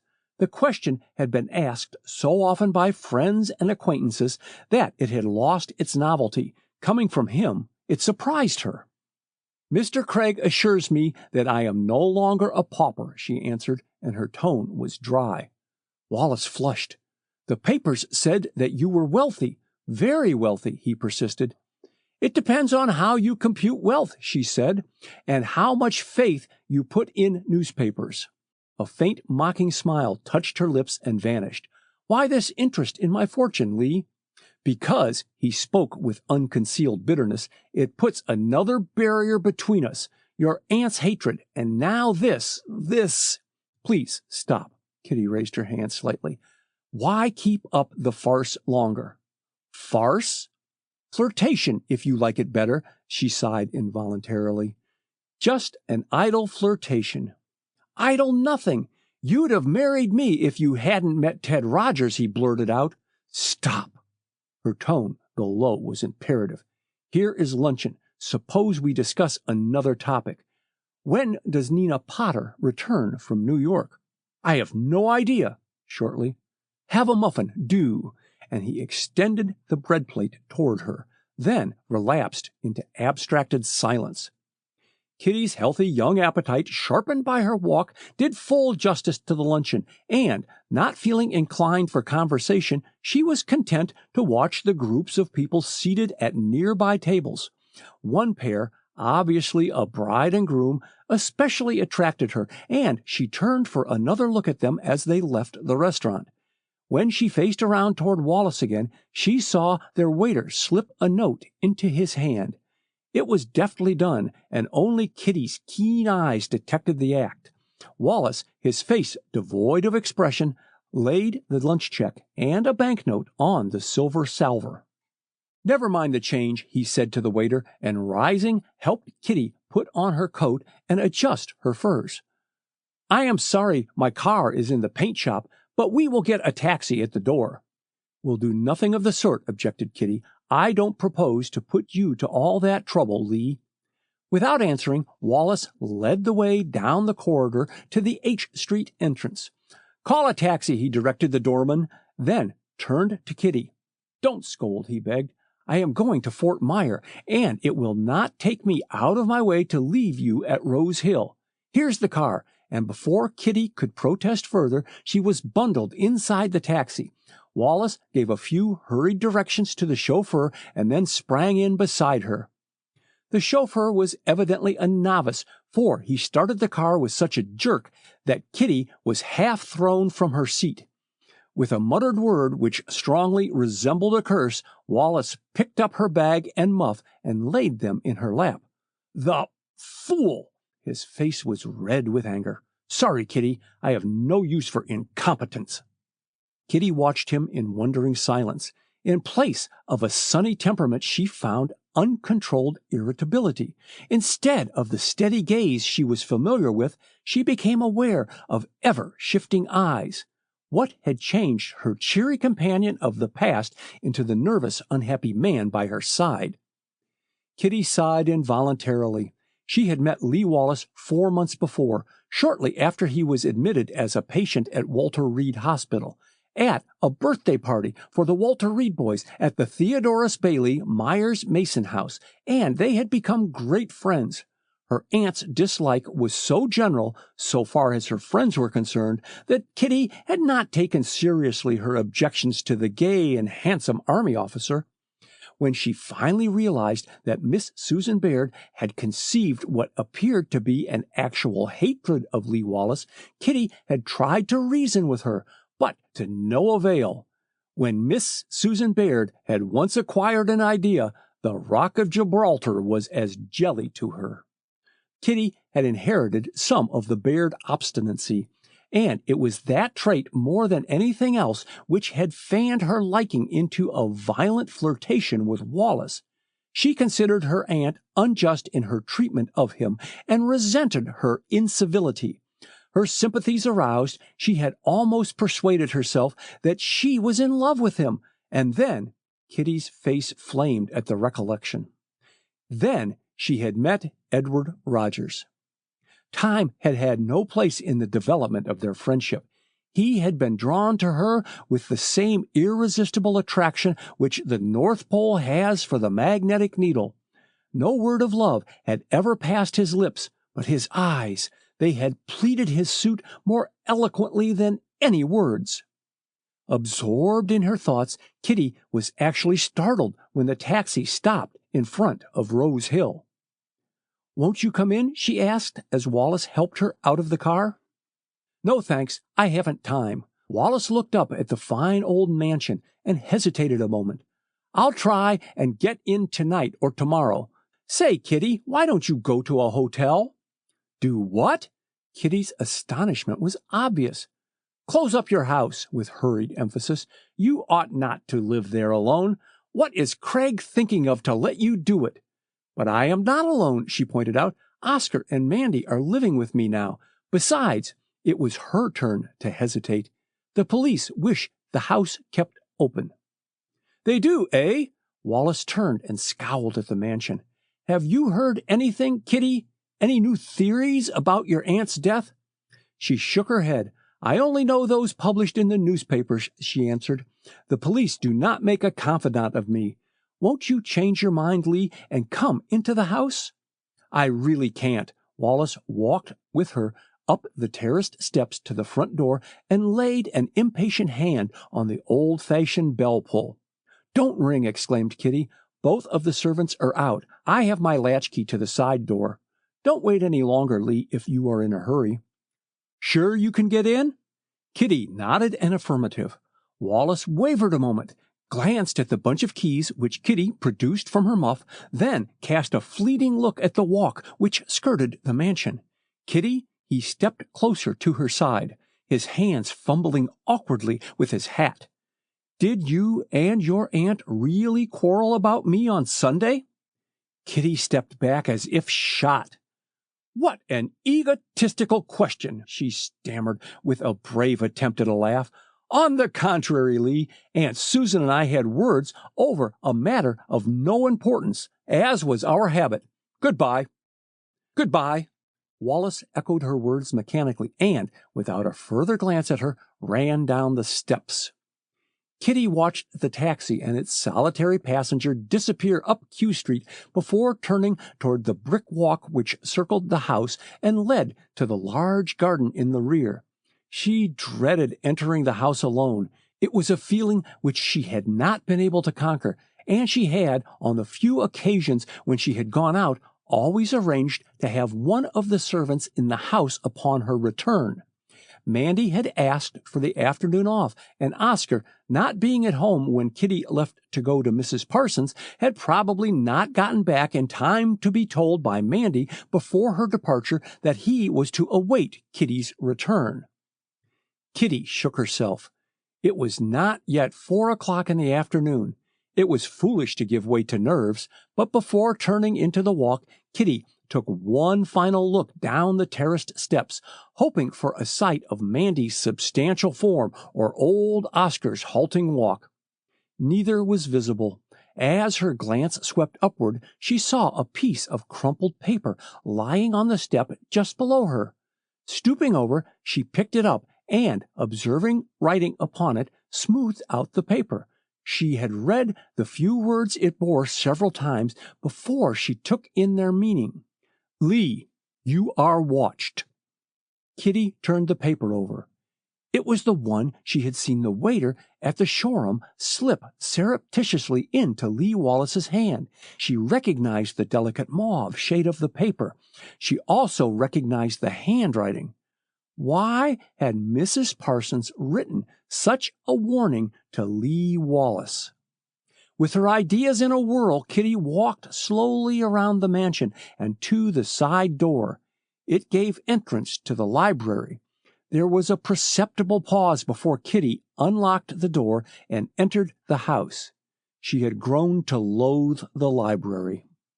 Mouchette, aroused from her slumber in front of the fireplace, came forward with many mews to greet her. Kitty fondled the cat affectionately before laying down her muff and fur piece on the nearest chair. Going over to the chimney, she poked the smoldering embers on the hearth into a feeble blaze and added some kindling wood. She had a sense of chill in the room apart from its lack of heat. She could not dissociate her surroundings from the tragedy of Sunday. In her mind's eye, she saw always her aunt's body lying inert in the throne-shaped chair, and in memory she conjured up their last interview on that fatal Sunday afternoon. Her aunt had not spared her feelings. What was it that she had called her? An ingrate? And her last sentence still echoed in Kitty's ears. Mark my words, Kitty, if you don't conquer this infatuation for Lee Wallace, it will not be you alone who will suffer. It will kill me. As Kitty spread out her cold hands to the blaze, her eyes again read the message written by Mrs. Parsons on the mauve-colored paper, which she still clutched in her fingers. Lee, you are watched. Chapter 13. Bribery. A resounding knock at the side door, through which she had entered the library a few minutes before, caused Kitty to start violently, and her hand reached out instinctively to catch the mantelpiece to steady herself. For a second, she rested her weight against it. Then, controlling her nervousness, she thrust the mauve paper into the pocket of her coat and with reluctance moved over to the side door. Callers did not usually announce their presence in that manner. Miss Susan Baird had never permitted what she termed familiarity, and no friend, no matter what the degree of intimacy, was ever admitted except through the front door. Her dominating character had forced respect for her peculiarities, and Kitty could recall no one except herself who had ever cared to cross her aunt in any particular. With her hand on the doorknob, Kitty hesitated. She was alone in the house and in no mood for visitors. Squaring her shoulders, she pulled the door partly open. Inspector Mitchell was standing on the top step of the small stoop which led to the brick walk.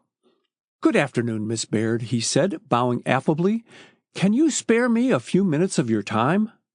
"Why, certainly." Kitty concealed her vexation. The inspector was the last person she had expected to encounter. "Won't you come in?" And she opened the door to a wider extent. Not waiting for him to remove his overcoat, she hurried across the library and, picking up a log from the wood basket by the hearth, she stirred the fire to a brighter blaze. On facing about, she found the inspector standing in front of the side door and regarding it with fixed attention. "This door does not seem exactly in keeping with this house," he said as Kitty approached him. "I've never seen a finer example of colonial architecture, but this," laying his hand on the upper section of the door, "this resembles a Dutch door." "That is exactly what it is, or rather, what Aunt Susan had it converted into," Kitty explained. "Aunt Susan had a bad attack of inflammatory rheumatism about 15 years ago.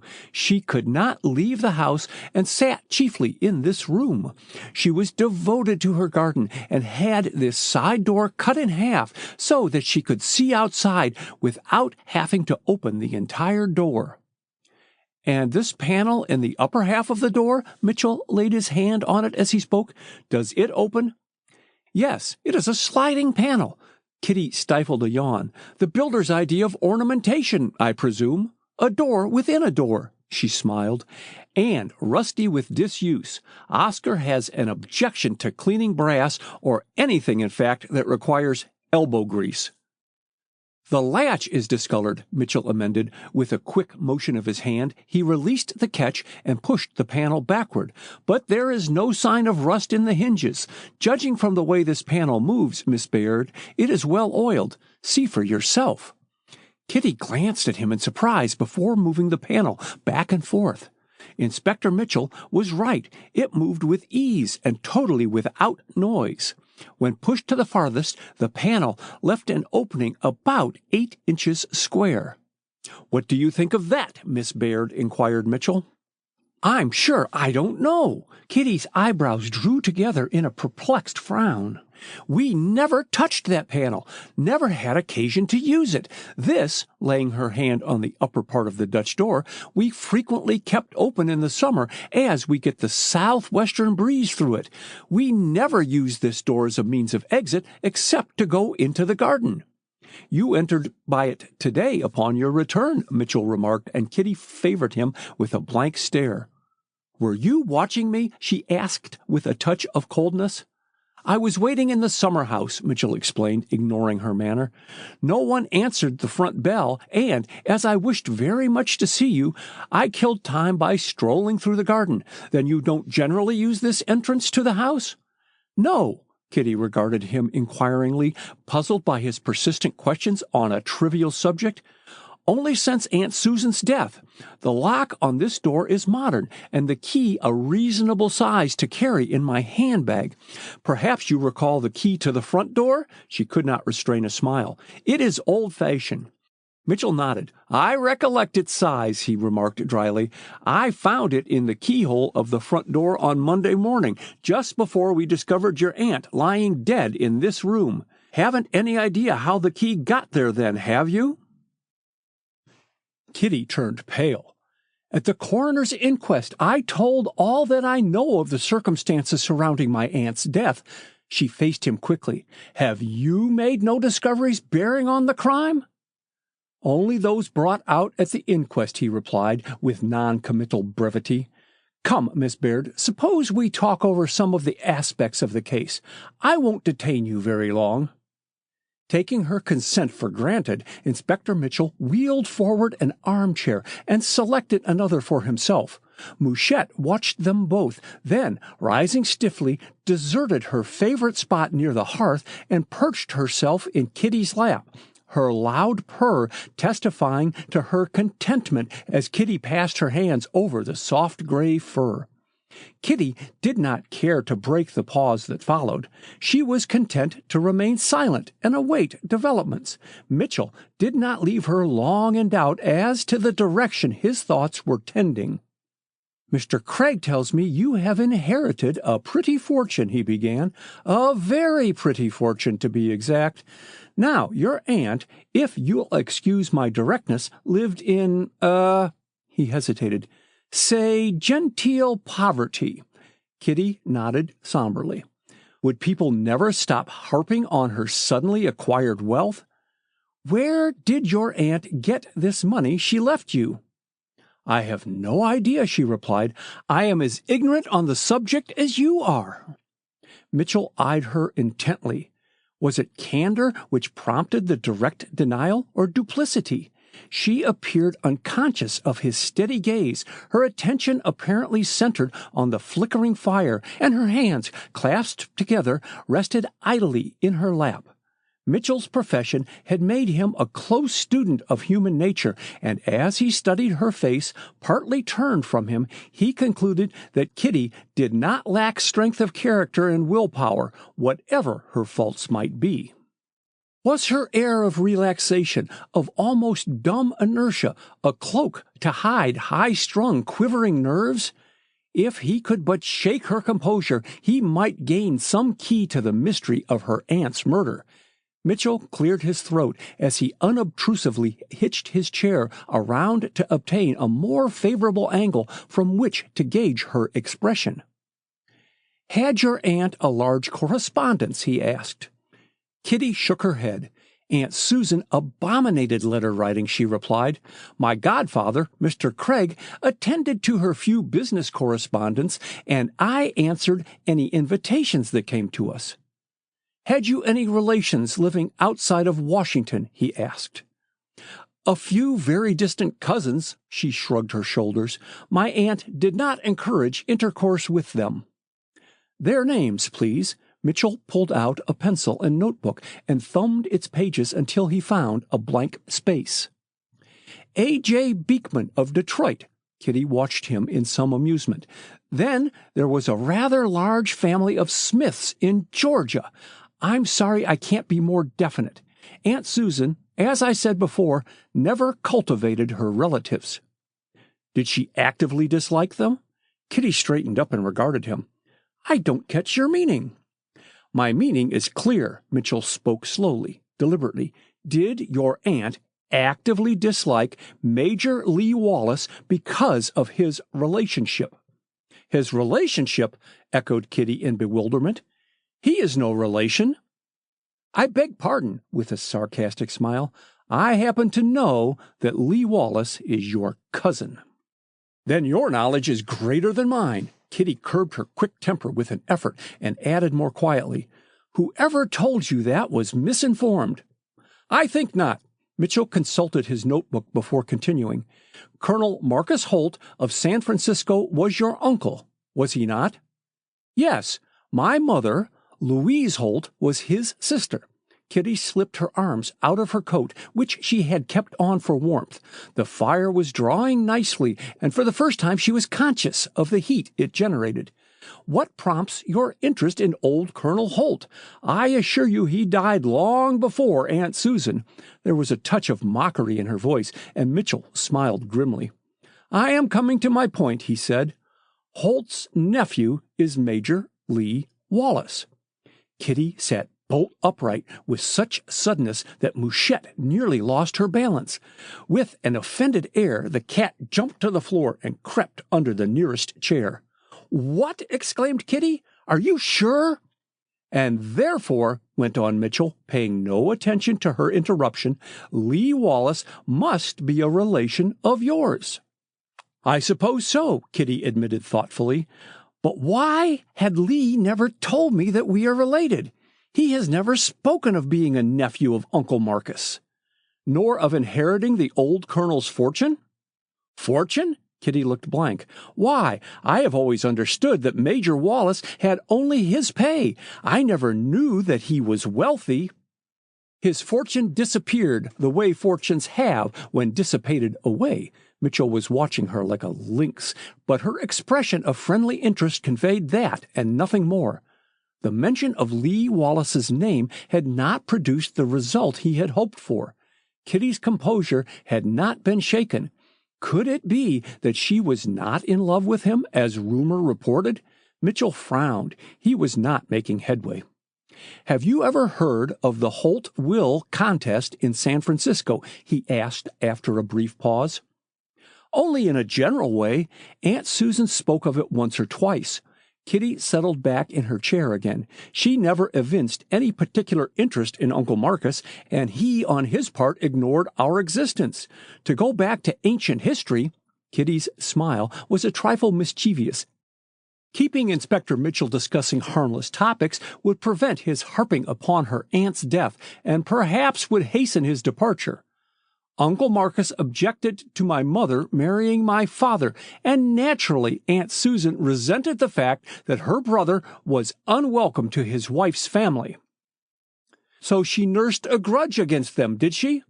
Oh, no, she simply had nothing to do with them. Then this money which your aunt left to you couldn't have been given to her by Colonel Holt in his lifetime? Asked Mitchell. Good gracious, no! Kitty's astonishment was plain. Aunt Susan's prejudices were stronger even than her love of money. Kitty flushed hotly. I do not care to have slurs cast upon my aunt, she said coldly. She is not here to defend herself. Hold on, Miss Baird, Mitchell protested. You must realize that your aunt hoarded this wealth which you inherited. Otherwise, she would have spoken to you or someone about it. Mitchell came to a full pause, then added impressively, your aunt was a miser. Kitty's color deepened, but the denial which loyalty prompted remained unspoken. Her sense of justice told her that Inspector Mitchell had spoken truly. What other motive except love of money had induced her aunt to live in poverty when she had ample funds to enable her to enjoy every luxury which money could buy? Am I to conclude from your questions, she began, that you connect my aunt's hidden wealth with her murder? It seems a reasonable hypothesis, he replied. Take the known facts about the murder. First, your aunt was alone in the house on Sunday afternoon. Was she?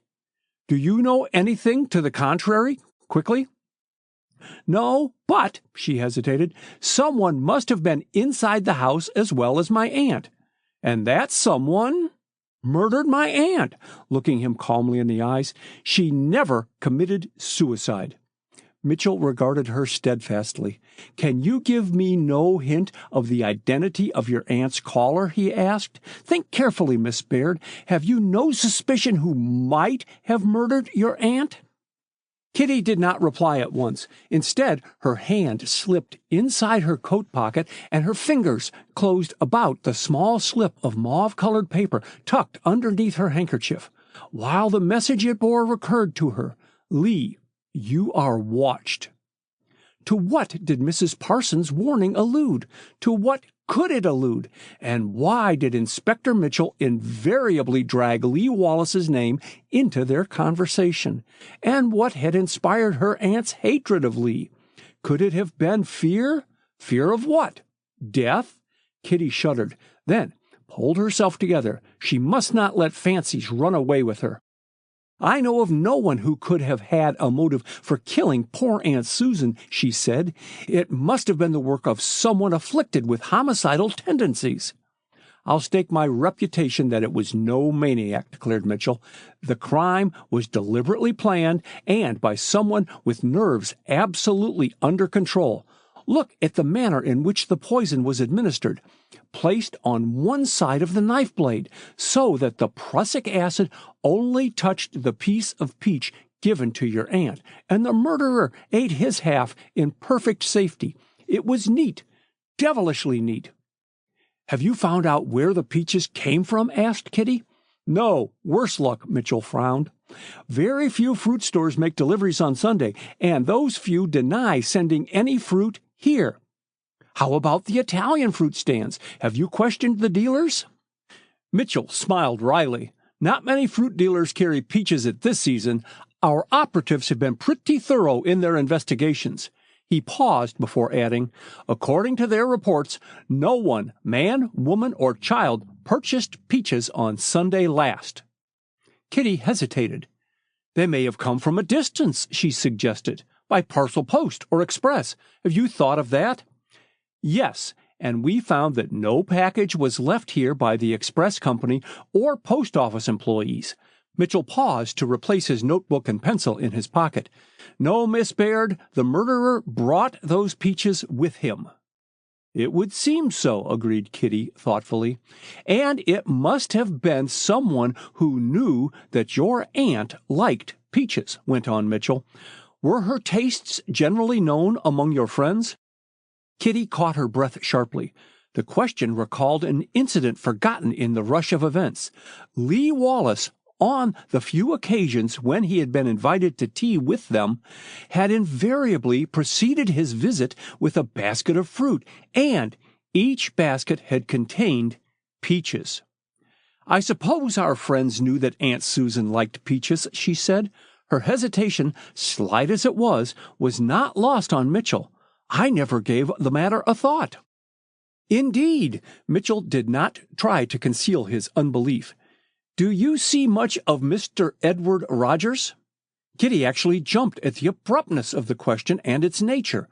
"What earthly business is it of yours whether I see Mr. Rogers or not?" she demanded indignantly. "It is not my business," Mitchell smiled apologetically. "It just occurred to me that he might have mentioned the Holt will contest to you." "To me?" in genuine surprise. "Why should he speak about Uncle Marcus and the contest over his will?" "Oh, I don't know." Mitchell whirled his hat about. "Mr. Rogers was called in as a handwriting expert. It was one of his big cases, and I thought it likely he might have talked it over with you, seeing Colonel Holt was your uncle."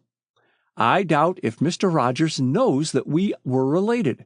From what I have seen of Mr. Rogers," her color rose as she spoke, "I judge he seldom discusses himself or his work." "Perhaps not." Mitchell walked over to the side door and laid his hand on the knob. "I won't detain you any longer, Miss Baird. If you should think of anyone who ever evinced any great interest in your aunt's fondness for peaches, just telephone me. Good afternoon." Left to herself, Kitty stepped up to the fireplace and, taking out the piece of mauve-colored paper, held it suspended over the flames. But her clutching fingers did not relax their grasp, and finally she tucked the paper in the belt of her dress. She laughed mirthlessly as she walked across the library and felt about for a box of matches. Inspector Mitchell, whether he had attained the object of his call or not, had sown seeds of suspicion. It had grown quite dark, and the room, lighted only by the fire, was filled with shadows. Kitty passed a nervous hand over the table ornaments. The matchbox, which usually stood near the oil lamp, had evidently been misplaced. She was about to look elsewhere when the sound of voices reached her. "I's done looked and looked," she heard Oscar say, "and I tell you old Miss never left no such papers." "Please, please, keep up your search," a woman's voice pleaded. "Please, Oscar, I'll give you more than I promised, $100 more." Kitty straightened up and stared about her. The voices sounded clearly in her ears, but surely she was alone in the library. Running over to the tea table, she felt about and snatched up the much-sought matches. The next instant, she was back at the lamp, and a second later, the room was illuminated. She was its only occupant. Where had the voices come from? As her eyes roved about the library, she spied the Dutch door near where she was standing. The little panel in the upper half of the door had been left open, and through it came faintly the sound of receding footsteps. Throwing wide the door, Kitty stepped outside. In the gathering darkness, no one was visible. She paused in thought, her troubled eyes trying to pierce the gloom of the desolate garden and the empty pathway circling the mansion. The woman's voice still echoed in her ears. Where had she heard its haunting quality before? Chapter 14. And corruption. Kitty paused before her bureau and inspected herself in the mirror. It had been a relief to change from her street clothes into a dressing gown. She had spent nearly an hour lying on the couch in her bedroom trying to piece together the puzzling events of the afternoon. On re-entering the house, she had gone at once to the servants' quarters. From there, she had searched every room, even to the attic. To all appearances, Oscar was not in the house. She had then waited in the library, hoping to catch him on his entrance, but evidently he had accompanied the unknown woman away from the house. Kitty struck her hands together in impotent wrath at the thought. Why had she not realized immediately that the speakers were outside the house and not wasted precious minutes trying to light the lamp in the library and thus given them time to slip away unseen? Who was the woman? Vainly Kitty tried to identify her voice. Strive as she did to recall where she had heard it before, it eluded her memory. Why should any woman bribe old Oscar to steal papers which had belonged to her aunt? With a sigh of utter weariness, Kitty gave up the problem for the moment and continued her dressing. 20 minutes later, her toilet completed, she stopped before the cheval glass and gave a final pat to her hair. At last, satisfied with her appearance, she hastened into the hall. As she descended the staircase, she heard the rattle of dishes in the dining room and the sound of the dumbwaiter creaking its way upward. With flying footsteps, she covered the intervening space and crossed the hall to the pantry. "Oscar," she called, "I wish to speak to you at once. Come here." But the person who stepped from the dining room into the pantry at her imperious summons was not Oscar. "What you want, Miss Kitty?" asked Mandy. "Oscar," she repeated the old servant's name with ever-growing impatience. "I must see him immediately." "Laws, Miss Kitty, Oscar's on his way to Front Royal, Virginia, this here minute," explained Mandy, in no wise hurrying her leisurely speech. "On his way where?" gasped Kitty. "To Front Royal." Mandy lifted her apron and produced from a voluminous pocket a much-twisted telegram. "He done got this here message to come at once, 'cause his brother, the one that owns a farm 5 mile from Fort Royal, is a-dying. See what they done wrote?" And she held out the telegram. Kitty read the typed lines with interest before handing the telegram back to Mandy.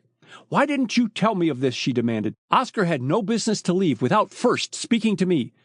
"Laws, Miss Kitty, yo' weren't in the house, and we didn't know when yo' expected to be back," Mandy explained. "Oscar had to catch the 3 o'clock train to get there tonight." "The 3 o'clock train," Kitty repeated. "The 3 o'clock train this afternoon?" "Yes, Miss Kitty." "But," Kitty passed a bewildered hand across her forehead, "Oscar was here at 5 o'clock. Here, at this house." "Here?" Mandy's eyes opened, showing the whites more clearly. "What yo' talking about, Miss Kitty?" "Oscar was here this afternoon at 5 o'clock, Kitty stated, speaking more deliberately, so as to make certain that Mandy understood what she said. "I overheard him talking to a woman just outside the library door." "You did?" Mandy's uplifted voice, as well as her expression, registered complete astonishment. "Did you see him?" "No, I tell you I overheard him talking to a woman." Kitty's temper was gaining the upper hand, and she spoke with warmth. "I know Oscar's voice, Mandy." "Yes, Miss Kitty," but the old colored woman still looked unconvinced. "Dar's a heap of niggers talks just like Oscar. Is yo' sure it weren't that worthless Rastus from next door?" "I know it was not Rastus," declared Kitty with emphasis. "Besides, the woman, in speaking to Oscar, addressed him by name." "She did?" Mandy fell back a step and stared at Kitty.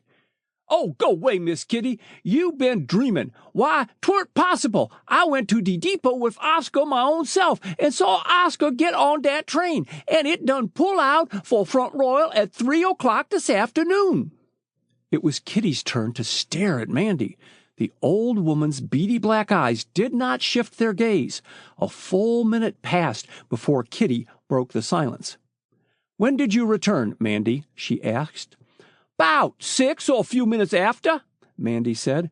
"I come upstairs and listened to hear if you was in de house. I didn't hear nothing and didn't see no light, so I went back to de kitchen to get dinner. I s'posed yo' hadn't come in." "I was lying down." Mandy's worried expression changed to one of relief, and she did not permit Kitty to finish her sentence. "Dere now, I specs yo' just drop off to sleep and dreamed about Oscar being here," she exclaimed. "Dat was it, honey. Dat was it." "Oh, was that it?" Kitty's voice lacked heartiness. "All right, Mandy. Serve dinner when it is ready." Yes, Miss Kitty, it won't be a minute now. I's got a real tasty chicken a-broilin'. Just go and set down, child. Trust old Mandy to look after you." And she gave the girl's arm a friendly squeeze as Kitty passed her to go into the dining room. Kitty did not sit down at once. Her thoughts were in a turmoil as she paced up and down the room. Was Mandy right?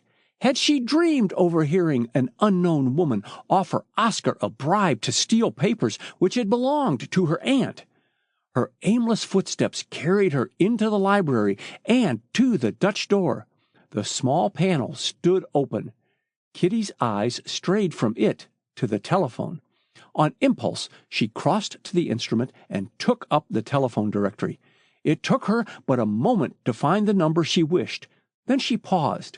Should she call Edward Rogers or her cousin, Ben Potter?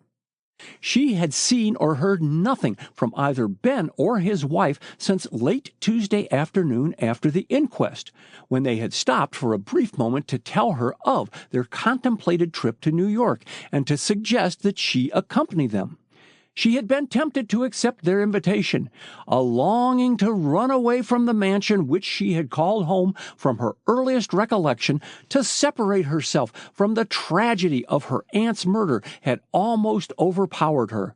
But her sense of horror at the crime, her determination to solve the mystery and bring her aunt's murderer to justice had conquered. She had stayed on at the old house, refusing to follow Charles Craig's suggestion that she engage a trained nurse as a companion and go to a hotel. Nina Potter had promised to telephone her immediately upon their return from New York, but so far she had received no message from her. Kitty felt urgent need of clear-headed advice. Instinctively, she took up the telephone instrument. She had not seen Edward Rogers since Tuesday night, when they had discovered her aunt's will secreted under the plaster cast of the Gila monster. But he would come at her call. Her woman's instinct told her that. The telephone bell sounded with such suddenness that she almost dropped the instrument. Recovering herself, she took off the receiver. "Is that you, Miss Baird?" Edward Rogers' deep tones were music in her ears. "Will you be in this evening? Can I see you?" His questions came in such swift succession that Kitty had no chance to answer each individually. "Do come," she called back. "I'll be very glad to see you." "Right-o." The connection was poor, and his voice sounded faintly over the wires. "In about an hour." With heightened color, she hung up the receiver, and Mandy, entering the dining room some seconds later, found her sitting demurely at her place at the head of the table, waiting patiently for the tasty broiled chicken. During the service of the meal, Mandy kept up a running chatter of conversation, talking on any subject, regardless of its relevancy. Several times, Kitty regarded her in surprise. It was not like Mandy to be garrulous. "I been fixin' to tell you," she announced as she removed the dessert plate, "dat Mrs. Potter done telephoned yo just a few minutes after yo left this mornin'. I declare, yo put it out of my head when yo tell me about yo dreamin' Oscar was here at 5 o'clock. "Did Miss Potter say how she was, Mandy?" asked Kitty as she arose. "She had a mighty bad cold, and I couldn't hardly hear what she said no ways." Mandy advanced, silver coffee pot in hand. "Ain't you gwine take your coffee?" "Yes, in the library. And Mandy, bring another cup." Kitty paused. "I am expecting Mr. Rogers. There is the bell now." Mandy was smiling to herself as she walked toward the front door. Her smile broadened into an expansive grin at the sight of Edward Rogers. "Come right in, sah. Miss Kitty's 'specting yo in the library." She hovered about while he removed his hat and overcoat. "I's glad yo come. Miss Kitty's kind of peaked. It's nice you can keep her company." "Thanks." Roger's dry tone was totally lost on Mandy. With a flourishing twist of the portieres in front of the library door, she announced, "Mr. Rogers," and discreetly disappeared inside her pantry. As Kitty felt Roger's strong hand clasp and met his ardent gaze, her heart beat more swiftly. Rogers, scarcely conscious that he still held her hand, was unaware of the brief pause, being content to watch Kitty's piquant beauty. "I've wanted to see you, to be with you," he stammered. "It's been an eternity." Kitty's soft laugh interrupted him. "Come and sit down," she said. "I'm particularly glad you came tonight, for I want your advice badly." "You do?" Rogers followed her to the leather-covered lounge and sat down by her. "What about?" "Hush!" Kitty had caught the sound of Mandy's heavy tread in the hall. "I'll tell you later, after we have had our coffee." "Come in, Mandy." Kitty raised her voice. "Bring the tray here and place it on this table." With Roger's aid, the old servant made room on the table for her tray. Then, with a respectful "good night," she stumped away, taking care to drop the portieres back in place.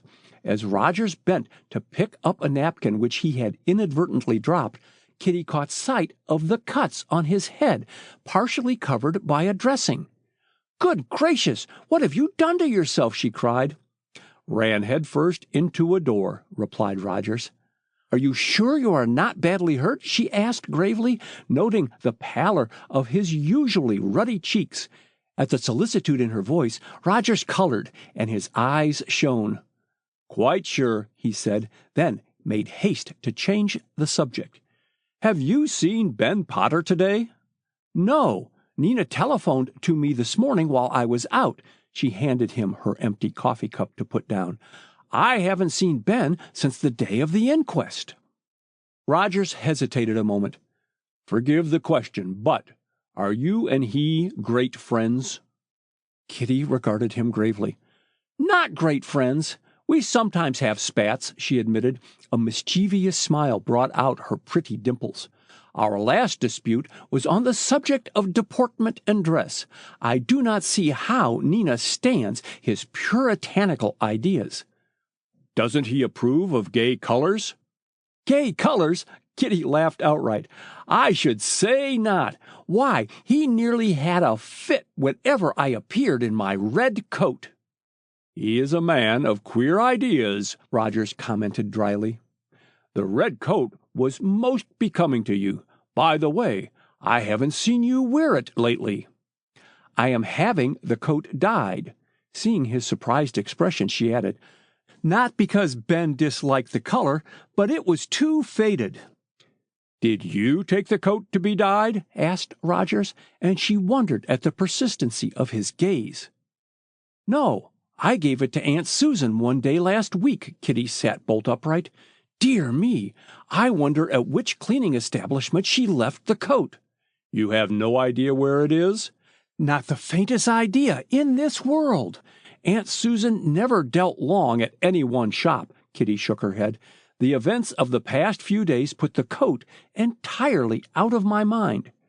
"Then your aunt was the last person to have your coat?"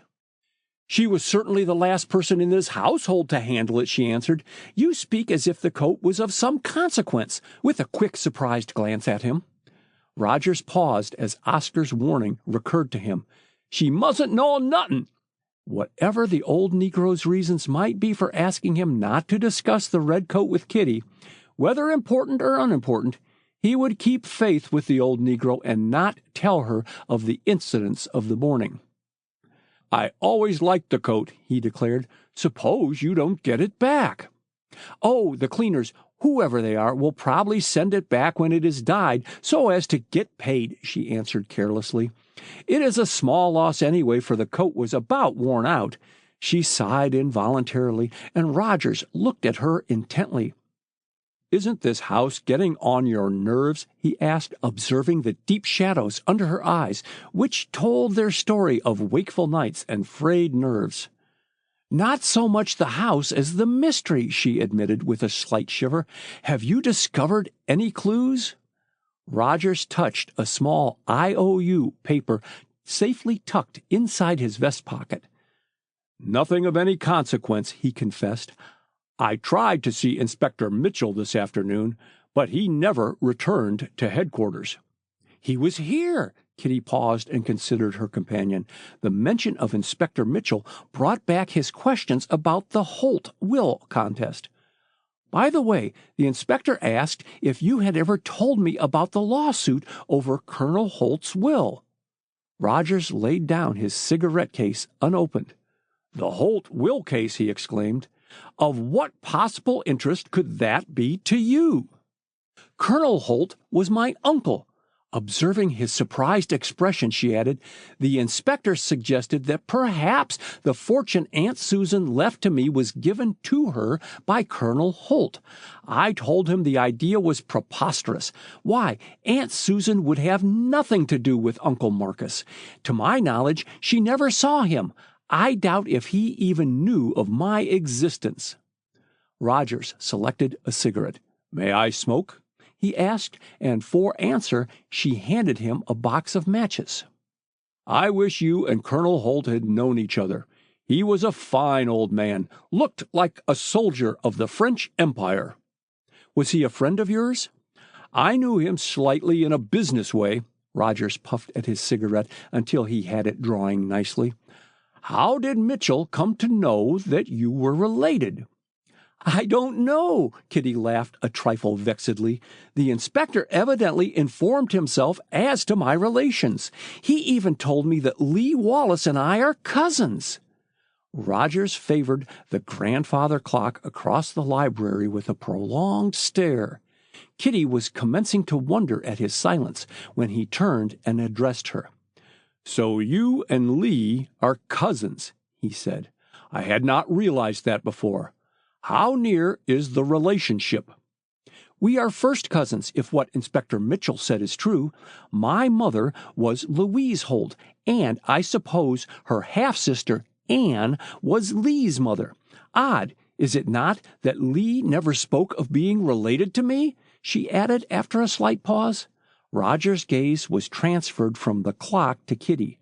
Was your aunt aware of the relationship? He asked. I imagine not. We haven't spoken of Colonel Holt for years, she answered. Inspector Mitchell said the lawsuit was one of your big cases. I was called in as a handwriting expert. Rogers moved restlessly. Has Mitchell discovered any clues to your aunt's murder? If he has not confided them to me, she smiled mirthlessly. He has succeeded in making me feel very uncomfortable. In what way? Quickly. With his suspicions, she hesitated. He insinuated that... She did not complete her sentence. Her eyes had strayed to the framed photograph of Lee Wallace standing on a nearby table. After all, she could not voice her suspicions to Edward Rogers. For nearly a month she had been aware of a growing coolness between the two men, and Wallace had been at no pains to conceal his anger whenever he had seen Kitty walking or motoring with Rogers. Kitty had never detected any alteration in Rogers' manner to Wallace. Whatever his opinion of the latter's surly behavior, it had been cloaked under his customary air of good fellowship. I have something to tell you of more importance than Inspector Mitchell's veiled insinuations, she said, speaking rapidly to cover her change of topic. Just after the inspector's departure, I was standing here by this table, indicating it as she spoke, when the sound of voices reached me, and I heard Oscar say, I's done looked, and I tell yo, old Miss never left no sech papers. And a woman's voice replied, Please, keep up your search, Oscar. I'll give you more than I promised, $100 more. Rogers threw away his cigarette and stared at Kitty. Who was the woman? He demanded. I do not know. Kitty rose and walked over to the Dutch door. I tried to light the library lamp and wasted valuable seconds hunting for matches. When I finally got the lamp lighted, I found that I was alone in the library and the voices had come through this panel. Laying her hand on it as she spoke, I dashed outside, but Oscar and his companion had disappeared in the darkness. Rogers followed her to the Dutch door, his face expressing both astonishment and deep attention. Have you no idea who the woman was? He asked. Hasn't Oscar told you her name and why she was bribing him? Oscar, Kitty paused and looked carefully about the library. Oscar, according to his wife, took the 3 o'clock train to Front Royal this afternoon. He did what? Shouted Rogers. Then, at her startled look, he added more quietly, Do you mean that Oscar has left Washington? So Mandy told me. Rogers considered Kitty in silence. Oscar, a runaway. The red coat practically destroyed by fire. The I.O.U. Kitty was commencing to wonder at the prolonged silence when Rogers spoke. At what hour did you overhear Oscar's conversation with the unknown woman? He asked. About 5 o'clock. Rogers stroked his chin thoughtfully. I should say that there was a nigger in the woodpile, he said softly. You are quite sure it was Oscar talking to the woman? Absolutely positive. Did you recognize the woman's voice? Kitty shook her head. Her voice haunts me still, she said, but I cannot place it. The whole affair bewilders me. I do not know what to think, what to conjecture. Our Oscar and Mandy, my aunt's faithful old servants, in league against me? Has someone bribed them to lie and steal? And with what object? Rogers did not reply at once. Suddenly he reached over and, pressing the catch, slid the panel back and forth, as Inspector Mitchell had done several hours previously. His action reminded Kitty of the incident. That panel seems to fascinate you men, she exclaimed. Inspector Mitchell spent fully 10 minutes commenting upon its well-oiled hinges and its possible use. Its use? Roger's voice was of the carrying quality, and it sounded distinctly through the open panel to a figure crouching in the shadow of the house. Has the panel been used for any special purpose? No, it is purely ornamental. Didn't the postman ever drop mail through it? No, our mailbox is fastened to the front door. Roger's gaze had strayed to the floor. Stooping down, he rubbed his hand over the bare hardwood boards. Your flooring is well worn right here, he said. Some weight or someone has stood here constantly. Bend closer, and you will see that the varnish is completely worn away. Kitty followed his suggestion. I don't understand, she exclaimed, standing erect. It bewilders me. What does it mean? Someone has been using this panel for what purpose we have yet to find out. Rogers spoke half to himself and then asked more loudly, Have you given all your aunt's papers to Mr. Craig? Yes, even the old letters. Do you know their contents? I did not stop to read them all. Kitty's troubled expression deepened. I gave him every paper I could find. I am glad Mr. Craig has them, exclaimed Rogers heartily. If he has the papers, which the woman bribed Oscar to secure for her, we can solve that mystery. There is just one other question, Miss Baird. Did your aunt see very much of Mrs. Amos Parsons? Outside in the shadows, the listening figure stiffened as it bent dangerously close to catch Kitty's answer. Not any more than Aunt Susan could help. Kitty's tired young voice held a hint of mirth as it came through the open panel. She abominated Mrs. Parsons and deeply resented my acting as her secretary. Rogers contemplated Kitty for several seconds, then stepped briskly toward the telephone. With your permission, he said, I'll call up Mr. Craig and ask if he can see us this evening. Chapter 15. Bound in Red Tape. Where you going, honey, at this time of night? Mandy's voice was raised in shocked expostulation, and Kitty could not refrain from a smile. She had interrupted the old servant in the act of arranging her bedroom for the night when she had entered a moment before and taken her heavy overcoat and hat out of the closet. Mr. Rogers is going to run me over to see my godfather, Mr. Craig, she explained as she arranged her veil.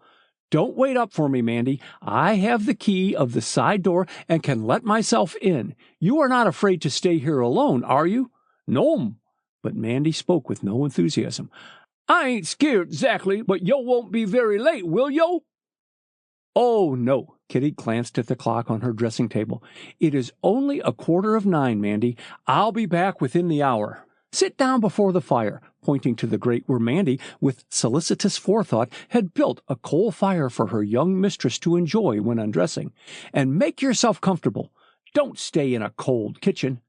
"Thank yo', Miss Kitty. I specs I'd ruther stay up hyah. It's mo' cheerful." Mandy walked into the hall with her. "Mind, yo' keep that collar buttoned up." "All right, Mandy." Kitty, touched by the old woman's care for her, laid her hand for a minute on her rounded shoulder. "Don't worry, and keep warm." Mandy waited in the hall, her woolly head covered with a bright bandana handkerchief, cocked in a listening attitude until she heard Kitty and Ted Rogers depart and the side door closed. Taking a general survey of the empty hall, Mandy limped back into Kitty's bedroom and drew a tufted armchair up to the grate, selecting a comfortable from those stored in the hall closet and wrapping herself in it. She settled down in the chair. For a time she was wakeful, but as the hands of the clock approached the hour, her head drooped sideways and a subdued snore gave proof that she had fallen asleep. So sound was her slumber that the incessant clatter of the bell on the branch telephone, which Kitty had had installed the day before, made no impression on her. From her corner near the fire, the Angora cat, Mouchette, slumbered also.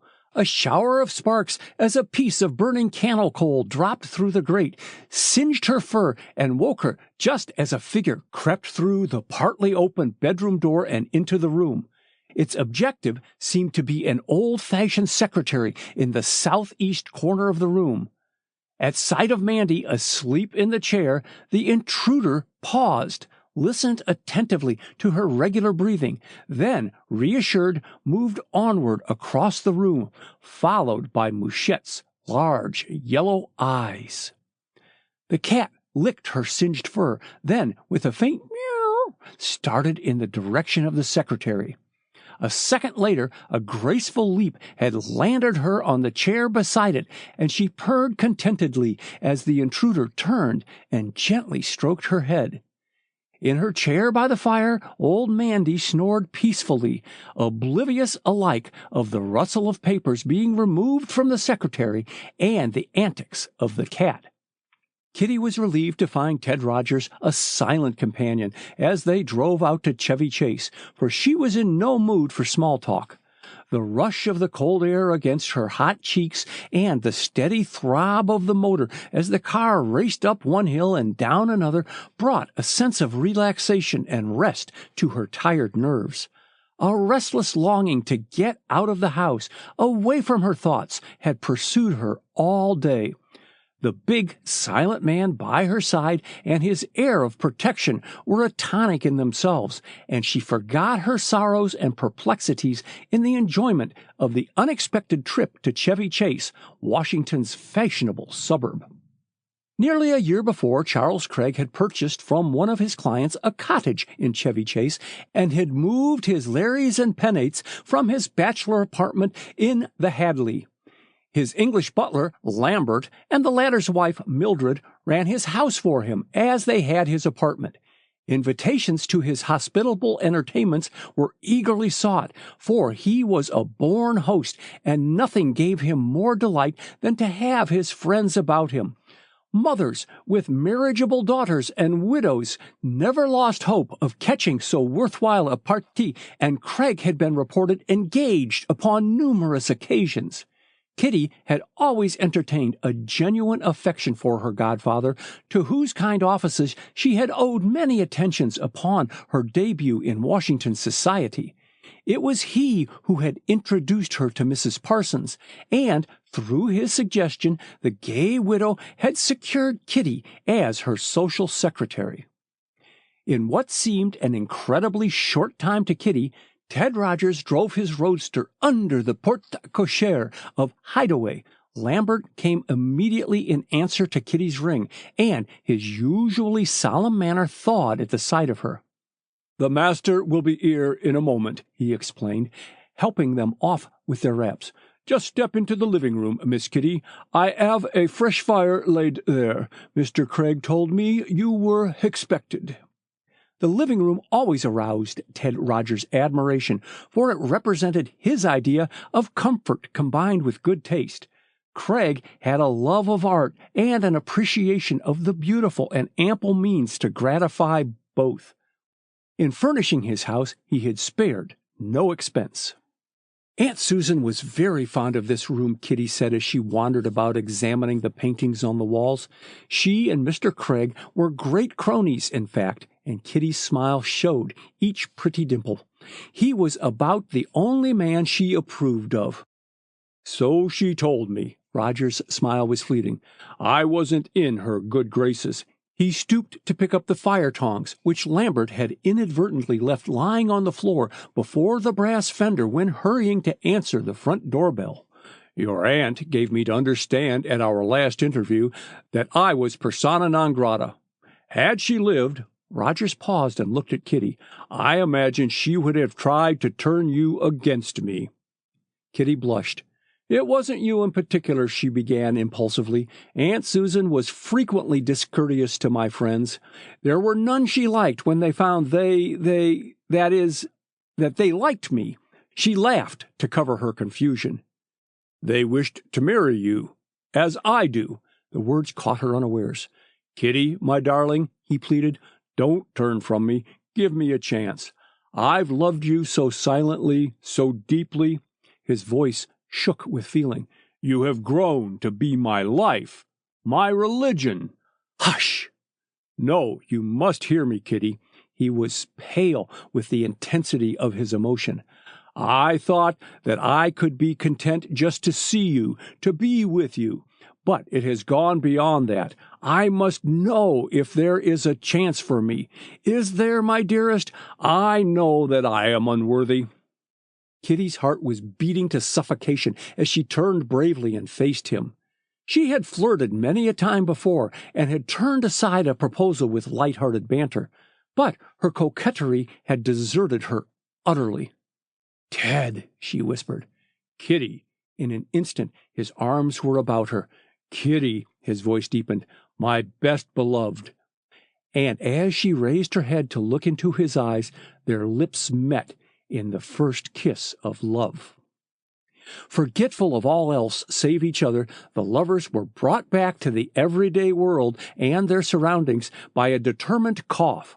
Looking hastily around, Kitty spied Charles Craig regarding them from the doorway.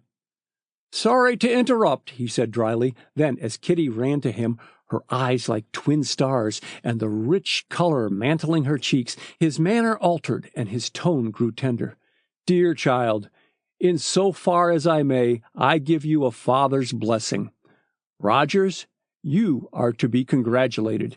And his hearty handshake emphasized his words. His eyes strayed to a large portrait photograph of Mrs. Amos Parsons, which was the chief ornament on the mantelpiece. "I can understand and appreciate your happiness," he added. "I hope someday soon to tell you I have won the dearest woman in the world." "Except one," broke in Rogers, glancing proudly at Kitty. "Perhaps so," agreed Craig cheerily. "And when is the engagement to be announced?"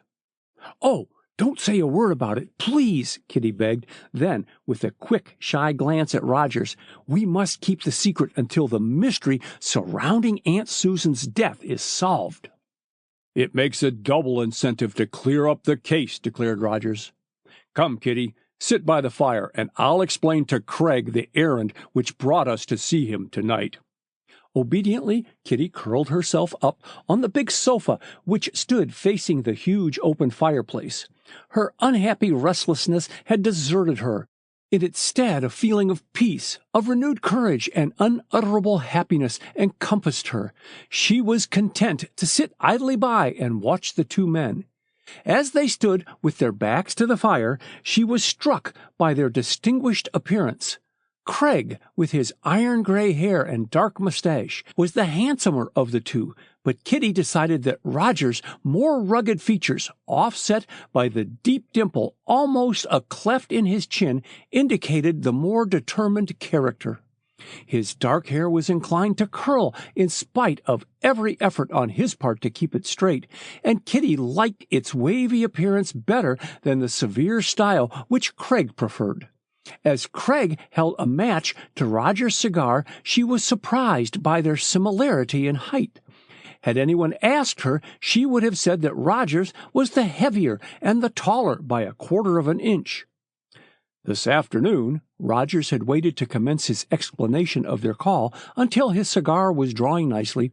Kitty overheard an unknown woman bribe Oscar to steal some papers which had belonged to her aunt, Miss Susan Baird. "That is interesting." Craig pulled his mustache thoughtfully. "You say the woman was unknown? Describe her appearance, Kitty." "I can't, for I did not see her," she explained. "The woman had gone when I looked into the garden, and Oscar with her." "Then you have questioned Oscar?" "Oscar," Kitty spoke more slowly, "according to Mandy, Oscar was on the train to Front Royal this afternoon, but I can swear that it was Oscar I heard. Also, the woman called him by name." "Then it must have been Oscar," Craig commented dryly, "and Mandy lied to you." "What could have been her object?" asked Kitty. "She must realize that we can trace Oscar's whereabouts." "That is already being done by the police," Rogers put in quickly. "I called up Inspector Mitchell from your house, Kitty, while you were upstairs getting your wraps, and told him that Oscar had disappeared. He promised to try and locate the old man at once." "Good." Craig's tone spoke his satisfaction.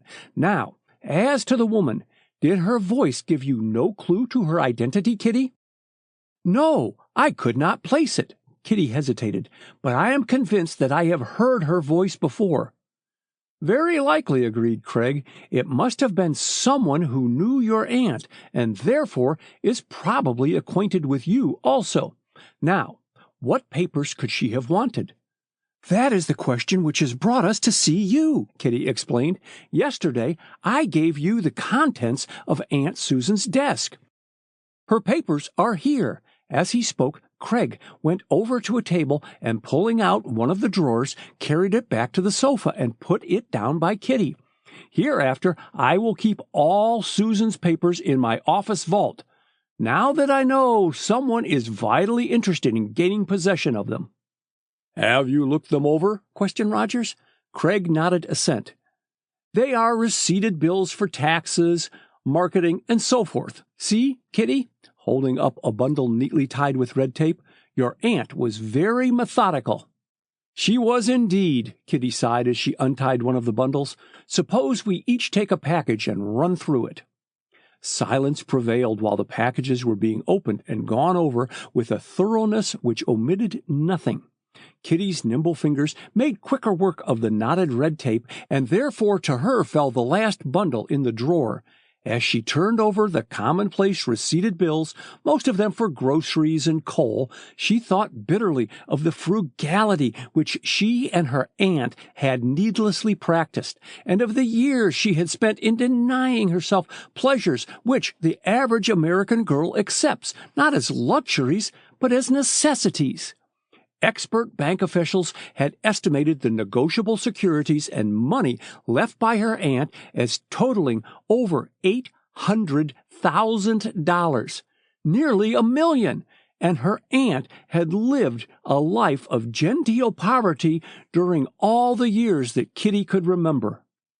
As Kitty sorted the bills in her lap, a small envelope, yellow and worn with age, tumbled out. She opened it and, unfolding the old-fashioned notepaper, read the cramped penmanship with some difficulty. "This is evidently a love letter addressed to Aunt Susan," she exclaimed. "Listen," and she read aloud. "Richmond, Virginia, April 1st, 1867. My darling Susan, I have called upon your mother and disclosed my affection for you, and she has graciously given me permission to marry you.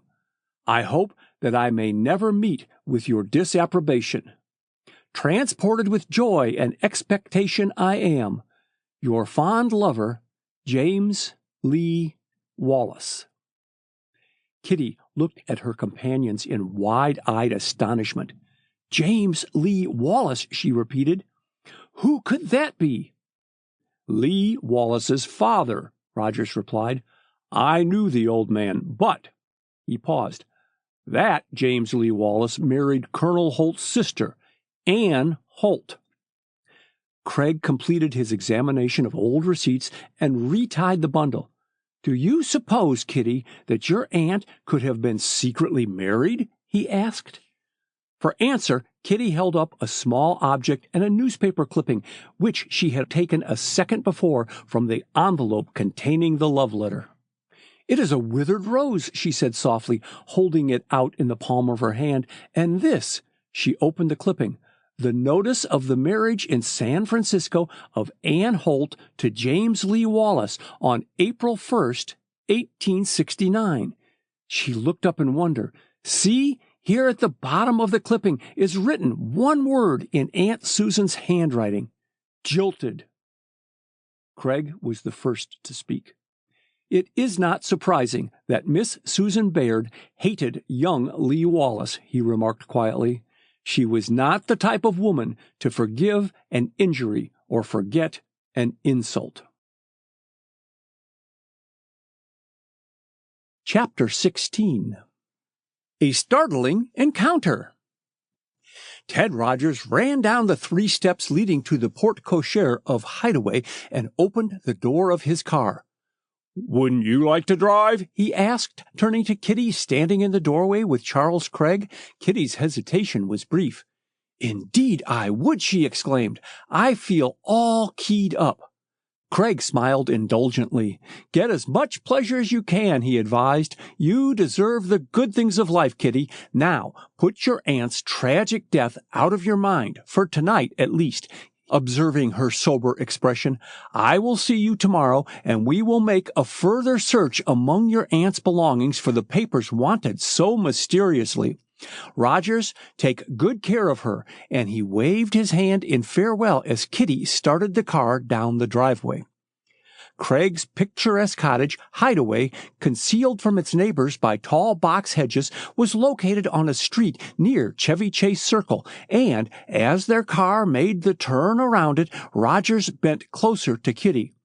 Let's run through Rock Creek Park, he coaxed. It isn't very much farther, and, his voice grew very tender, I want so to talk to you all by yourself. Kitty wavered a moment in doubt. She had promised Mandy to return within the hour, but she had already stayed more than an hour at her godfather's home. Probably Mandy had long since gone to bed. Roger's hand on hers settled her hesitation as, with tender clasp, he turned the steering wheel toward the road leading into the park. The heavy wind of the early evening had died down, and as they sped down the moonlit road, Kitty's cup of happiness seemed filled to the brim. They drove in silence, the silence of perfect companionship and understanding, each content with the other's presence and their thought of one another. Stop here a moment. The view over the park is wonderful. Rogers leaned forward and pushed up the windshield to the farthest limit. You can see better now. But when Kitty slowed down at the side of the road, she found him regarding her and not the moonlight on the rolling hills and valley before them. You meant it, Kitty. You do care for me? He asked wistfully. Really care? Kitty's soft laugh held happiness behind it. I care so much. Her voice dropped to a mere whisper, and he had to lean still closer to catch what she said. My love is yours, always, always. Rogers held her in close embrace. My beloved, he murmured, and he kissed her with a fervor which left her breathless. Ted, she said a little later, Aunt Susan's love letter haunts me. It told a pitiful story. He nodded soberly. Perhaps that is what warped her nature, he suggested. James Lee Wallace was an out-and-out scoundrel. He gambled his soul away, anything to gain money to lose in some gambling hell. I never heard of him before, she replied. Now I understand Aunt Susan's antipathy to his son. I thought it unreasoning dislike. Lee, she hesitated. I've been so jealous of Lee, Rogers confessed. Everyone thought you were engaged. People are such idiots, she ejaculated, then added, almost in a whisper, It was always you, dear, never Lee, that I cared for. He was with me because Nina Potter and I were together. A low whistle escaped Rogers. By Jove, he exclaimed, I did hear some time ago that Lee was attentive to a Miss Underwood. It never dawned on me that she was the one who married Ben Potter. Did you know Lee very well in San Francisco? Asked Kitty. Pretty well, before he entered the army. Civilian appointment, you know, he added. I used to see him frequently at Mrs. Parsons' home in San Francisco. By the way, Ben was a great friend of hers in those days. Who? Mrs. Parsons? Quickly. Yes, some people thought she might marry him. Kitty smiled. The idea is droll, she commented. Ben has chosen a much more suitable wife. I cannot imagine Mrs. Parsons and Ben in love with each other. They are such opposite natures.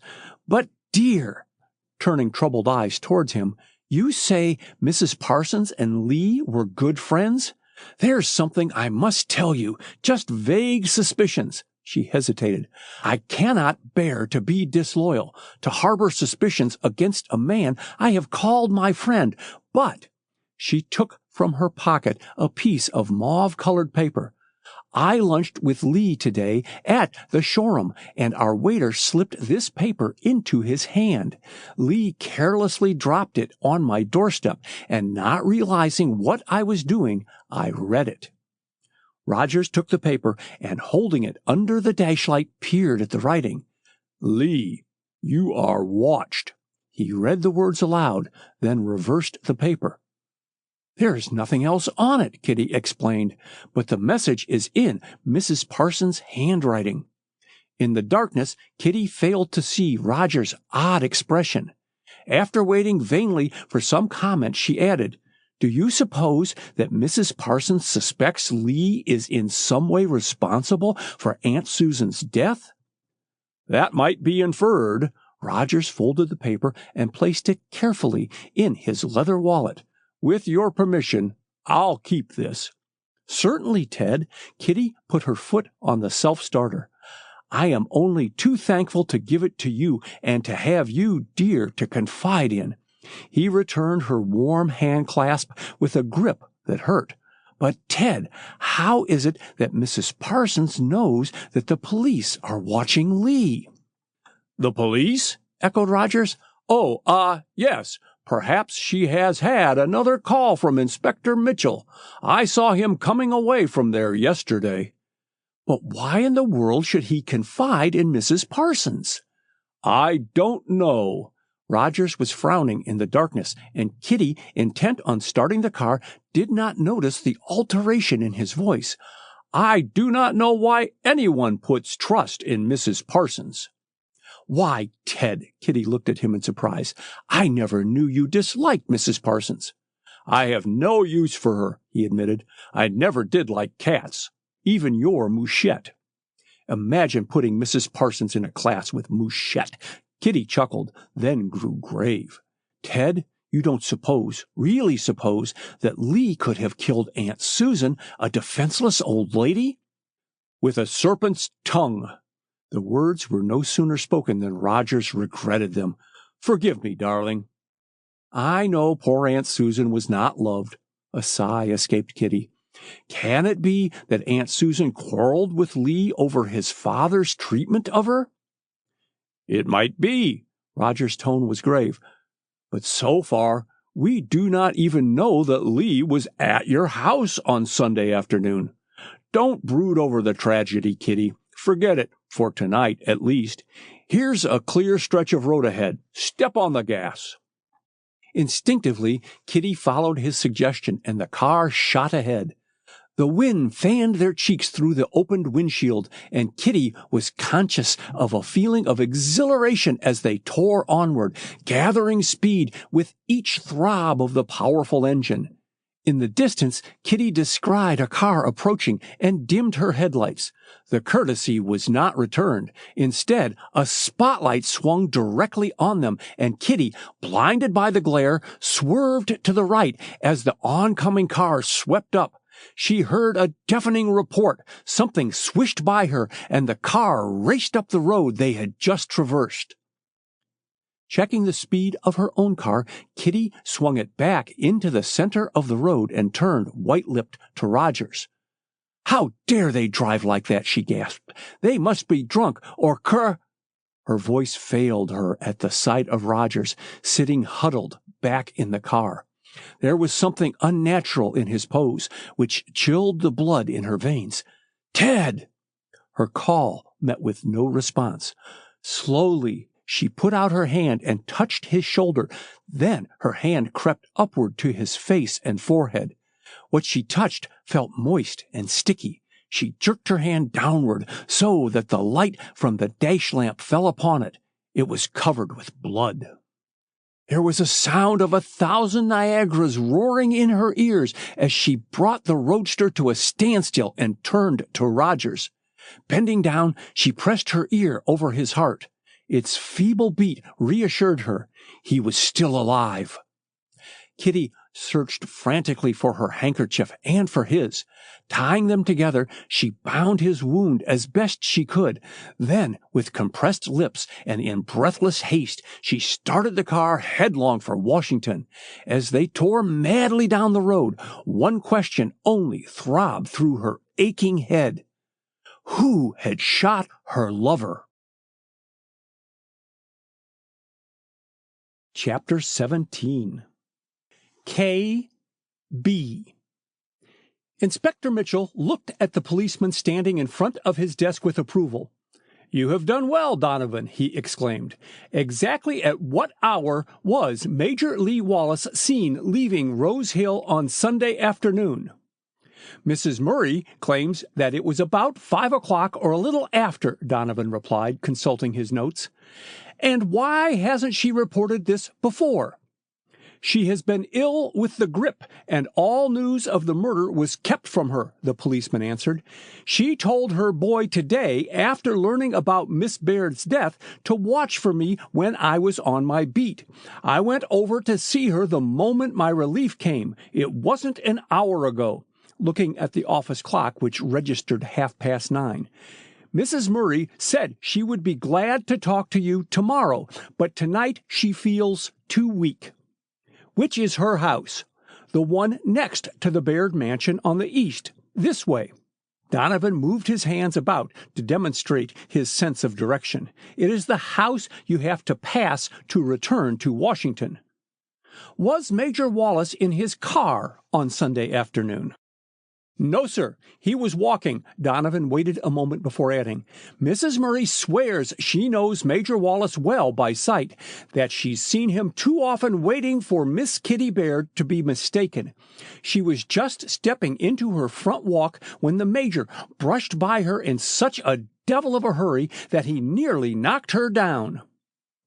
Mitchell closed the drawers of his desk, locked them, and arose. "That is all now, Donovan," he said. "Report at once if you obtain any further information. Don't wait to come in person. Telephone." "All right, Inspector," and saluting, Donovan hurried away. The door had hardly closed after him before it opened to admit a plain-clothes detective. "Well, Welsh, what luck?" Mitchell asked eagerly. "An old colored man did board the 3 o'clock train this afternoon for Front Royal, Inspector," he reported. "The gatekeeper and one of the porters declared that he answered the description you furnished." "Was a woman with him?" "No, sir. Not that I can find out. Everyone swears that the old man was alone." Mitchell considered the answer in silence. "There is nothing for it but a trip to Front Royal," he said finally. Go there, Welsh, and find out if Oscar Jackson arrived there today on the 3 o'clock train. No later train, mind you, from Washington. I understood Mr. Rogers to say that Oscar is from Front Royal and has relatives living in its vicinity. Therefore, he is known, and I don't anticipate that you will have difficulty in locating him. Keep me informed by telephone." "Very good, Inspector." Welsh paused halfway to the door as a thought struck him. "Did you get a message from Mr. Benjamin Potter?" "No." "What did he want?" "He didn't say." Welsh again started for the door. "Just asked to have you call him up. Wasn't his wife one of the witnesses at the Baird inquest?" "She was." Mitchell was already reaching for the telephone directory. "As you go out, Welsh, tell Allen to bring my car around at once." Getting the Potter apartment on the telephone was more difficult than Mitchell expected. The naturalist used a private wire, and it was only by virtue of his office that Mitchell was supplied with the number by information. Another wait ensued as Central claimed the wire was busy, and it was with perceptible irritation that the inspector answered the hoarse "hello" that finally responded to his repeated calls. "Can I speak to Mr. Potter?" he asked. "Mr. Potter is out." A violent cough interrupted the speaker. "Is there any message?" "Who is speaking?" "Mrs. Potter." "I beg pardon, madam." Mitchell moderated his voice. "This is Detective Headquarters. Inspector Mitchell on the phone. Your husband left word for me to telephone to him. Do you know what he wished?" "No." The curtness of her tone annoyed Mitchell. "When will your husband return?" he asked, raising his voice. "Very soon, I imagine." There was a pause, and Mitchell concluded she was consulting her watch, for she went on, "It is nearly 10 o'clock. Shall I have Mr. Potter call you?" Mitchell considered before replying. "No, I may have to go out, so I will ring him up. Thank you, madam. Good night." He barely caught her hoarsely echoed "good night" before hanging up the receiver. Mitchell paused to jot down the Potter's telephone number in his notebook, then, securing his hat and overcoat, made for the street. Only pausing to exchange a hasty greeting with a brother officer, he jumped into the police car. "The Baird House in Georgetown, Allen," he directed, and sat in impatient silence as they whirled through the city streets. He was tired of inaction. Whatever the hour, he could not rest until he had interviewed Kitty Baird. Mitchell had gained his promotion to inspector through ability, backed by dogged determination. He had early decided that the mystery of Miss Baird's murder could best be solved through watching Kitty Baird and, as he had expressed it earlier that evening to Coroner Penfield, wringing the truth from her. She benefited from her aunt's death, and by heaven she is the only one living who did, he had declared, and it stands 100 to 1 that if she doesn't actually know who bumped her aunt off, she can make a mighty accurate guess. Mitchell's temper did not cool down on his arrival at Rose Hill, but on the contrary gathered heat as he stood before the front door and rang the bell with increasing vigor as the minutes lengthened. The door was finally opened a tiny bit, and through the crack a pair of beady black eyes peered at him in the uncertain light. "Who's there?" demanded Mandy, her trembling tones belying her belligerent attitude as she braced herself so as to shut the door in case the caller pushed against it. "Inspector Mitchell," the latter announced briefly. "Let me in, Mandy." Slowly, the door was pulled open, but it was not until the old servant could distinguish Mitchell's features with the aid of the hall light that she stepped aside and allowed him to enter. "What you want?" she asked. "To see Miss Kitty Baird." "At this time o' night?" in scandalized surprise. "That's all right about the hour," with marked impatience. "Go tell her I am here." Mandy wavered. The power of the law, as represented by a policeman, not to mention an inspector, loomed large in her vision. "Miss Kitty am out," she announced briefly. "At this hour?" Mitchell smiled skeptically. "Go call her, Mandy."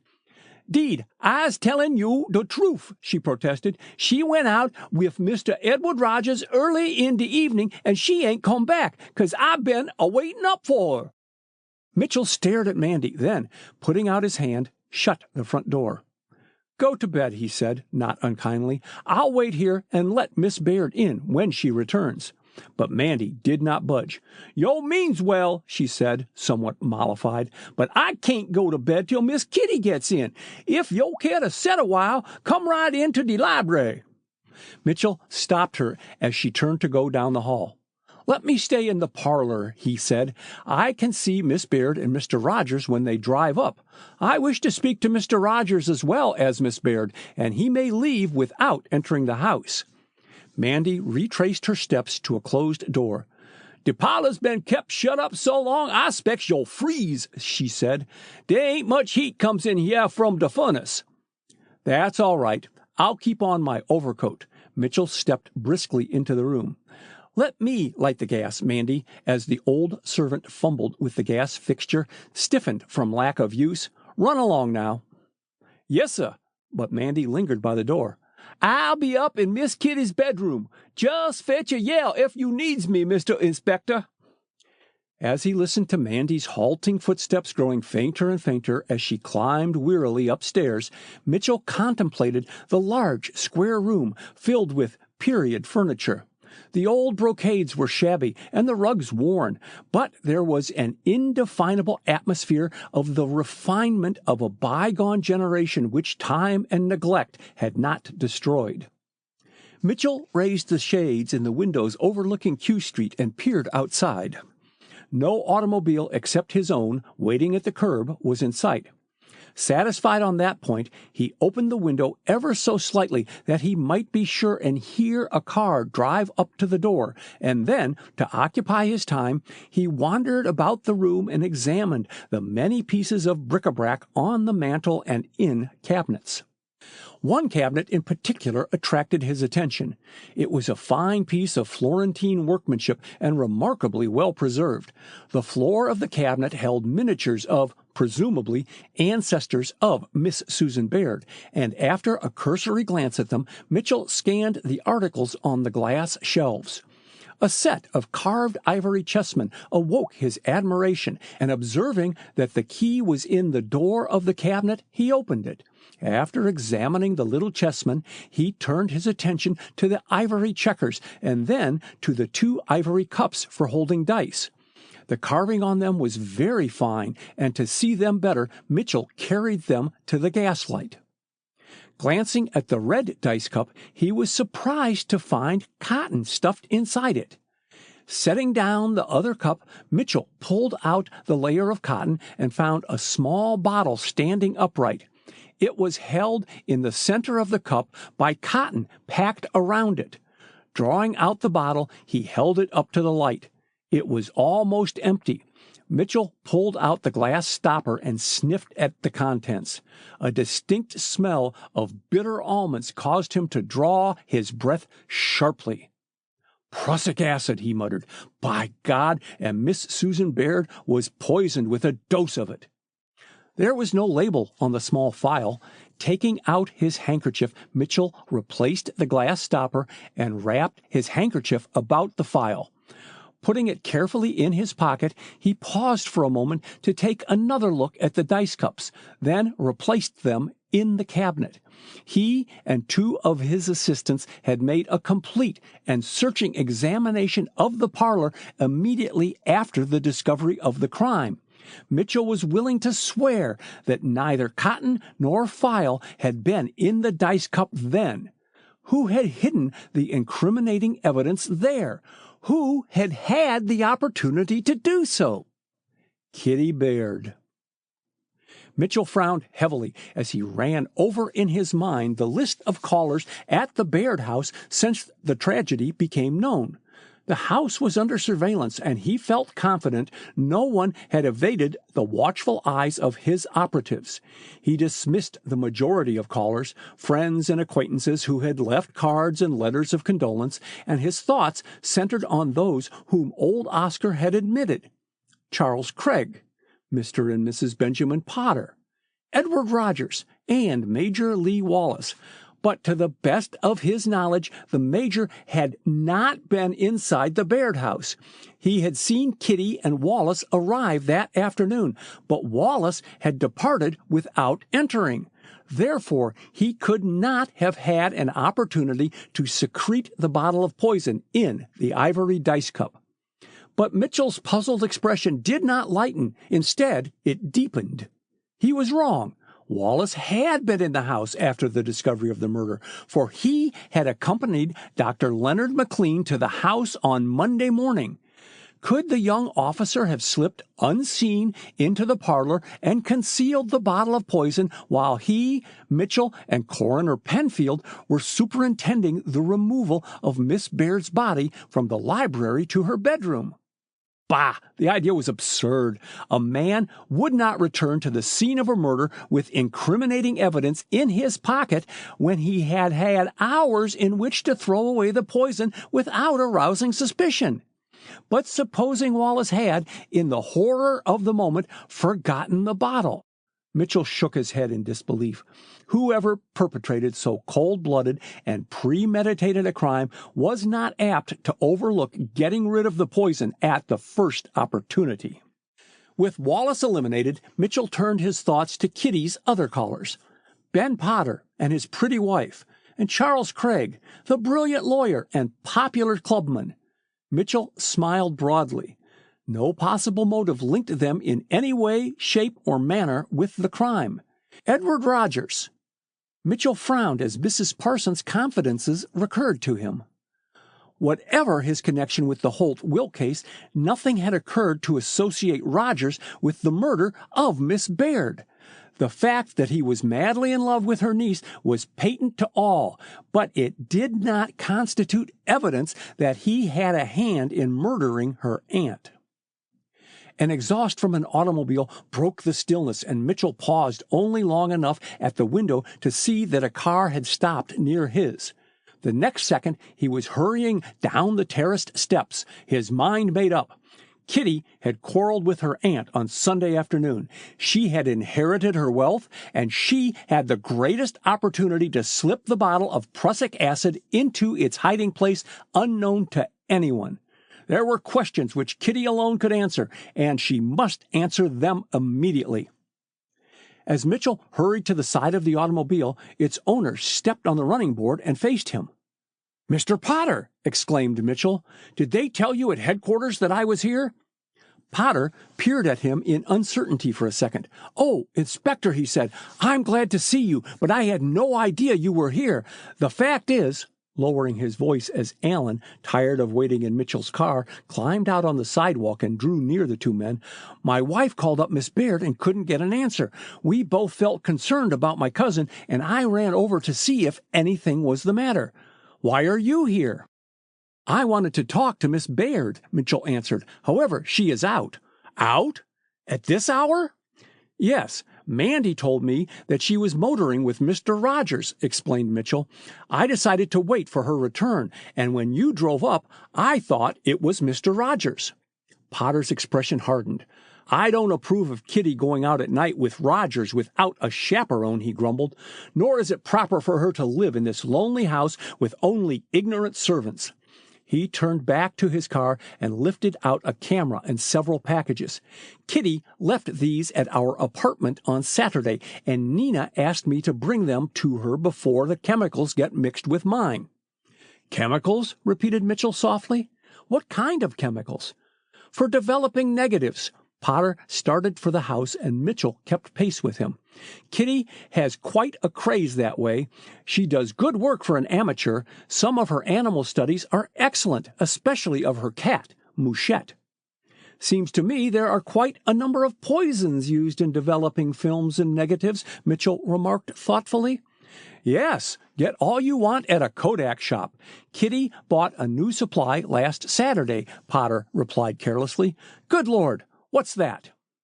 An exclamation was drawn from him by the sound of a motor horn, which grew in volume as the car approached nearer, and both men looked down Q Street. "Gee, someone's breaking the law," exclaimed Alan, attracted by the oncoming car whose headlights brightened the whole street. With a grinding of brakes and totally regardless of stopping on the wrong side of the street, the driver drew up to the curb, close to the three men, and Mitchell recognized Kitty Baird sitting behind the steering wheel. "Come here, quick," she called. "Quick!" "Kitty!" Potter sprang to her side. "What's wrong, child? What's happened? Don't look so terrified." "Ted has been shot." Kitty was on the sidewalk and around the car with lightning speed. "Don't stand there talking. Help me carry Ted into my house and then go for a doctor." Mitchell brushed her unceremoniously aside and looked in the car. The sight of Roger's unconscious form called for action. "Come here, Alan," he called. "Take hold. Gently, man. Gently." It seemed an age to Kitty before the three men had carried their burden up the long terraced steps and into the house. "Go up to the bedroom at the head of the stairs," she directed. "Mandy," to the colored woman who, aroused by the noise of tramping feet and voices, appeared at the top of the staircase. "Show them into the spare bedroom and help them get the bed ready for Mr. Rogers. I'll telephone at once for Dr. McLean." 20 minutes later, Kitty stood with clenched hands, waiting for the surgeon's verdict. She had paced the hall until physical exhaustion had called a halt. "Will he live, doctor?" she asked. "Don't keep me in suspense." And the agony in her eyes caused McLean to hurry his usually slow speech. "Yes, if there are no complications." Kitty waited to hear no more. Turning abruptly, she stumbled toward her own room. She could not face anyone just then. She had reached the end of endurance. "Miss Baird," Mitchell's stern voice caused her to falter just outside her bedroom door. "Who shot Edward Rogers?" "I don't know," she stammered. "We were coming home through Rock Creek Park, and a car dashed by us. I was blinded by its headlights. I heard a report." She caught her breath sharply. "I turned and found Mr. Rogers sitting unconscious, wounded as you found him. I brought him home. I can't talk to you now. Go, go." And she half walked, half staggered across the threshold of her bedroom and into Mandy's sympathetic arms. Mitchell went slowly downstairs and out into the street. Alan, his chauffeur, was standing by Edward Rogers' car and, at sight of the inspector, waved a beckoning hand. "See here, sir," he said, turning the rays of his electric torch into the body of the roadster. "See that?" Mitchell stared at the revolver for several seconds. It lay just under the gear shift. Putting on his gloves, Mitchell picked it up gingerly. "Have you handled the revolver, Alan?" he asked. "No, sir. After the doctor and nurse came, I returned here and put out the headlights, which Miss Baird had left burning. Then I saw the revolver lying just there on the floor of the car." A step behind him caused Mitchell to turn around. "Hello, what have you there?" asked Ben Potter. "A revolver." Mitchell held it so that Alan's torch fell directly upon it. "And a revolver which has been recently discharged, judging from the smell of burnt powder." Potter whistled, then bent down for a better look. "By heaven!" he exclaimed. "That's Kitty's revolver. I had her initials engraved upon it. See?" And turning the revolver slightly, Mitchell was able to decipher the letters on the plate. K.B. Chapter 18. Elusive Clues. Inspector Mitchell felt extremely pleased with himself as he hurried along 17th Street in the direction of the munitions building. In his interview with Mrs. Augustus Murray of Georgetown an hour before, he had been unable to shake her confidence in her claim that she had met Major Lee Wallace leaving the Baird mansion on Sunday afternoon about 5 minutes past 5 o'clock. Mrs. Murray supplemented her original statement with the information that the Major never had the decency to apologize to her when he ran against her in his blind haste.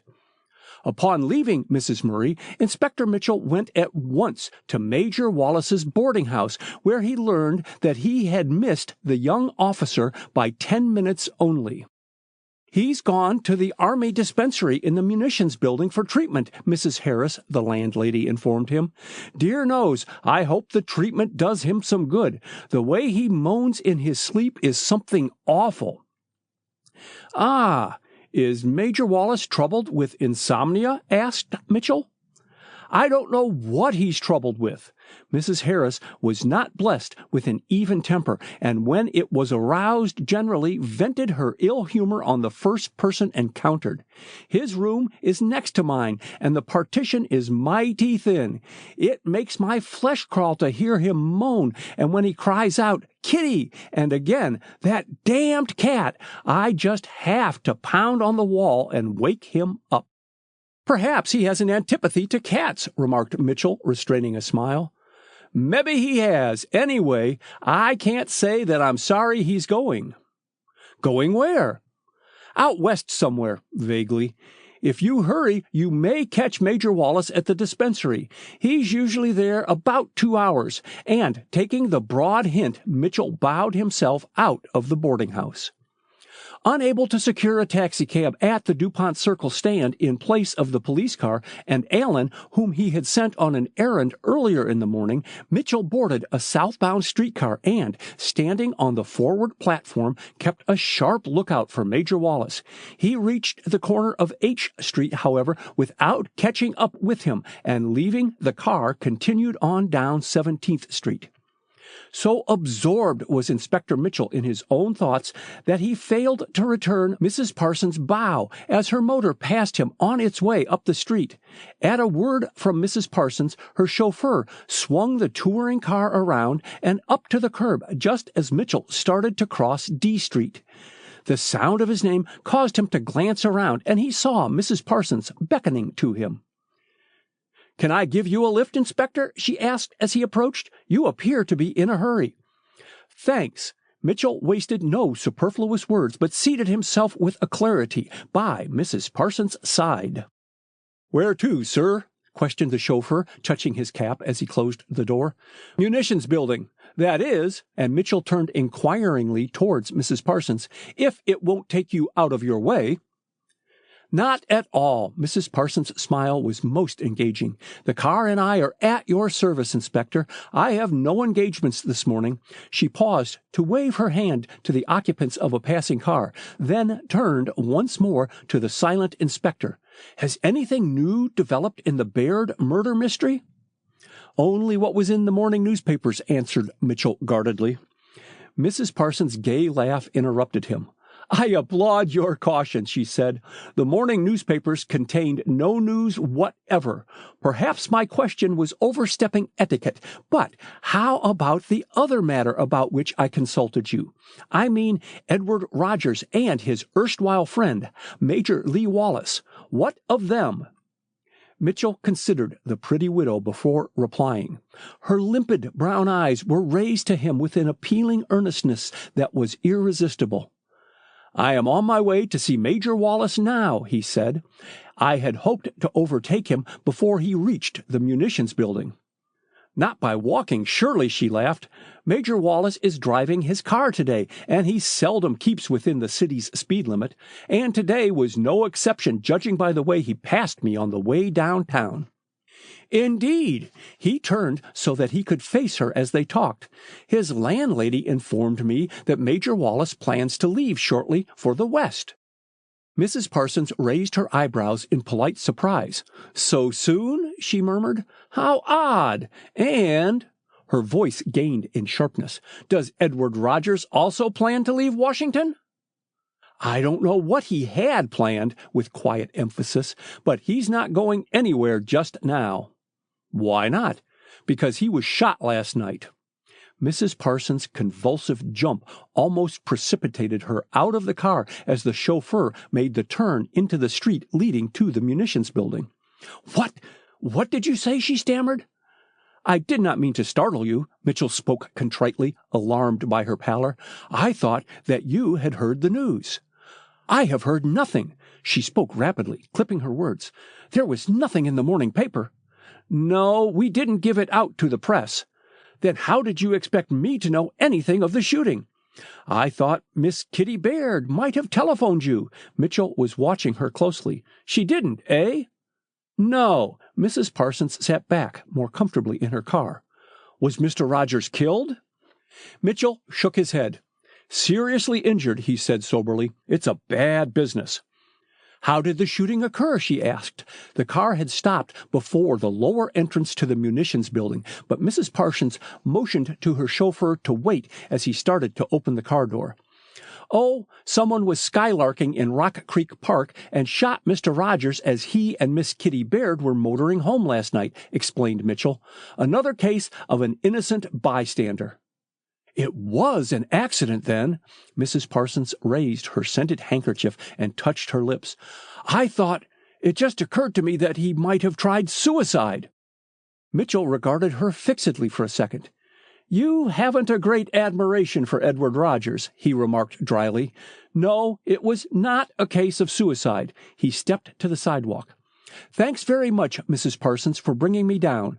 Good morning. Mrs. Parsons controlled her impulse to stop him.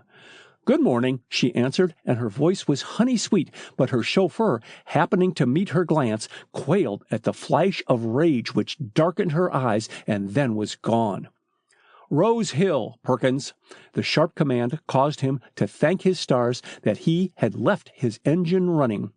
Mrs. Parsons' uncertain temper had not endeared her to her servants. The trip to Georgetown consumed less than 10 minutes, and Mrs. Parsons had assumed her ordinary expression of tranquil boredom when Perkins returned with the message that Miss Baird would be happy to see Mrs. Parsons. It was the first time Mrs. Parsons had been to call upon Kitty since the murder of her aunt, and she could not repress curious glances about her as she passed Mandy and went into the familiar library. She had hardly seated herself before the sound of a light footstep on the staircase leading down from the gallery into the library caused her to look up, and she saw Kitty. "My dear child," she exclaimed, advancing with outstretched hands, which Kitty grasped while submitting gracefully to the dainty kiss which accompanied her greeting. "My heart aches for you. Your face tells me how you have suffered," and she traced the dark circles under Kitty's eyes with her fingertip. "Is there nothing I can do for you?" Kitty did not reply at once. Instead, she busied herself in pulling forward a chair. She was given to acting upon impulse, and Mrs. Parsons' unexpected appearance clinched a half-formed resolve made in the early hours of the morning while watching by Edward Rogers' bedside. "There is something you can do," she said, and her smile was very winning. "Tell me why you wrote a note of warning to Lee Wallace." The question was unexpected, and Mrs. Parsons was taken off her guard. "He showed it to you?" she gasped. "How dared he?" Kitty watched the color come and go in Mrs. Parsons' white cheeks with interest. It was seldom that the widow showed emotion. "I am waiting for an answer to my question," she reminded her quietly. "Let Lee Wallace supply the answer." Mrs. Parsons had herself in hand again. "He can, if he has not already left town." Kitty did her best to repress a start, but the keen eyes watching her under half-closed lids detected it. "Suppose we leave Lee out of the question." Kitty controlled her voice admirably. "Would you rather answer me or the police?" "The police?" Mrs. Parsons laughed tolerantly. "Dear child, the strain you have been under distorts your ideas. Why the police?" "Because they are endeavoring to solve the mystery of my aunt's murder." Kitty, nothing daunted by the older woman's evasions, was determined to fight in the open. "I am convinced, Mrs. Parsons, that Lee and you have a guilty knowledge of that crime." Only the most astute observer could have translated the swift change in Mrs. Parsons' expression. Even to Kitty's prejudiced ears, her low, amused laugh rang true. "You have dug up a mare's nest," Mrs. Parsons replied. "To think that you should consider that I had a hand in poor, dear Miss Susan's death? Why, my dear, it would be insulting if it was not ludicrous." Kitty flushed with wrath. Mrs. Parsons' ridicule was hard to bear. After all, was the widow right? Had she dug up a mare's nest? There was nothing but that note of warning to Lee Wallace to connect her in the slightest degree with the tragedy. "Will you tell me to what your note referred?" she asked. "If not, to my aunt's murder." "You overstep my patience." Mrs. Parsons drew herself up with a displeased gesture. "I decline to be questioned further on the subject." "Miss Baird." The interruption came from the doorway, and both Kitty and her guest whirled around to see a white-capped nurse watching them. "Mr. Rogers keeps calling for you. Will you come, please?" "Yes, immediately." Kitty was halfway to the door when Mrs. Parsons addressed her with eagerness in her voice. "Is Mr. Rogers here?" she asked. "Yes." Kitty's impatience was marked. "We brought him here after the accident. Dr. McLean thought it best not to move him to a hospital. Please, don't detain me." "But, my dear," Mrs. Parsons paused just in front of her, "are you here alone? Unchaperoned?" "My cousin, Nina Potter, came last night to be with me." "Oh, I am relieved." Mrs. Parsons purred out the words. "No one can afford to defy the conventions. If your cousin was not here, I would volunteer myself." "Thanks. Excuse me, Mrs. Parsons." The portieres opened and closed behind her vanishing figure, and Mrs. Parsons found herself alone in the library. Raising her gold lorgnette, Mrs. Parsons took a prolonged survey of the throne-shaped chair standing in its customary place behind the tea-table. It required but little stretch of the imagination to visualize Miss Susan Baird presiding over the teacups, her hawk-like nose and piercing eyes. In spite of the warmth of the library, Mrs. Parsons shivered and drew her costly fur coat more closely about her. With some hesitancy, she approached the tea-table and scanned the antique silver tea service. She had admired it on many occasions. Taking up the teapot, she reversed it and tried to decipher the hallmark.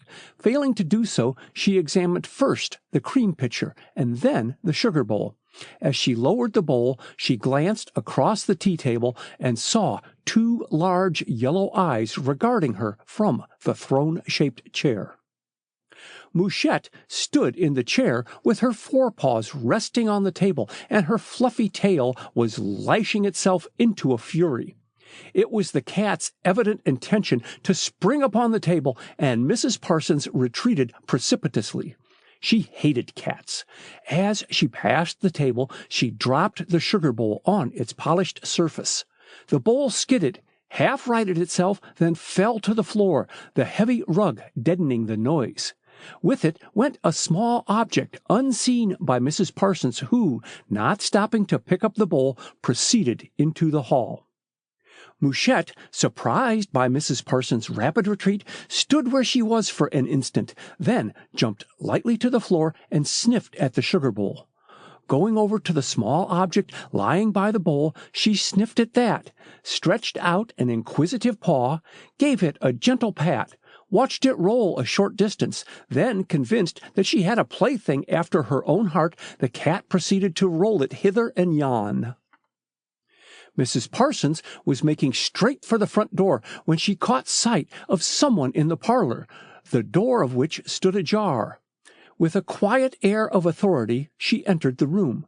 So silently did she move that not until Nina Potter turned away from the Florentine cabinet was she aware of Mrs. Parsons' presence.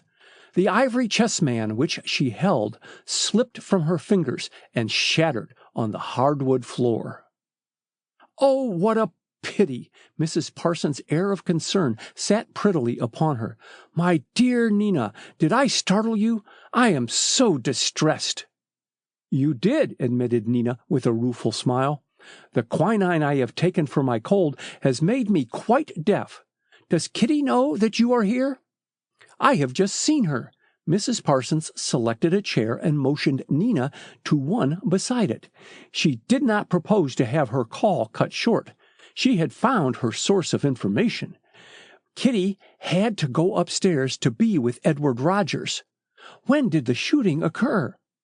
Late last night, Nina moved uneasily. She knew Mrs. Parsons' predilection for scandal. "And where?" with gentle insistence. "In Rock Creek Park." Nina's hoarse voice rasped Mrs. Parsons' ears. She was sensitive to sound. "Ben was here when Kitty returned with Ted Rogers, and he came right home and brought me back to stay with Kitty." Mrs. Parsons eyed her in silence, noting every detail of her pretty morning dress as well as the unusual redness of her eyelids and the nervous twitching of her hands. "How fortunate for you!" she exclaimed. Nina looked up and caught her eyes. For a moment their glances held. Then Nina looked away. "I don't catch your meaning," she faltered. "No?"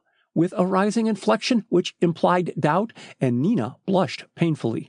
Mrs. Parsons avoided looking at her. Instead, she inspected the furniture in the parlor and shuddered. "Such taste in decoration," she said calmly. "But then Kitty can change all that with the fortune Miss Susan Baird left to her. What a sensation the news of her wealth has made in Washington! Has no one asked you how Miss Baird acquired it?" Nina's color slowly ebbed away. The eyes she turned on Mrs. Parsons were like some hunted animal. You know?" she stammered. Mrs. Parsons nodded her head. "Confide in me, my dear Nina." She spoke with a world of sympathy in her voice and manner. "I know that I can aid you." Chapter 19. Suspicion. It was not often that Charles Craig was late in keeping an appointment with Mrs. Parsons, but the pretty widow had occasion to glance repeatedly at her parlor clock with ever-increasing annoyance before she heard the butler ushering someone upstairs. She masked her displeasure under a smiling face. "Ah, Charles, what has detained you?" she asked as he bent low over her hand and kissed it. "Pressing business," he answered. "I am deeply sorry to be late, Cecilia. Judge McMasters simply would not hurry. Has Ben Potter been here?" "Not today." Mrs. Parsons' surprise at the question was manifest. "You know he is not one of my favorites. He bored me to death in San Francisco. He is so intense." She shrugged her shoulders. "I saw his wife this morning." "Indeed." Craig selected a cigarette from the box on the table and accepted a lighted match. "Silly, sentimental little fool," commented Mrs. Parsons. "Just the kind of wife Ben could have been counted on to pick out." "Men usually marry to please themselves," Craig laughed. "Ben telephoned me an hour ago and said that he was coming around to see you." "What about?" "He did not state." Craig looked at her in surprise. Abruptness was not usual with her. "He may come at any moment," glancing at his watch. It lacked 5 minutes of the hour. "I stopped at the bank this morning, and President Walsh said he would accept your note for $2,000 provided you have collateral." "Certainly." Mrs. Parsons colored deeply. "In fact, I am not sure that I shall need the loan from the bank. I was only temporarily embarrassed until my property in San Francisco is sold. Today," she paused, "I have arranged another matter satisfactorily. It is kind of you, Charles, very kind, to handle my business for me." "My dearest Cecilia," Craig laid his hand on hers, "I am happiest when I serve you." Her eyes sparkled with a hint of tears. "I am grateful," she murmured. "You have been so good, so very good since I came to Washington." "Cecilia!" Craig bent forward impulsively, but she drew away from his embrace. "Not now, dear," she protested. "You know you promised." Craig's handsome face, alight with eagerness, altered. "I will keep my word," he said. "1 month, Cecilia, then the whole world is to know of my happiness." "Our happiness," she corrected softly. Craig caught her hands and pressed the palms against his face before kissing them with lingering tenderness. "A la bonne heure," he exclaimed, and his voice betrayed his happiness. "Cecilia, you grow prettier every day." "My mirror is not so kind as you, Charles." A sigh accompanied the words, and she swiftly changed the subject. "Have you seen Kitty Baird today?" "I am on my way there now." A worried look crossed his face. That poor girl seems fated for tragedy. You heard of the attempt to kill Ted Rogers last night in the park, did you not? I understood that it was an accident. Horror crept into Mrs. Parsons' eyes. How dreadful! Kitty declares that the headlights of the car blinded her and that she has no idea of the identity of the person who did the shooting. She says that she could not even tell whether it was a man or a woman. Craig, sitting facing the light from the western window, failed to detect the faint alteration in Mrs. Parsons' expression. "How is Ted Rogers?" she asked. "Out of danger?" "I haven't heard, which reminds me that I am to meet Dr. McLean at Rose Hill at 3 o'clock. Craig rose. "I sincerely hope that Ted recovers. It will kill Kitty if anything happens to him." Mrs. Parsons held out her hands, and Craig helped her slowly to her feet. "So Ted really has cut out Lee Wallace in Kitty's affections," she remarked. Craig frowned. "It was nothing more than a flirtation between Kitty and Wallace," he declared. "Her whole heart is centered on Ted." "You speak with positiveness." Mrs. Parsons' laugh held a touch of malice. "Remember, women are fickle, and Lee very attractive." "I fail to understand the fascination he apparently has for women." Craig's tone was stiff. A mischievous smile touched Mrs. Parsons' lips, and her eyes danced. "Lee was very, very smitten with Kitty," she asserted, as she paused before the long gilt mirror and adjusted her lorgnette chain. "Do you suppose it could have been Lee who tried to kill Ted last night?" Craig stood just behind her, and looking in the mirror, she saw his face reflected over her shoulder. His expression of surprise gave place to doubt, to wonder. "By Jove!" he exclaimed. "No! It can't be, Cecilia. Lee, whatever his faults, is the type of man who fights in the open." "Jealousy changes a man's nature sometimes," she murmured. "Lee has not been himself since his return from France." "You knew him before, then?" Mrs. Parsons nodded. "Very slightly. It was Nina Potter who commented upon the change in him. He was an old sweetheart of hers." Craig paused. "Upon my word, Cecilia," he ejaculated, "how do you learn so much about people?" She laughed aloud in her amusement. "I am observant. I find," and the lines about her mouth hardened, "it pays to be. Will you dine with me tomorrow night, Charles?" "Surely," with eager haste. "And will you go to the theater afterward?" "Perhaps." She laid her hand, for a fraction of a second, against his cheek with a caressing motion.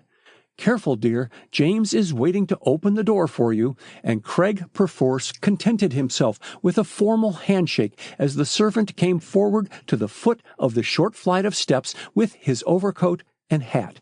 Craig was about to step into his motor when he became aware that the butler was at his elbow. "Can I have a word with you, sir?" he asked, and with a jerk of his thumb indicated Craig's chauffeur. "In private, sir." "Certainly, James." Mystified by the butler's air of secretiveness, Craig followed him a few steps down the street. When convinced that the chauffeur could not overhear them, James halted. But they were not destined to have their interview in private, for as Craig stood waiting for James to explain what he wished, Inspector Mitchell stopped beside them.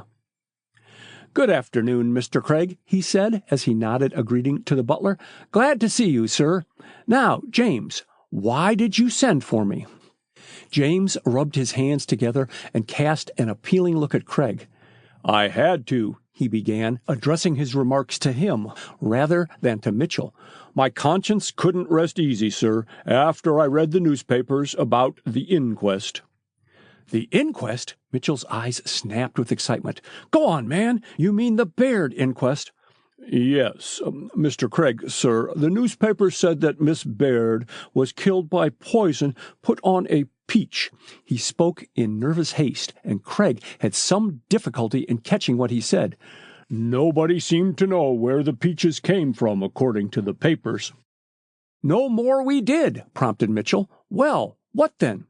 James licked his lips with the tip of his tongue. "Miss Kitty Baird goes to the market sometimes for Mrs. Parsons, sir. On Saturday, she brought back some California peaches. His voice sank even lower. She called here Sunday morning, and when she left, the peaches wasn't on the dining room table. Craig stared the butler out of countenance. Preposterous! He exclaimed, turning red with indignation. What are you suggesting, James? Nothing, sir, Mr. Craig. I'm just telling you about the peaches.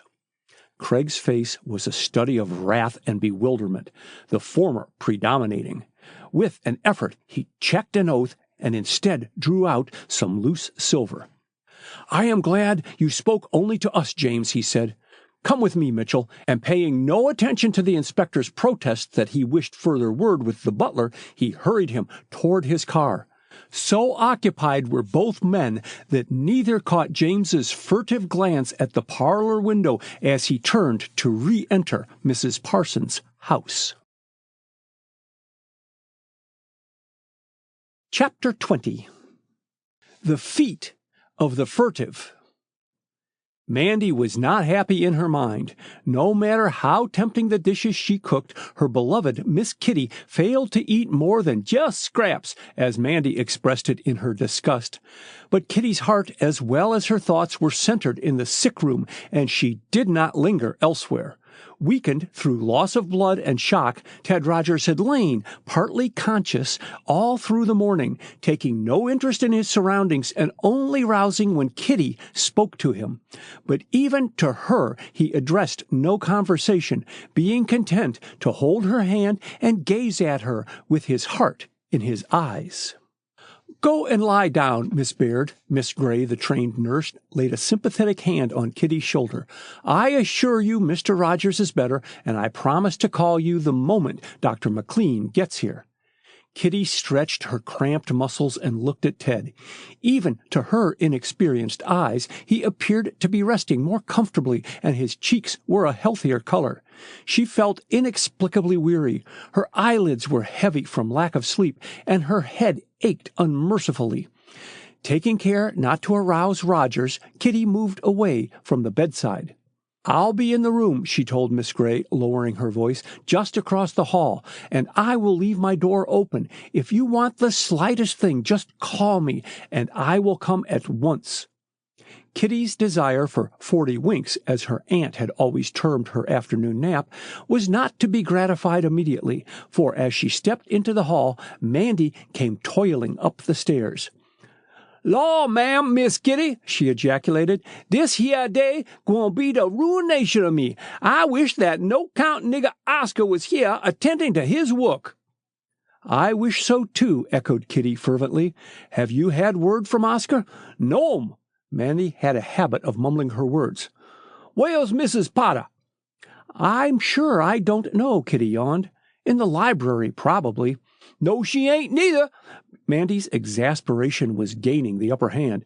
There's been 2 telephone calls for her, and I specs Mr. Ben'll jump clear through his skin if she don't come and talk to him. Is Mr. Ben on the phone now? Yes'm.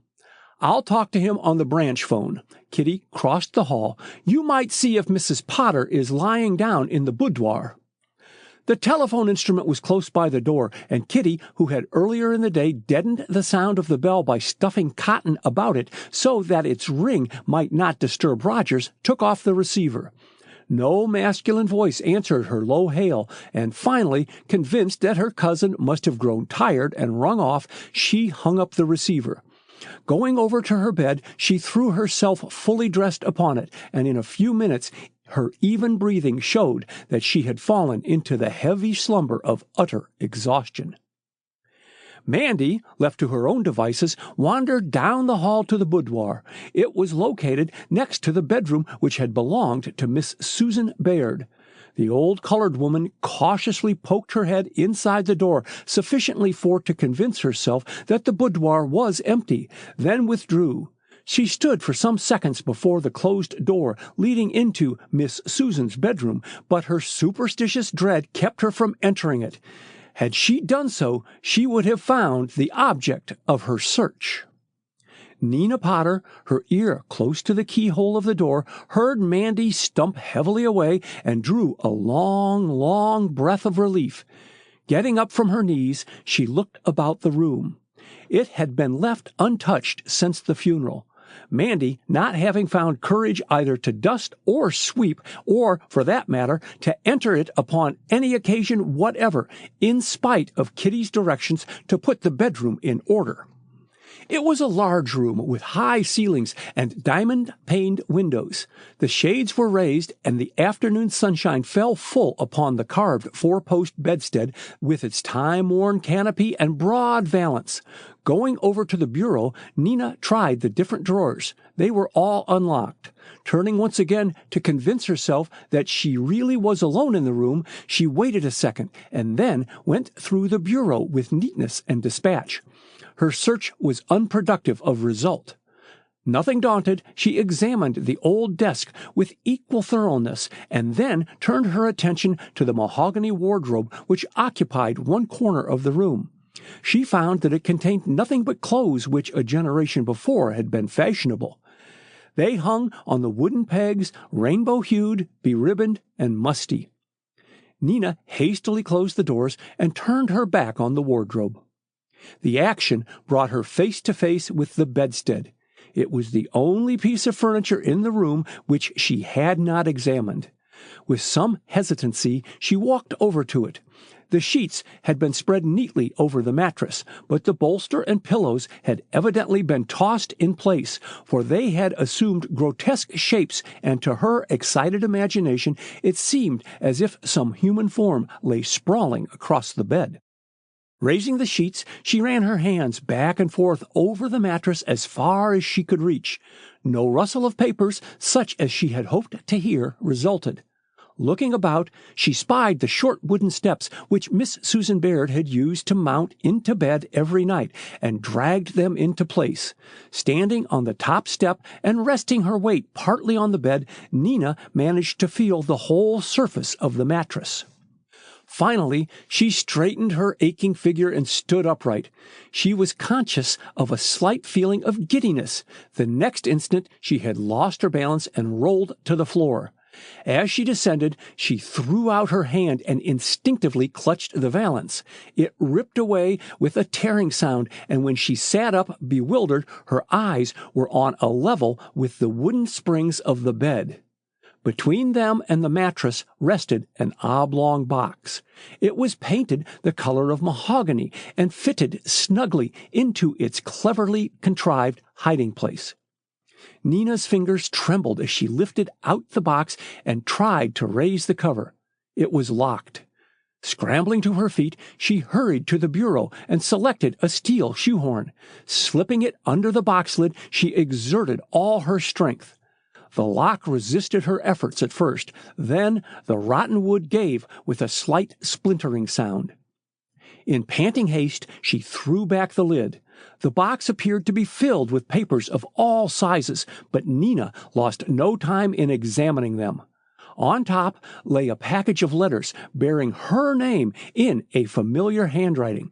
Snatching them up, Nina replaced the box. With the aid of pins, she tacked the valance back in place as best she could, straightened the bedclothes, and then stole from the room, her precious package clasped tightly in her hand. As she passed down the staircase, she was totally unaware that she was watched, nor did she catch the faint sound made by the opening and closing of Miss Susan's bedroom door. The fire in the library had been replenished a short time before by Mandy, and it blazed with unaccustomed brilliancy, and Nina, in the overheated atmosphere, felt a return of the giddiness which had upset her upstairs. Crossing the library, she threw open the upper half of the Dutch door. The cool air refreshed her, and she stood enjoying it while her gaze roved over the garden and its box hedges along the walks. The flower beds in their winter dress presented a dreary aspect, but Nina's attention did not linger upon them. Instead, it centered upon a man sitting on one of the stone benches near the sundial. His air of dejection was marked. He turned ever so slightly, and in spite of the soft hat pulled far down on his forehead and his hunched shoulders, Nina recognized Lee Wallace. On impulse, she turned the key in the lower half of the door and, opening it, walked down the path. Her footfall was noiseless, and it was not until she stopped directly in front of him that Wallace became aware of her approach. "Nina!" The low cry escaped him involuntarily. "Don't!" Her tone stung him like a lash. "I prefer to be addressed as Mrs. Potter." "Certainly." Wallace grew white to the lips. "I shall respect your wishes. Had I known that you were here, I would not have come." "It is perhaps as well that you are here." Nina took a step forward. "It gives me an opportunity to return these letters." Wallace looked at the package she held toward him, and then at her. "You kept them?" he gasped. "You had the nerve?" Her scornful expression checked him. "Comment is unnecessary," she said. "Take the letters and destroy them." Wallace's uncomprehending stare frightened her. Was his old failing upon him? Had he been drinking? For a long minute they regarded each other. Slowly he put out his hand, took the package, and without a glance at them or at her, turned and walked away. Inspector Mitchell left Charles Craig to enter Rose Hill alone. "I'll be in shortly," he exclaimed. "Wait until I get there." And not waiting to hear even if Craig made an answer, the inspector headed for the house adjoining the Baird mansion on the east. Craig paused a second to give an order to his chauffeur, then mounted the long steps to the vestibule where Mandy stood awaiting his arrival. "I done see yo' comin'," she remarked, closing the door with a bang. "Go right in de library, Mr. Charles. I'll tell Miss Kitty you am here just as soon as my grandson gets back from the store." And Mandy resumed her place in the parlor window from whence she could obtain an unobstructed view up and down Q Street. Craig's heavy footsteps did not cause the man standing in front of the open Dutch door in the library to turn around. So fixed was his attention on the view into the garden. Craig paused just over the threshold of the library door. "Why, hello, Ben," he exclaimed. "I didn't know you were here." With a convulsive start, Ben Potter swung around, and Craig recoiled a step or two. The rage stamped on Potter's countenance had distorted it almost beyond recognition. "God bless my soul!" Craig ejaculated. "Ben, what is it?" Potter passed a hand across his face and with an effort regained some semblance of self-control. Nothing, he stammered. "Where's Kitty?" "I am sure I don't know." Craig's astonishment increased. "Probably upstairs." Potter brushed past him without a word and disappeared into the hall. Craig advanced farther into the library and paused in indecision. From where he stood he faced the Dutch door, the upper half of which stood open, and thus had an uninterrupted view of the garden. It did not take remarkably keen eyesight to recognize the man and woman standing near the sundial. Craig stared at the tableau for fully a minute, then turned thoughtfully away just as Lee Wallace took the package from Nina Potter. Kitty, awakened from her sleep by Ben Potter's unceremonious entrance into her bedroom, was gazing at her cousin in utter bewilderment. "What are you saying?" she demanded for the second time. "That your revolver was found by Inspector Mitchell on the floor of Ted Rogers' car," repeated Potter. He made no attempt to modify his angry tones, and his voice carried through the open door and across the hall into Ted Rogers' bedroom. "You are mad!" exclaimed Kitty. "My revolver is here in my desk." Springing up, she hastened to her antique secretary and pulled open one of the drawers. It was empty. "The revolver was here yesterday," she cried. "And last night in Ted's car," reiterated Potter with stubborn temper. "Your revolver and one chamber had been recently discharged and Ted Rogers nearly killed." As his words echoed across the hall, Miss Gray, the trained nurse, closed the bedroom door and turned to look at her patient. With feeble strength he struggled upright. "Bring me my clothes," Ted Rogers gasped as she hurried to his side. Chapter 21. Mouchette, the Seven-Toed.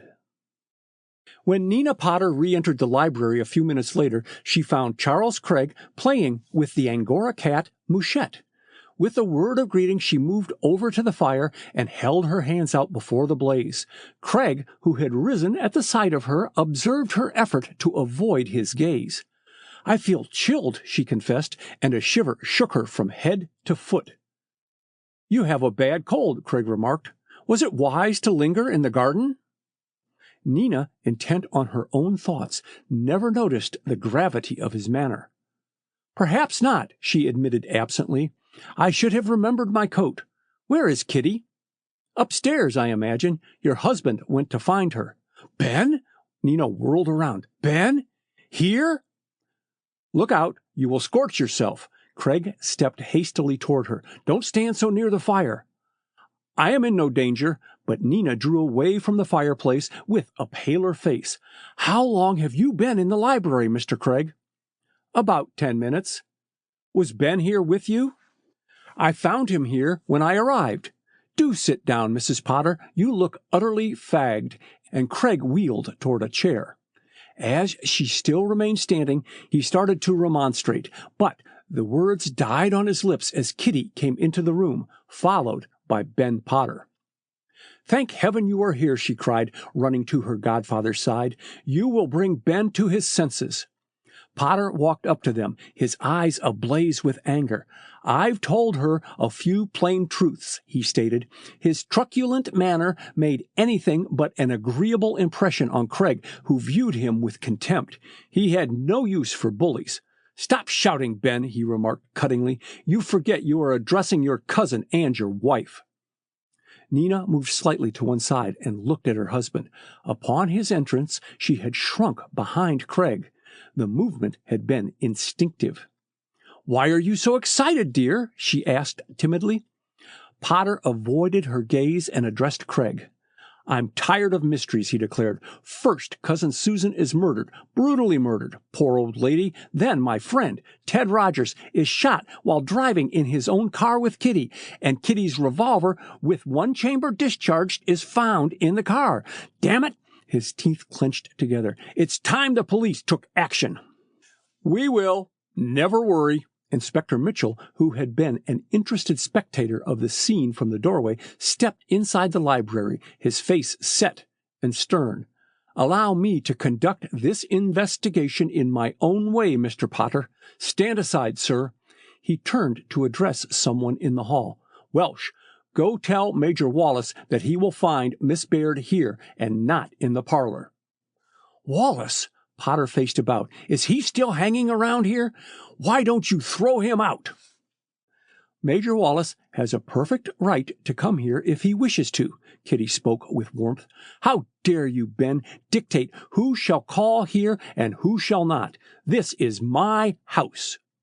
"Is it?" Potter had lashed himself into a fury apparently intensified by the arrival of Lee Wallace, for he turned and shook his fist at the young officer.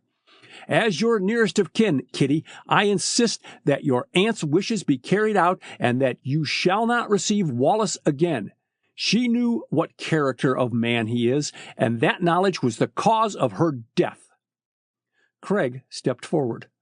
"Are you aware of what you are saying, Ben?" he asked. "That you virtually accuse Major Wallace of killing Miss Susan Baird." "Sure," Potter laughed recklessly. "Miss Baird had proof of his treachery." "Treachery? To whom?" Craig's hand on Kitty's shoulder warned her to be silent as he shot his questions at the distraught naturalist. "To Kitty, playing fast and loose with her affections and holding clandestine meetings with—" Potter licked his dry mouth while his eyes, inflamed with hate, rested on Wallace's white face. "With my wife." "You lie!" The denial rang out clearly. Only Inspector Mitchell's powerful arm prevented Wallace from springing on Potter. "You damned scoundrel, to blacken your wife's name!" "Stop! Stop!" Nina Potter wrung her hands. "You are both mad." "This scene has gone far enough." Craig spoke with authority. His calmness brought some comfort to Kitty. They were not all losing their heads. "Quiet, Potter. Now, Mitchell, what have you to say?" Inspector Mitchell surveyed the small circle with critical eyes. He noted Nina Potter, standing white-faced and terror-stricken, her gaze riveted on her infuriated husband. Kitty, bewilderment struggling with dawning horror as she stared at her cousin and his young wife, and then at Wallace, had sunk down on the nearest chair. Wallace, his eyes downcast, stood swaying on his feet. Mitchell glanced at Craig and pointed slightly to Wallace. It was plain to both men that the young officer had been drinking. "Suppose we sit down." Mitchell indicated the chairs about the tea table, and taking their consent for granted, deliberately seated himself. With some hesitancy, Potter followed his example, and Wallace did so mechanically. Nina Potter, her feet dragging as she stumbled nearer, half fell into an armchair, and Craig took the vacant one by Kitty's side. "Draw up," Mitchell directed. "I will lay my cards on the table, and then, Mr. Potter," as the naturalist started to speak, "we will hear what you have to say. Until then, keep quiet." Mitchell spoke in a tone which commanded respect, and Potter sullenly obeyed him. The silence remained unbroken for a tense moment. Then the portieres were drawn aside, and Welsh, the plainclothes detective, stuck his head inside the library. "Mrs. Parsons," he announced, and drew back to let her enter.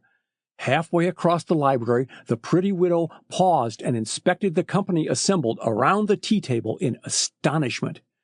"My dear Kitty," she said, dropping her lorgnette, "I stopped only for a minute." She hesitated. "I fear I am de trop," and she turned to leave. "Not a bit of it." Mitchell spoke so quickly that Kitty, who had risen, had no opportunity to answer Mrs. Parsons. The instinct of courtesy gained ascendancy over her perturbed spirit, and she offered a chair to the pretty widow. "Join us here, Mrs. Parsons," added Mitchell. "We want your advice."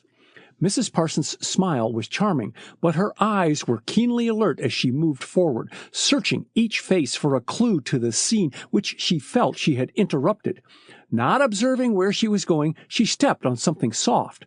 A loud wail from Mouchette caused her to start convulsively, and the Angora cat, switching her injured tail back and forth, sprang on Kitty's vacant chair, and from there to the tea table.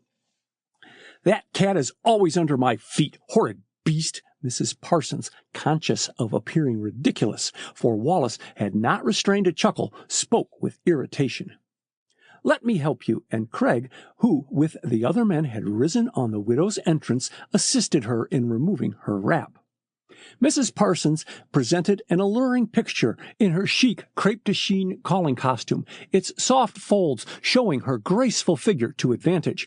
Mrs. Parsons, with reason, was vain of her neck and arms and generally wore elbow sleeves and square-cut neck.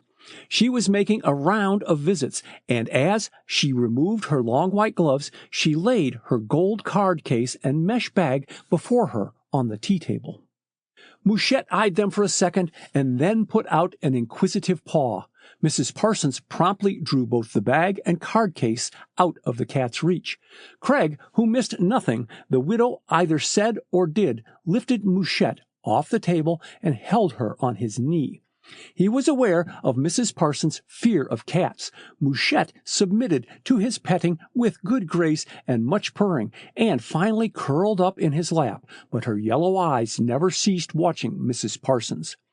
"Is this a séance?" asked Mrs. Parsons as the silence continued. "If not," her eyebrows lifted, "why are we sitting around this table?" "We are waiting for Inspector Mitchell to, as he expressed it, lay his cards on the table." Potter spoke with a sneer. "In other words, Cecilia, you are in at the death." Mrs. Parsons' slight start was lost on all but Craig. "Drop the melodrama, Ben," he said. "We prefer to listen to Inspector Mitchell and not to you. Go on, Inspector." But the inspector was doomed to another interruption, for as he hitched his chair closer to Nina Potter, the sound of footsteps in the gallery circling the library drew all eyes upward. With the aid of his nurse, Ted Rogers was making his way down the gallery steps with faltering speed. "Don't anyone rise," he begged as they started to their feet. Kitty was the first to reach his side. "Ted, is this wise, dear?" she asked, making no attempt to conceal her anxiety. "How could you let him get up, Miss Gray?" She couldn't help herself. Rogers gently but firmly disengaged his hand from Kitty's tender clasp. "Go and sit down, dear. I'll take this chair." Miss Gray aided him in pulling out the throne-shaped chair. By tacit consent, the others had avoided sitting in it. As Rogers sank back, the bandage on his head showed up plainly. Lee Wallace transferred his gaze elsewhere. Vividly before him had loomed the memory of Miss Susan lying dead in her throne-shaped chair on Monday morning. Roger's complexion matched the dead woman's in pallor. His exertions had made him dreadfully faint, and it was some seconds before he could gather his strength to speak with clearness. "Don't wait, Miss Gray," he said courteously. "They will call you if I need your aid. Thank you." Then, as the nurse withdrew, he turned to Inspector Mitchell. "Well, what news?" Miss Baird, Mitchell cleared his throat and pointed to a typewritten manuscript which he had lain before him on the table just as Rogers joined them. "You quarreled with your aunt on Sunday." "We had an argument, I admit." Kitty rubbed one nervous hand over the other. They were both cold. "It was more than an argument. It was a quarrel, and about Major Lee Wallace." Mitchell's manner was dictatorial. "Don't contradict me, madam. I know." "Well, what else do you know?" demanded Craig, losing patience. "What's that document you have there, Mitchell?" "All in good time, sir." Mitchell's smile was tantalizing. "You went out of here, Miss Baird, in a rage because your aunt had ordered you not to return. Can you deny it?" No." "Stop a moment." Craig held up his hand. "You are not obliged to answer these questions, Kitty, except in a law court. Don't overstep your authority, Mitchell." Mitchell's only answer was to shrug his heavy shoulders and look across the table at Kitty. "Miss Baird," he began, "you purchased some peaches for Mrs. Parsons on Saturday." She looked at him dumbly, then at Mrs. Parsons, who gazed back at her in silent astonishment. "I bought some fruit for her on Saturday," she admitted, "but if there were any peaches in the basket, they were there unknown to me." Mitchell smiled significantly. "Pretty thin," he commented, and glanced over at Craig before again addressing her. "You stopped to see Mrs. Parsons on Sunday morning, Miss Baird, and you brought those peaches home to your aunt." "I did not!" Kitty's voice rang out clearly. "I was at Mrs. Parsons for a few minutes on Sunday on my way from church." "With Major Wallace?" Kitty changed color. "Yes." "And Major Wallace went into the house with you?" Kitty paused in uncertainty, and her eyes sought Wallace.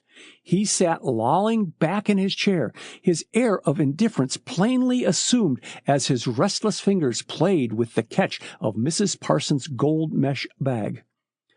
"I went upstairs to see Mrs. Parsons," she explained. "I left Major Wallace standing in the vestibule." "And the front door open!" Mitchell broke in rudely. He turned to Mrs. Parsons. "Your house is an English basement with the drawing room on the second floor. Where is your dining room?" "On the first floor." Mrs. Parsons had been following the dialogue with unwavering attention. At her answer, Mitchell nodded his head with an air of triumph. "I'll amend my statement, Miss Baird," he said. "You did not carry those peaches home to your aunt, but Major Wallace did, when he called here to see her alone on Sunday afternoon." Wallace's air of indifference dropped from him, and he swung to his feet, his hands clenched. "You're a damned liar," he shouted. "Shouting won't help matters," Mitchell remarked, "for I have the goods on you." He tapped the papers in front of him.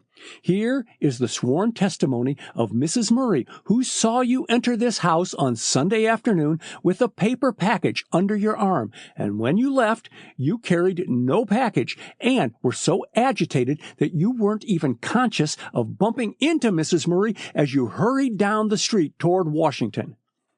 Wallace stared at the inspector and then at the others, but always his eyes passed over Nina Potter, sitting huddled in her chair, her eyes upraised in mute pleading. "Well?" His voice was hoarse, discordant. "What if I did bring some peaches to Miss Susan as a peace offering." His lips twitched into a ghastly smile. "It doesn't follow that I murdered her." "No?" Mitchell's tone expressed incredulity. "That's for the jury to decide." He looked across at Kitty. "You I charge with being an accessory to the crime." Charles Craig was the first to speak. "You bring a serious charge against my godchild," he said sternly. "I demand your proof." Mitchell turned slightly to address the man on his left. "How about it, Mr. Potter?" he asked. Potter seemed to have some difficulty in speaking. For a moment elapsed before he answered. "Kitty spent Sunday night with us," he began. "I came home late, having been detained at my club, and was surprised to see Kitty walk out of my apartment house and jump into Major Wallace's car." He got no further. Kitty was on her feet, her face scarlet. "You saw me?" she cried. "Me?" "Yes," meeting her gaze unwaveringly. "I recognized your red coat." He paused, then added slowly, "I followed you to Georgetown and saw you enter this house." Kitty dropped back in her chair as if shot. Her eyes wandered from Nina Potter, sitting with head averted, to Wallace, who stared straight in front of him, and then to Ted Rogers, who sat with closed eyes, his head resting against the high back of the throne-shaped chair. No one broke the tense silence, and after a brief pause, Mitchell spoke. "You got your aunt's fortune, Miss Baird, and then you got cold feet." He paused dramatically. "There was one man who suspected you, and so you tried to do away with him. I found your revolver with one chamber discharged in the bottom of Mr. Rogers' car." "So I have heard." Kitty's fighting spirit was coming to her aid. It had conquered her feeling of deadly faintness, and she faced them, white-lipped but with blazing eyes. "And who was with you, Inspector, when you made that discovery?" "My chauffeur and Mr. Potter." "Is that so?" Kitty's smile was peculiar as she glanced at her cousin. "Has it occurred to you that it may be manufactured evidence?" Mitchell looked at her in astonishment. "Are you accusing your cousin of lying?" "He is accusing me of a far more despicable crime," she retorted, "of willfully aiding in the murder of my aunt, of trying to kill the man whom last night I promised to marry." She faced them proudly, her heart beating with suffocating rapidity. Why had not Ted Rogers spoken in her defense? "Mr. Rogers," she went on after an almost imperceptible pause, "was shot by a person riding in a car which passed us when we were driving in Rock Creek Park last night. When I left this house with Mr. Rogers, my revolver was upstairs in the drawer of my desk." Again she paused, finding speech difficult. Her throat felt parched and dry. "Upon my return, I found not only you waiting for me, Inspector Mitchell, but Mr. Potter. My cousin knew where I kept my revolver. It was no secret. He could easily have slipped upstairs during the confusion of getting Mr. Rogers to bed and sending for a nurse and doctor, secured my revolver, and, unknown to you, dropped it in Mr. Rogers' car for the purpose of incriminating me." "And Mr. Potter's object in doing that?" questioned Mitchell, as she came to a breathless pause. "Ask him." And Kitty pointed to her cousin, who had half risen, then dropped back in his chair. Mitchell stared at them both for a second, then faced the throne-shaped chair. "Can you tell us who shot you, Mr. Rogers?" he asked. Rogers opened his eyes and faced their concentrated attention. "Miss Baird," he commenced, and Kitty almost cried out at the formality of his address, "has told you how the revolver might have been planted in my car to incriminate her. To be exact, it was thrown into the car by the person who shot me, and with it a handkerchief." He fumbled in his pocket and pulled out a piece of linen, blood-stained and torn. "You bound my head, did you not, before you started to drive me home?" turning to Kitty. "Yes. My nurse," Rogers was speaking more clearly, "showed me the handkerchiefs which Dr. McLean had removed to put on a proper bandage," touching his head. "Look at that handkerchief, Mitchell, and tell us what you see." Mitchell spread out the costly linen so that all could view it. "A woman's handkerchief," he remarked. "There's an initial in the corner, the letter," holding it closer, "the letter P. In the utter stillness that followed, he laid down the handkerchief. P, he repeated musingly. Potter. A cry escaped Nina Potter, and she shrank back in her chair, her face buried in her hands, shaking from head to foot. Not that, she gasped. Not that. Ted Rogers bent forward.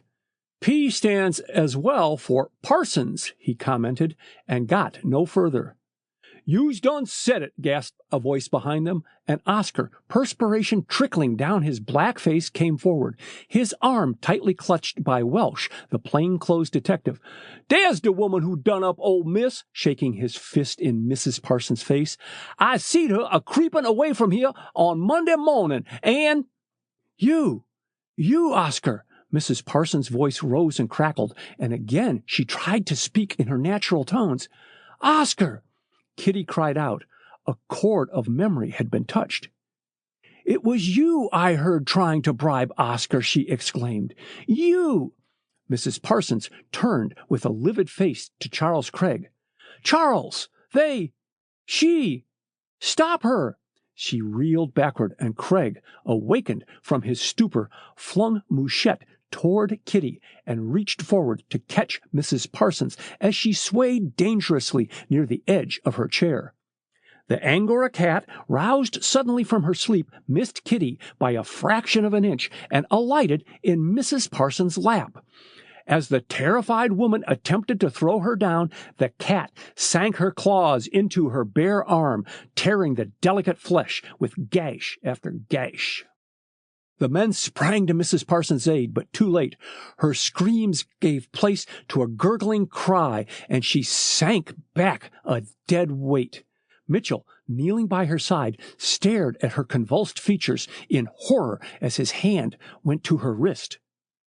By God, she's dead, he gasped in awe. His glance traveled downward. Look at the cat.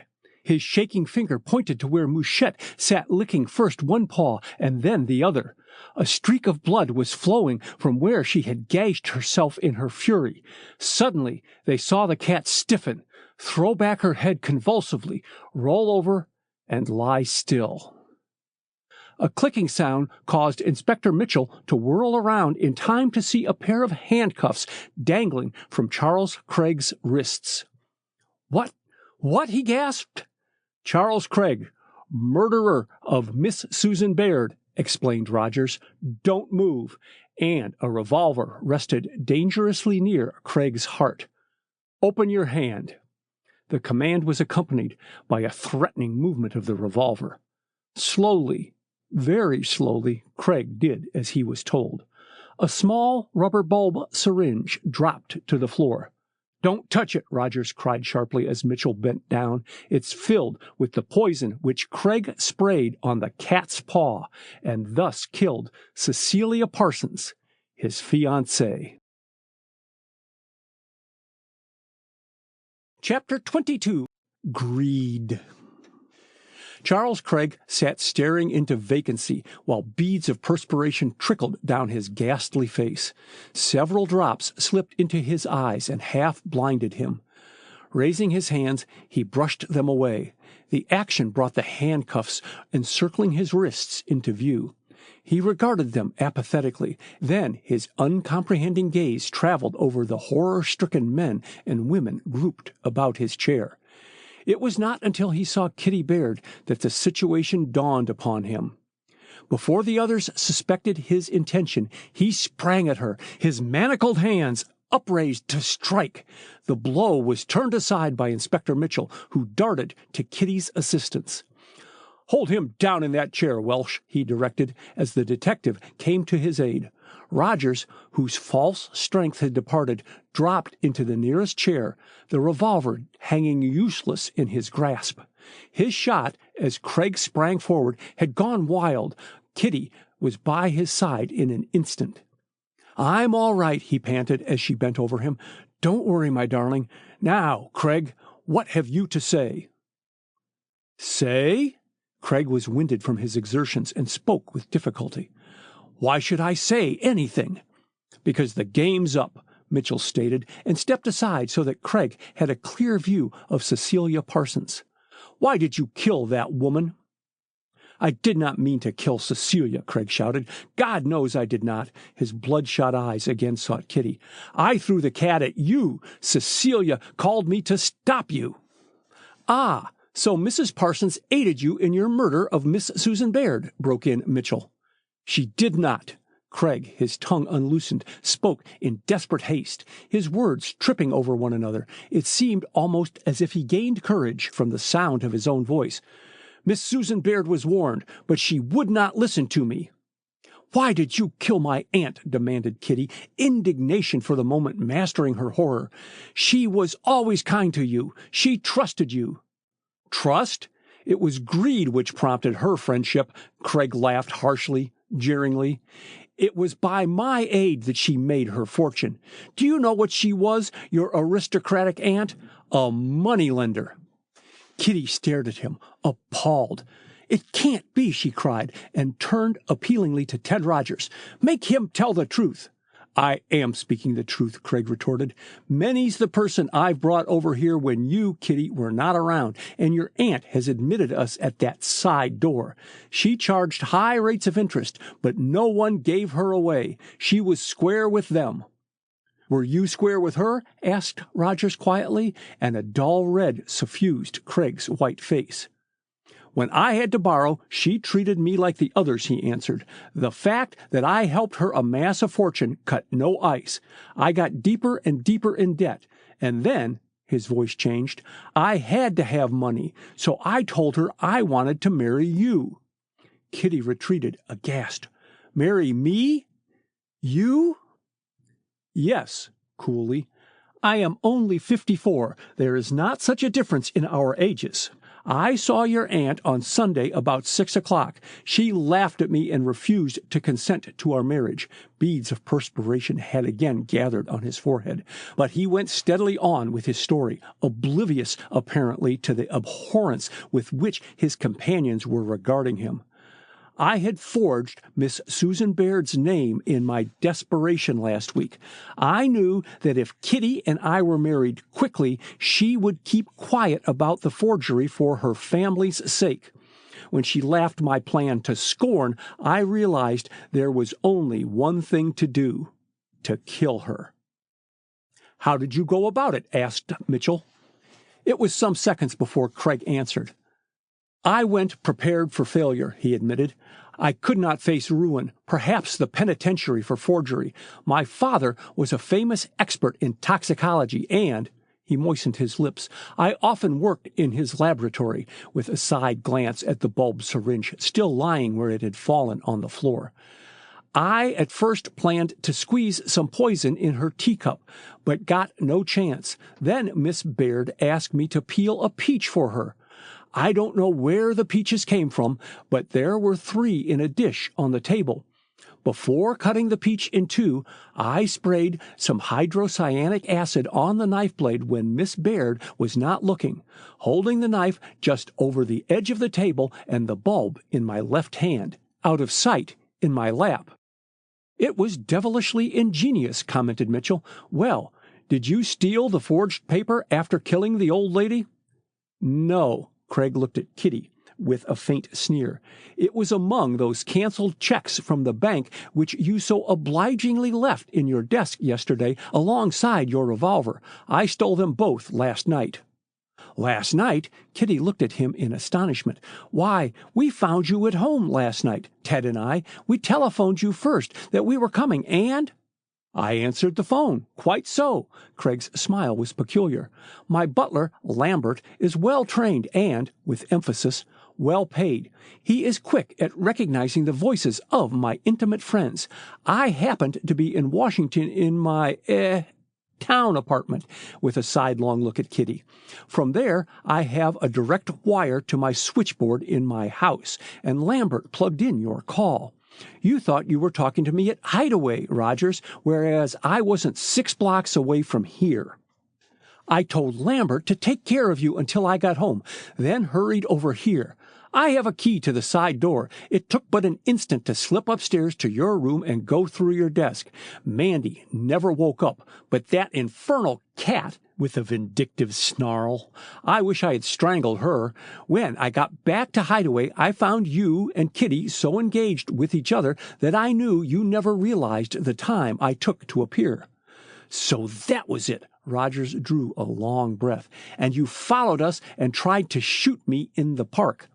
"Yes," Craig favored him with a scowl. "I got word yesterday that you were wise to the kind of life I was leading. You knew too much. I detected you watching me last night. If Kitty had not swerved her car when she did, I'd have potted you, for I'm a crack shot as a general thing."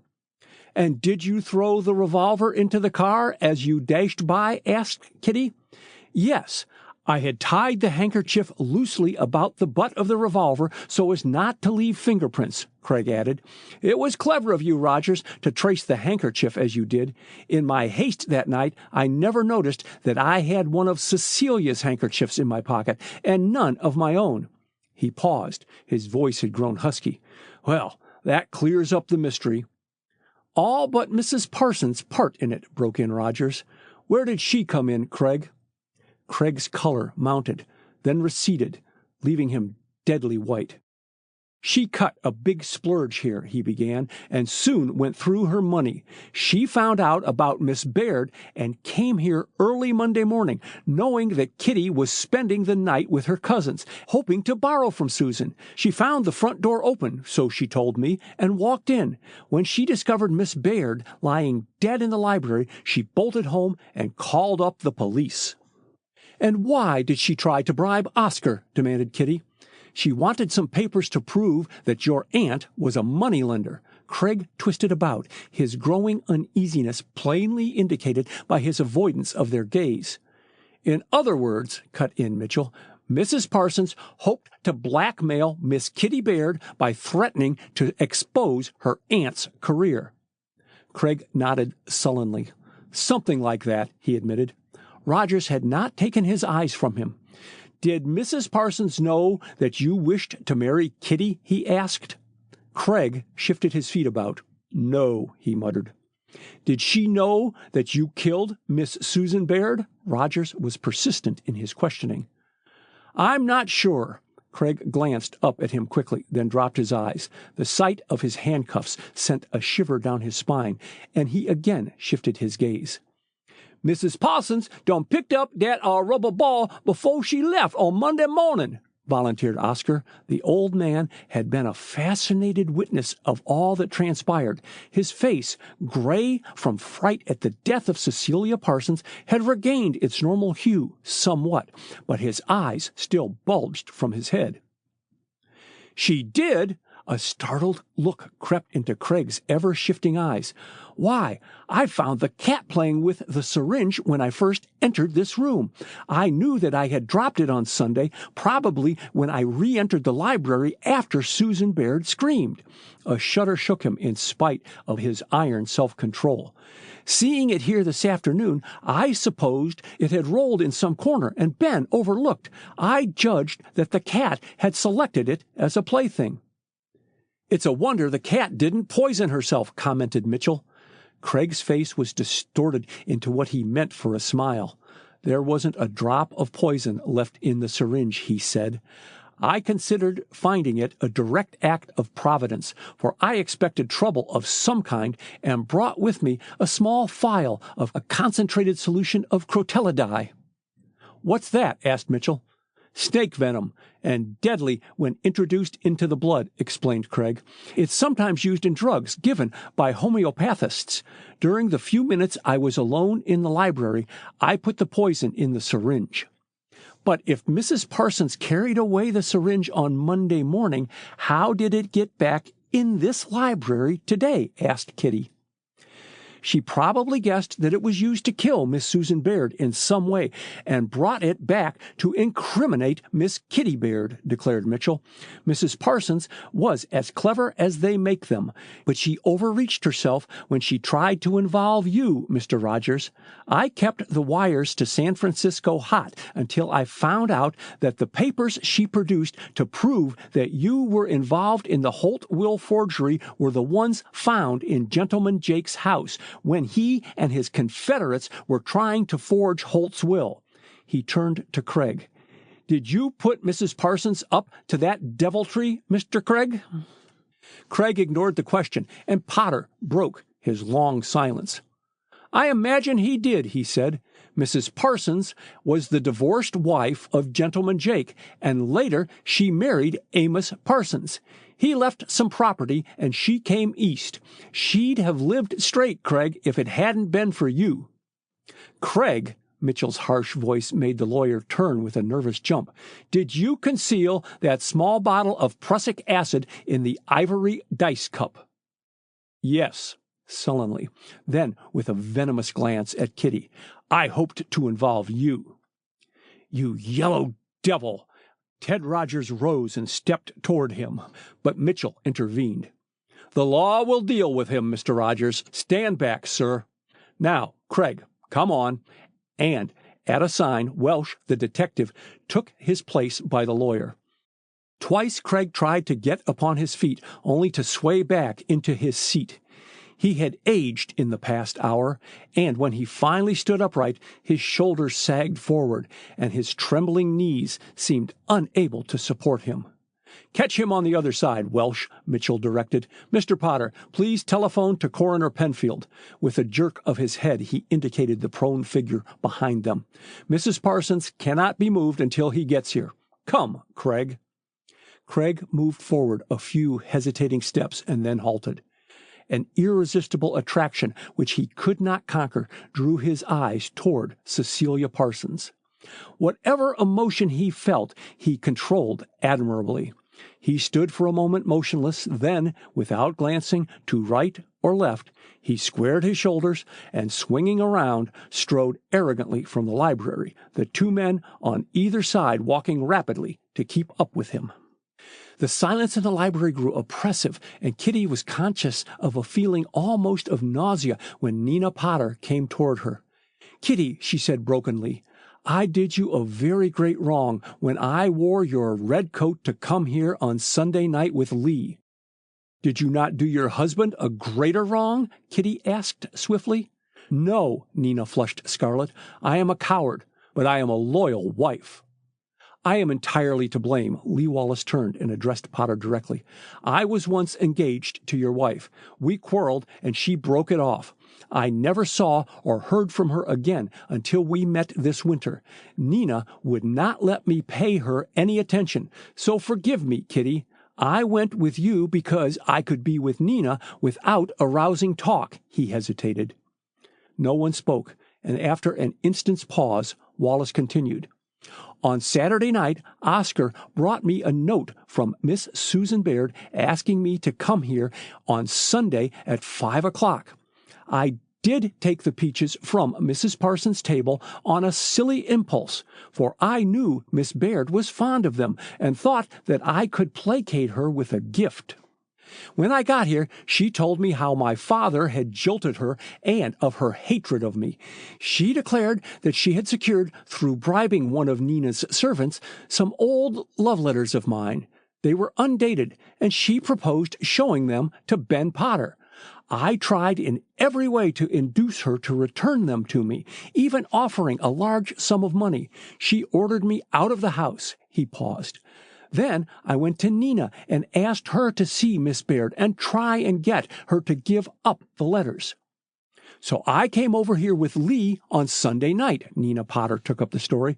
Miss Susan had loaned me your red coat, Kitty, last Wednesday to wear home when it blew up so cold. The coat is distinctive in appearance and, well, she faltered, I knew if anyone saw me, there was a chance I might be mistaken for you. Afterwards, I got rid of the coat by selling it to a second-hand dealer. She caught her husband's averted gaze and colored painfully.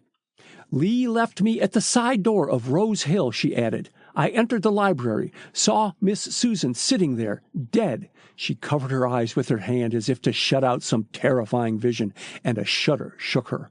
I must have fainted, for it was late when I stole out of the house. I left by the front door, and in my terror I put the big key in the lock on the outside with some idea of locking poor Miss Susan in the house. I heard an automobile coming and ran away, forgetting to turn the key in the lock after all. When I got home, I found Ben had not gotten in and that you were still asleep, Kitty. So, she faltered again and glanced appealingly at her husband. Potter stirred uneasily. I drove around a bit, he said. Kitty, as I thought, coming over here at that time of night with Wallace troubled me, and I wanted time to think things over. When I heard of Cousin Susan's murder, I kept silent until my jealousy of Wallace drove me to try and implicate Kitty and him in the crime. I saw you, Ted, he turned to Rogers, come out of a second-hand clothing store on Pennsylvania Avenue with Kitty's coat on your arm. The dealer told me that you had just paid $20 for it. I decided that if the coat was worth that to you, it might be worth double the money to me, so I bribed the dealer to buy the coat back from you. When that scheme failed, I went to your apartment. Where you failed again, broke in Rogers. Your coat was accidentally burned up, Kitty, all except one pocket. In that pocket, I found the clue which gave the first inkling that Charles Craig might have murdered your aunt. What was it? Demanded Kitty, breathlessly. An I.O.U., which your aunt must have slipped inside the coat pocket and forgotten. The signature was obliterated, but I recognized Craig's handwriting, Rogers explained. It showed me that Craig was under heavy financial obligations to Miss Susan Baird, while all the time he protested absolute ignorance of her wealth.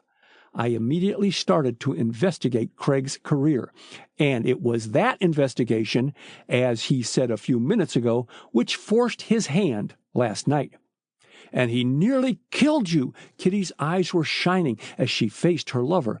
You endangered your life for me. Regardless of the other's presence, Rogers drew her to his side. Sweetheart, he murmured. Sweetheart. Ben Potter cleared his throat and faced the others. Did you get your letters, Nina? He asked, turning to his wife. Not then. Only this afternoon, she explained. I found them in a box under the mattress of Miss Susan's bed. Mrs. Parsons suspected that I was searching for something, for yesterday she told me that for a considerable sum of money she would aid me. That woman was a fiend incarnate, ejaculated Rogers. She surely was, sir, agreed Oscar. She done her best to make me tell the police that old Miss let people have money, you see. Miss Kitty, old Miss had me to help her, and I promised never to tell, and I never broke my promise. Never. Oscar, Kitty's eyes were dim with tears as she laid her hand on the faithful servant's shoulder. Where did you disappear yesterday? Just went down to my rooms and laid low, promptly. Mandy and me thought things were getting kind of critical round here. Last night I heard yo and Mr. Rogers planning to see Mr. Craig, and then I went home again, scared stiff. Wait, Oscar, Rogers interrupted him quickly. Why did you ask me to find Miss Kitty's red coat? I seen someone a-wearing that coat enter the house as I was passing along the street late Sunday night, the Negro explained. I couldn't swear it weren't you, Miss Kitty, and I couldn't swear it were, but I calculated that whoever 'twas might have left something in the coat pockets to tell on them. It was a clever thought, exclaimed Rogers, but it would have been better had you taken me entirely into your confidence, Oscar. Yes, sir. But Oscar looked doubtful. I was mighty concerned about Miss Kitty, 'deed I was, sir. It wasn't till just a spell back that deteckative man, Mr. Welsh, who tried to find me in Front Royal and at last found me to home, explained to me I had oughter be here with you, honey, Miss Kitty, so then I comed round with him.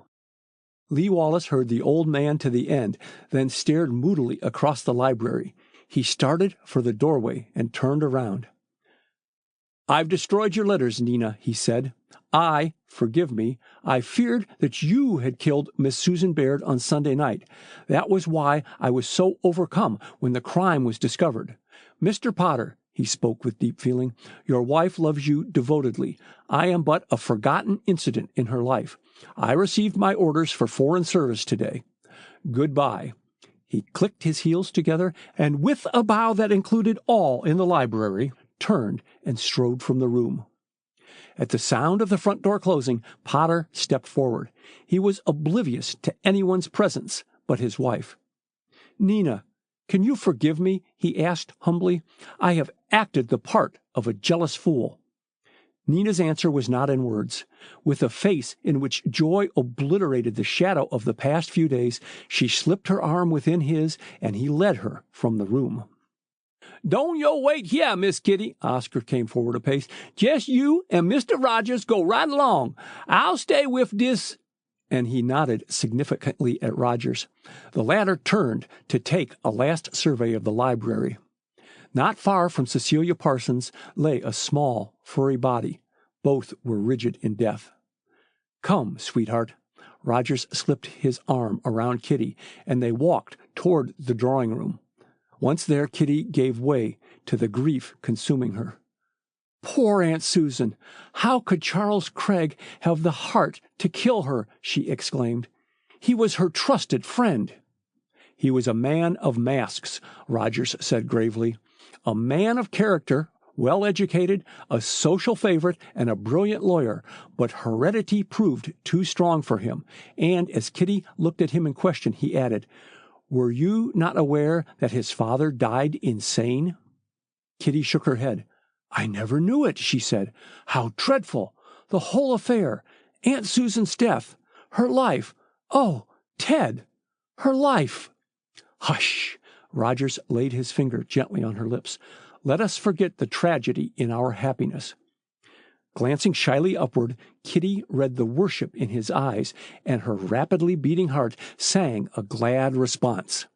"All my life I've prayed for love," she murmured as he took her in his arms, "even when I was only a little lonely child. And now to feel such happiness as I never even imagined. To have you with me, always." "In our kingdom of love," Roger's tender, caressing voice was melody in her ears. "My queen, my queen." End of The Cat's Paw by Natalie Sumner Lincoln.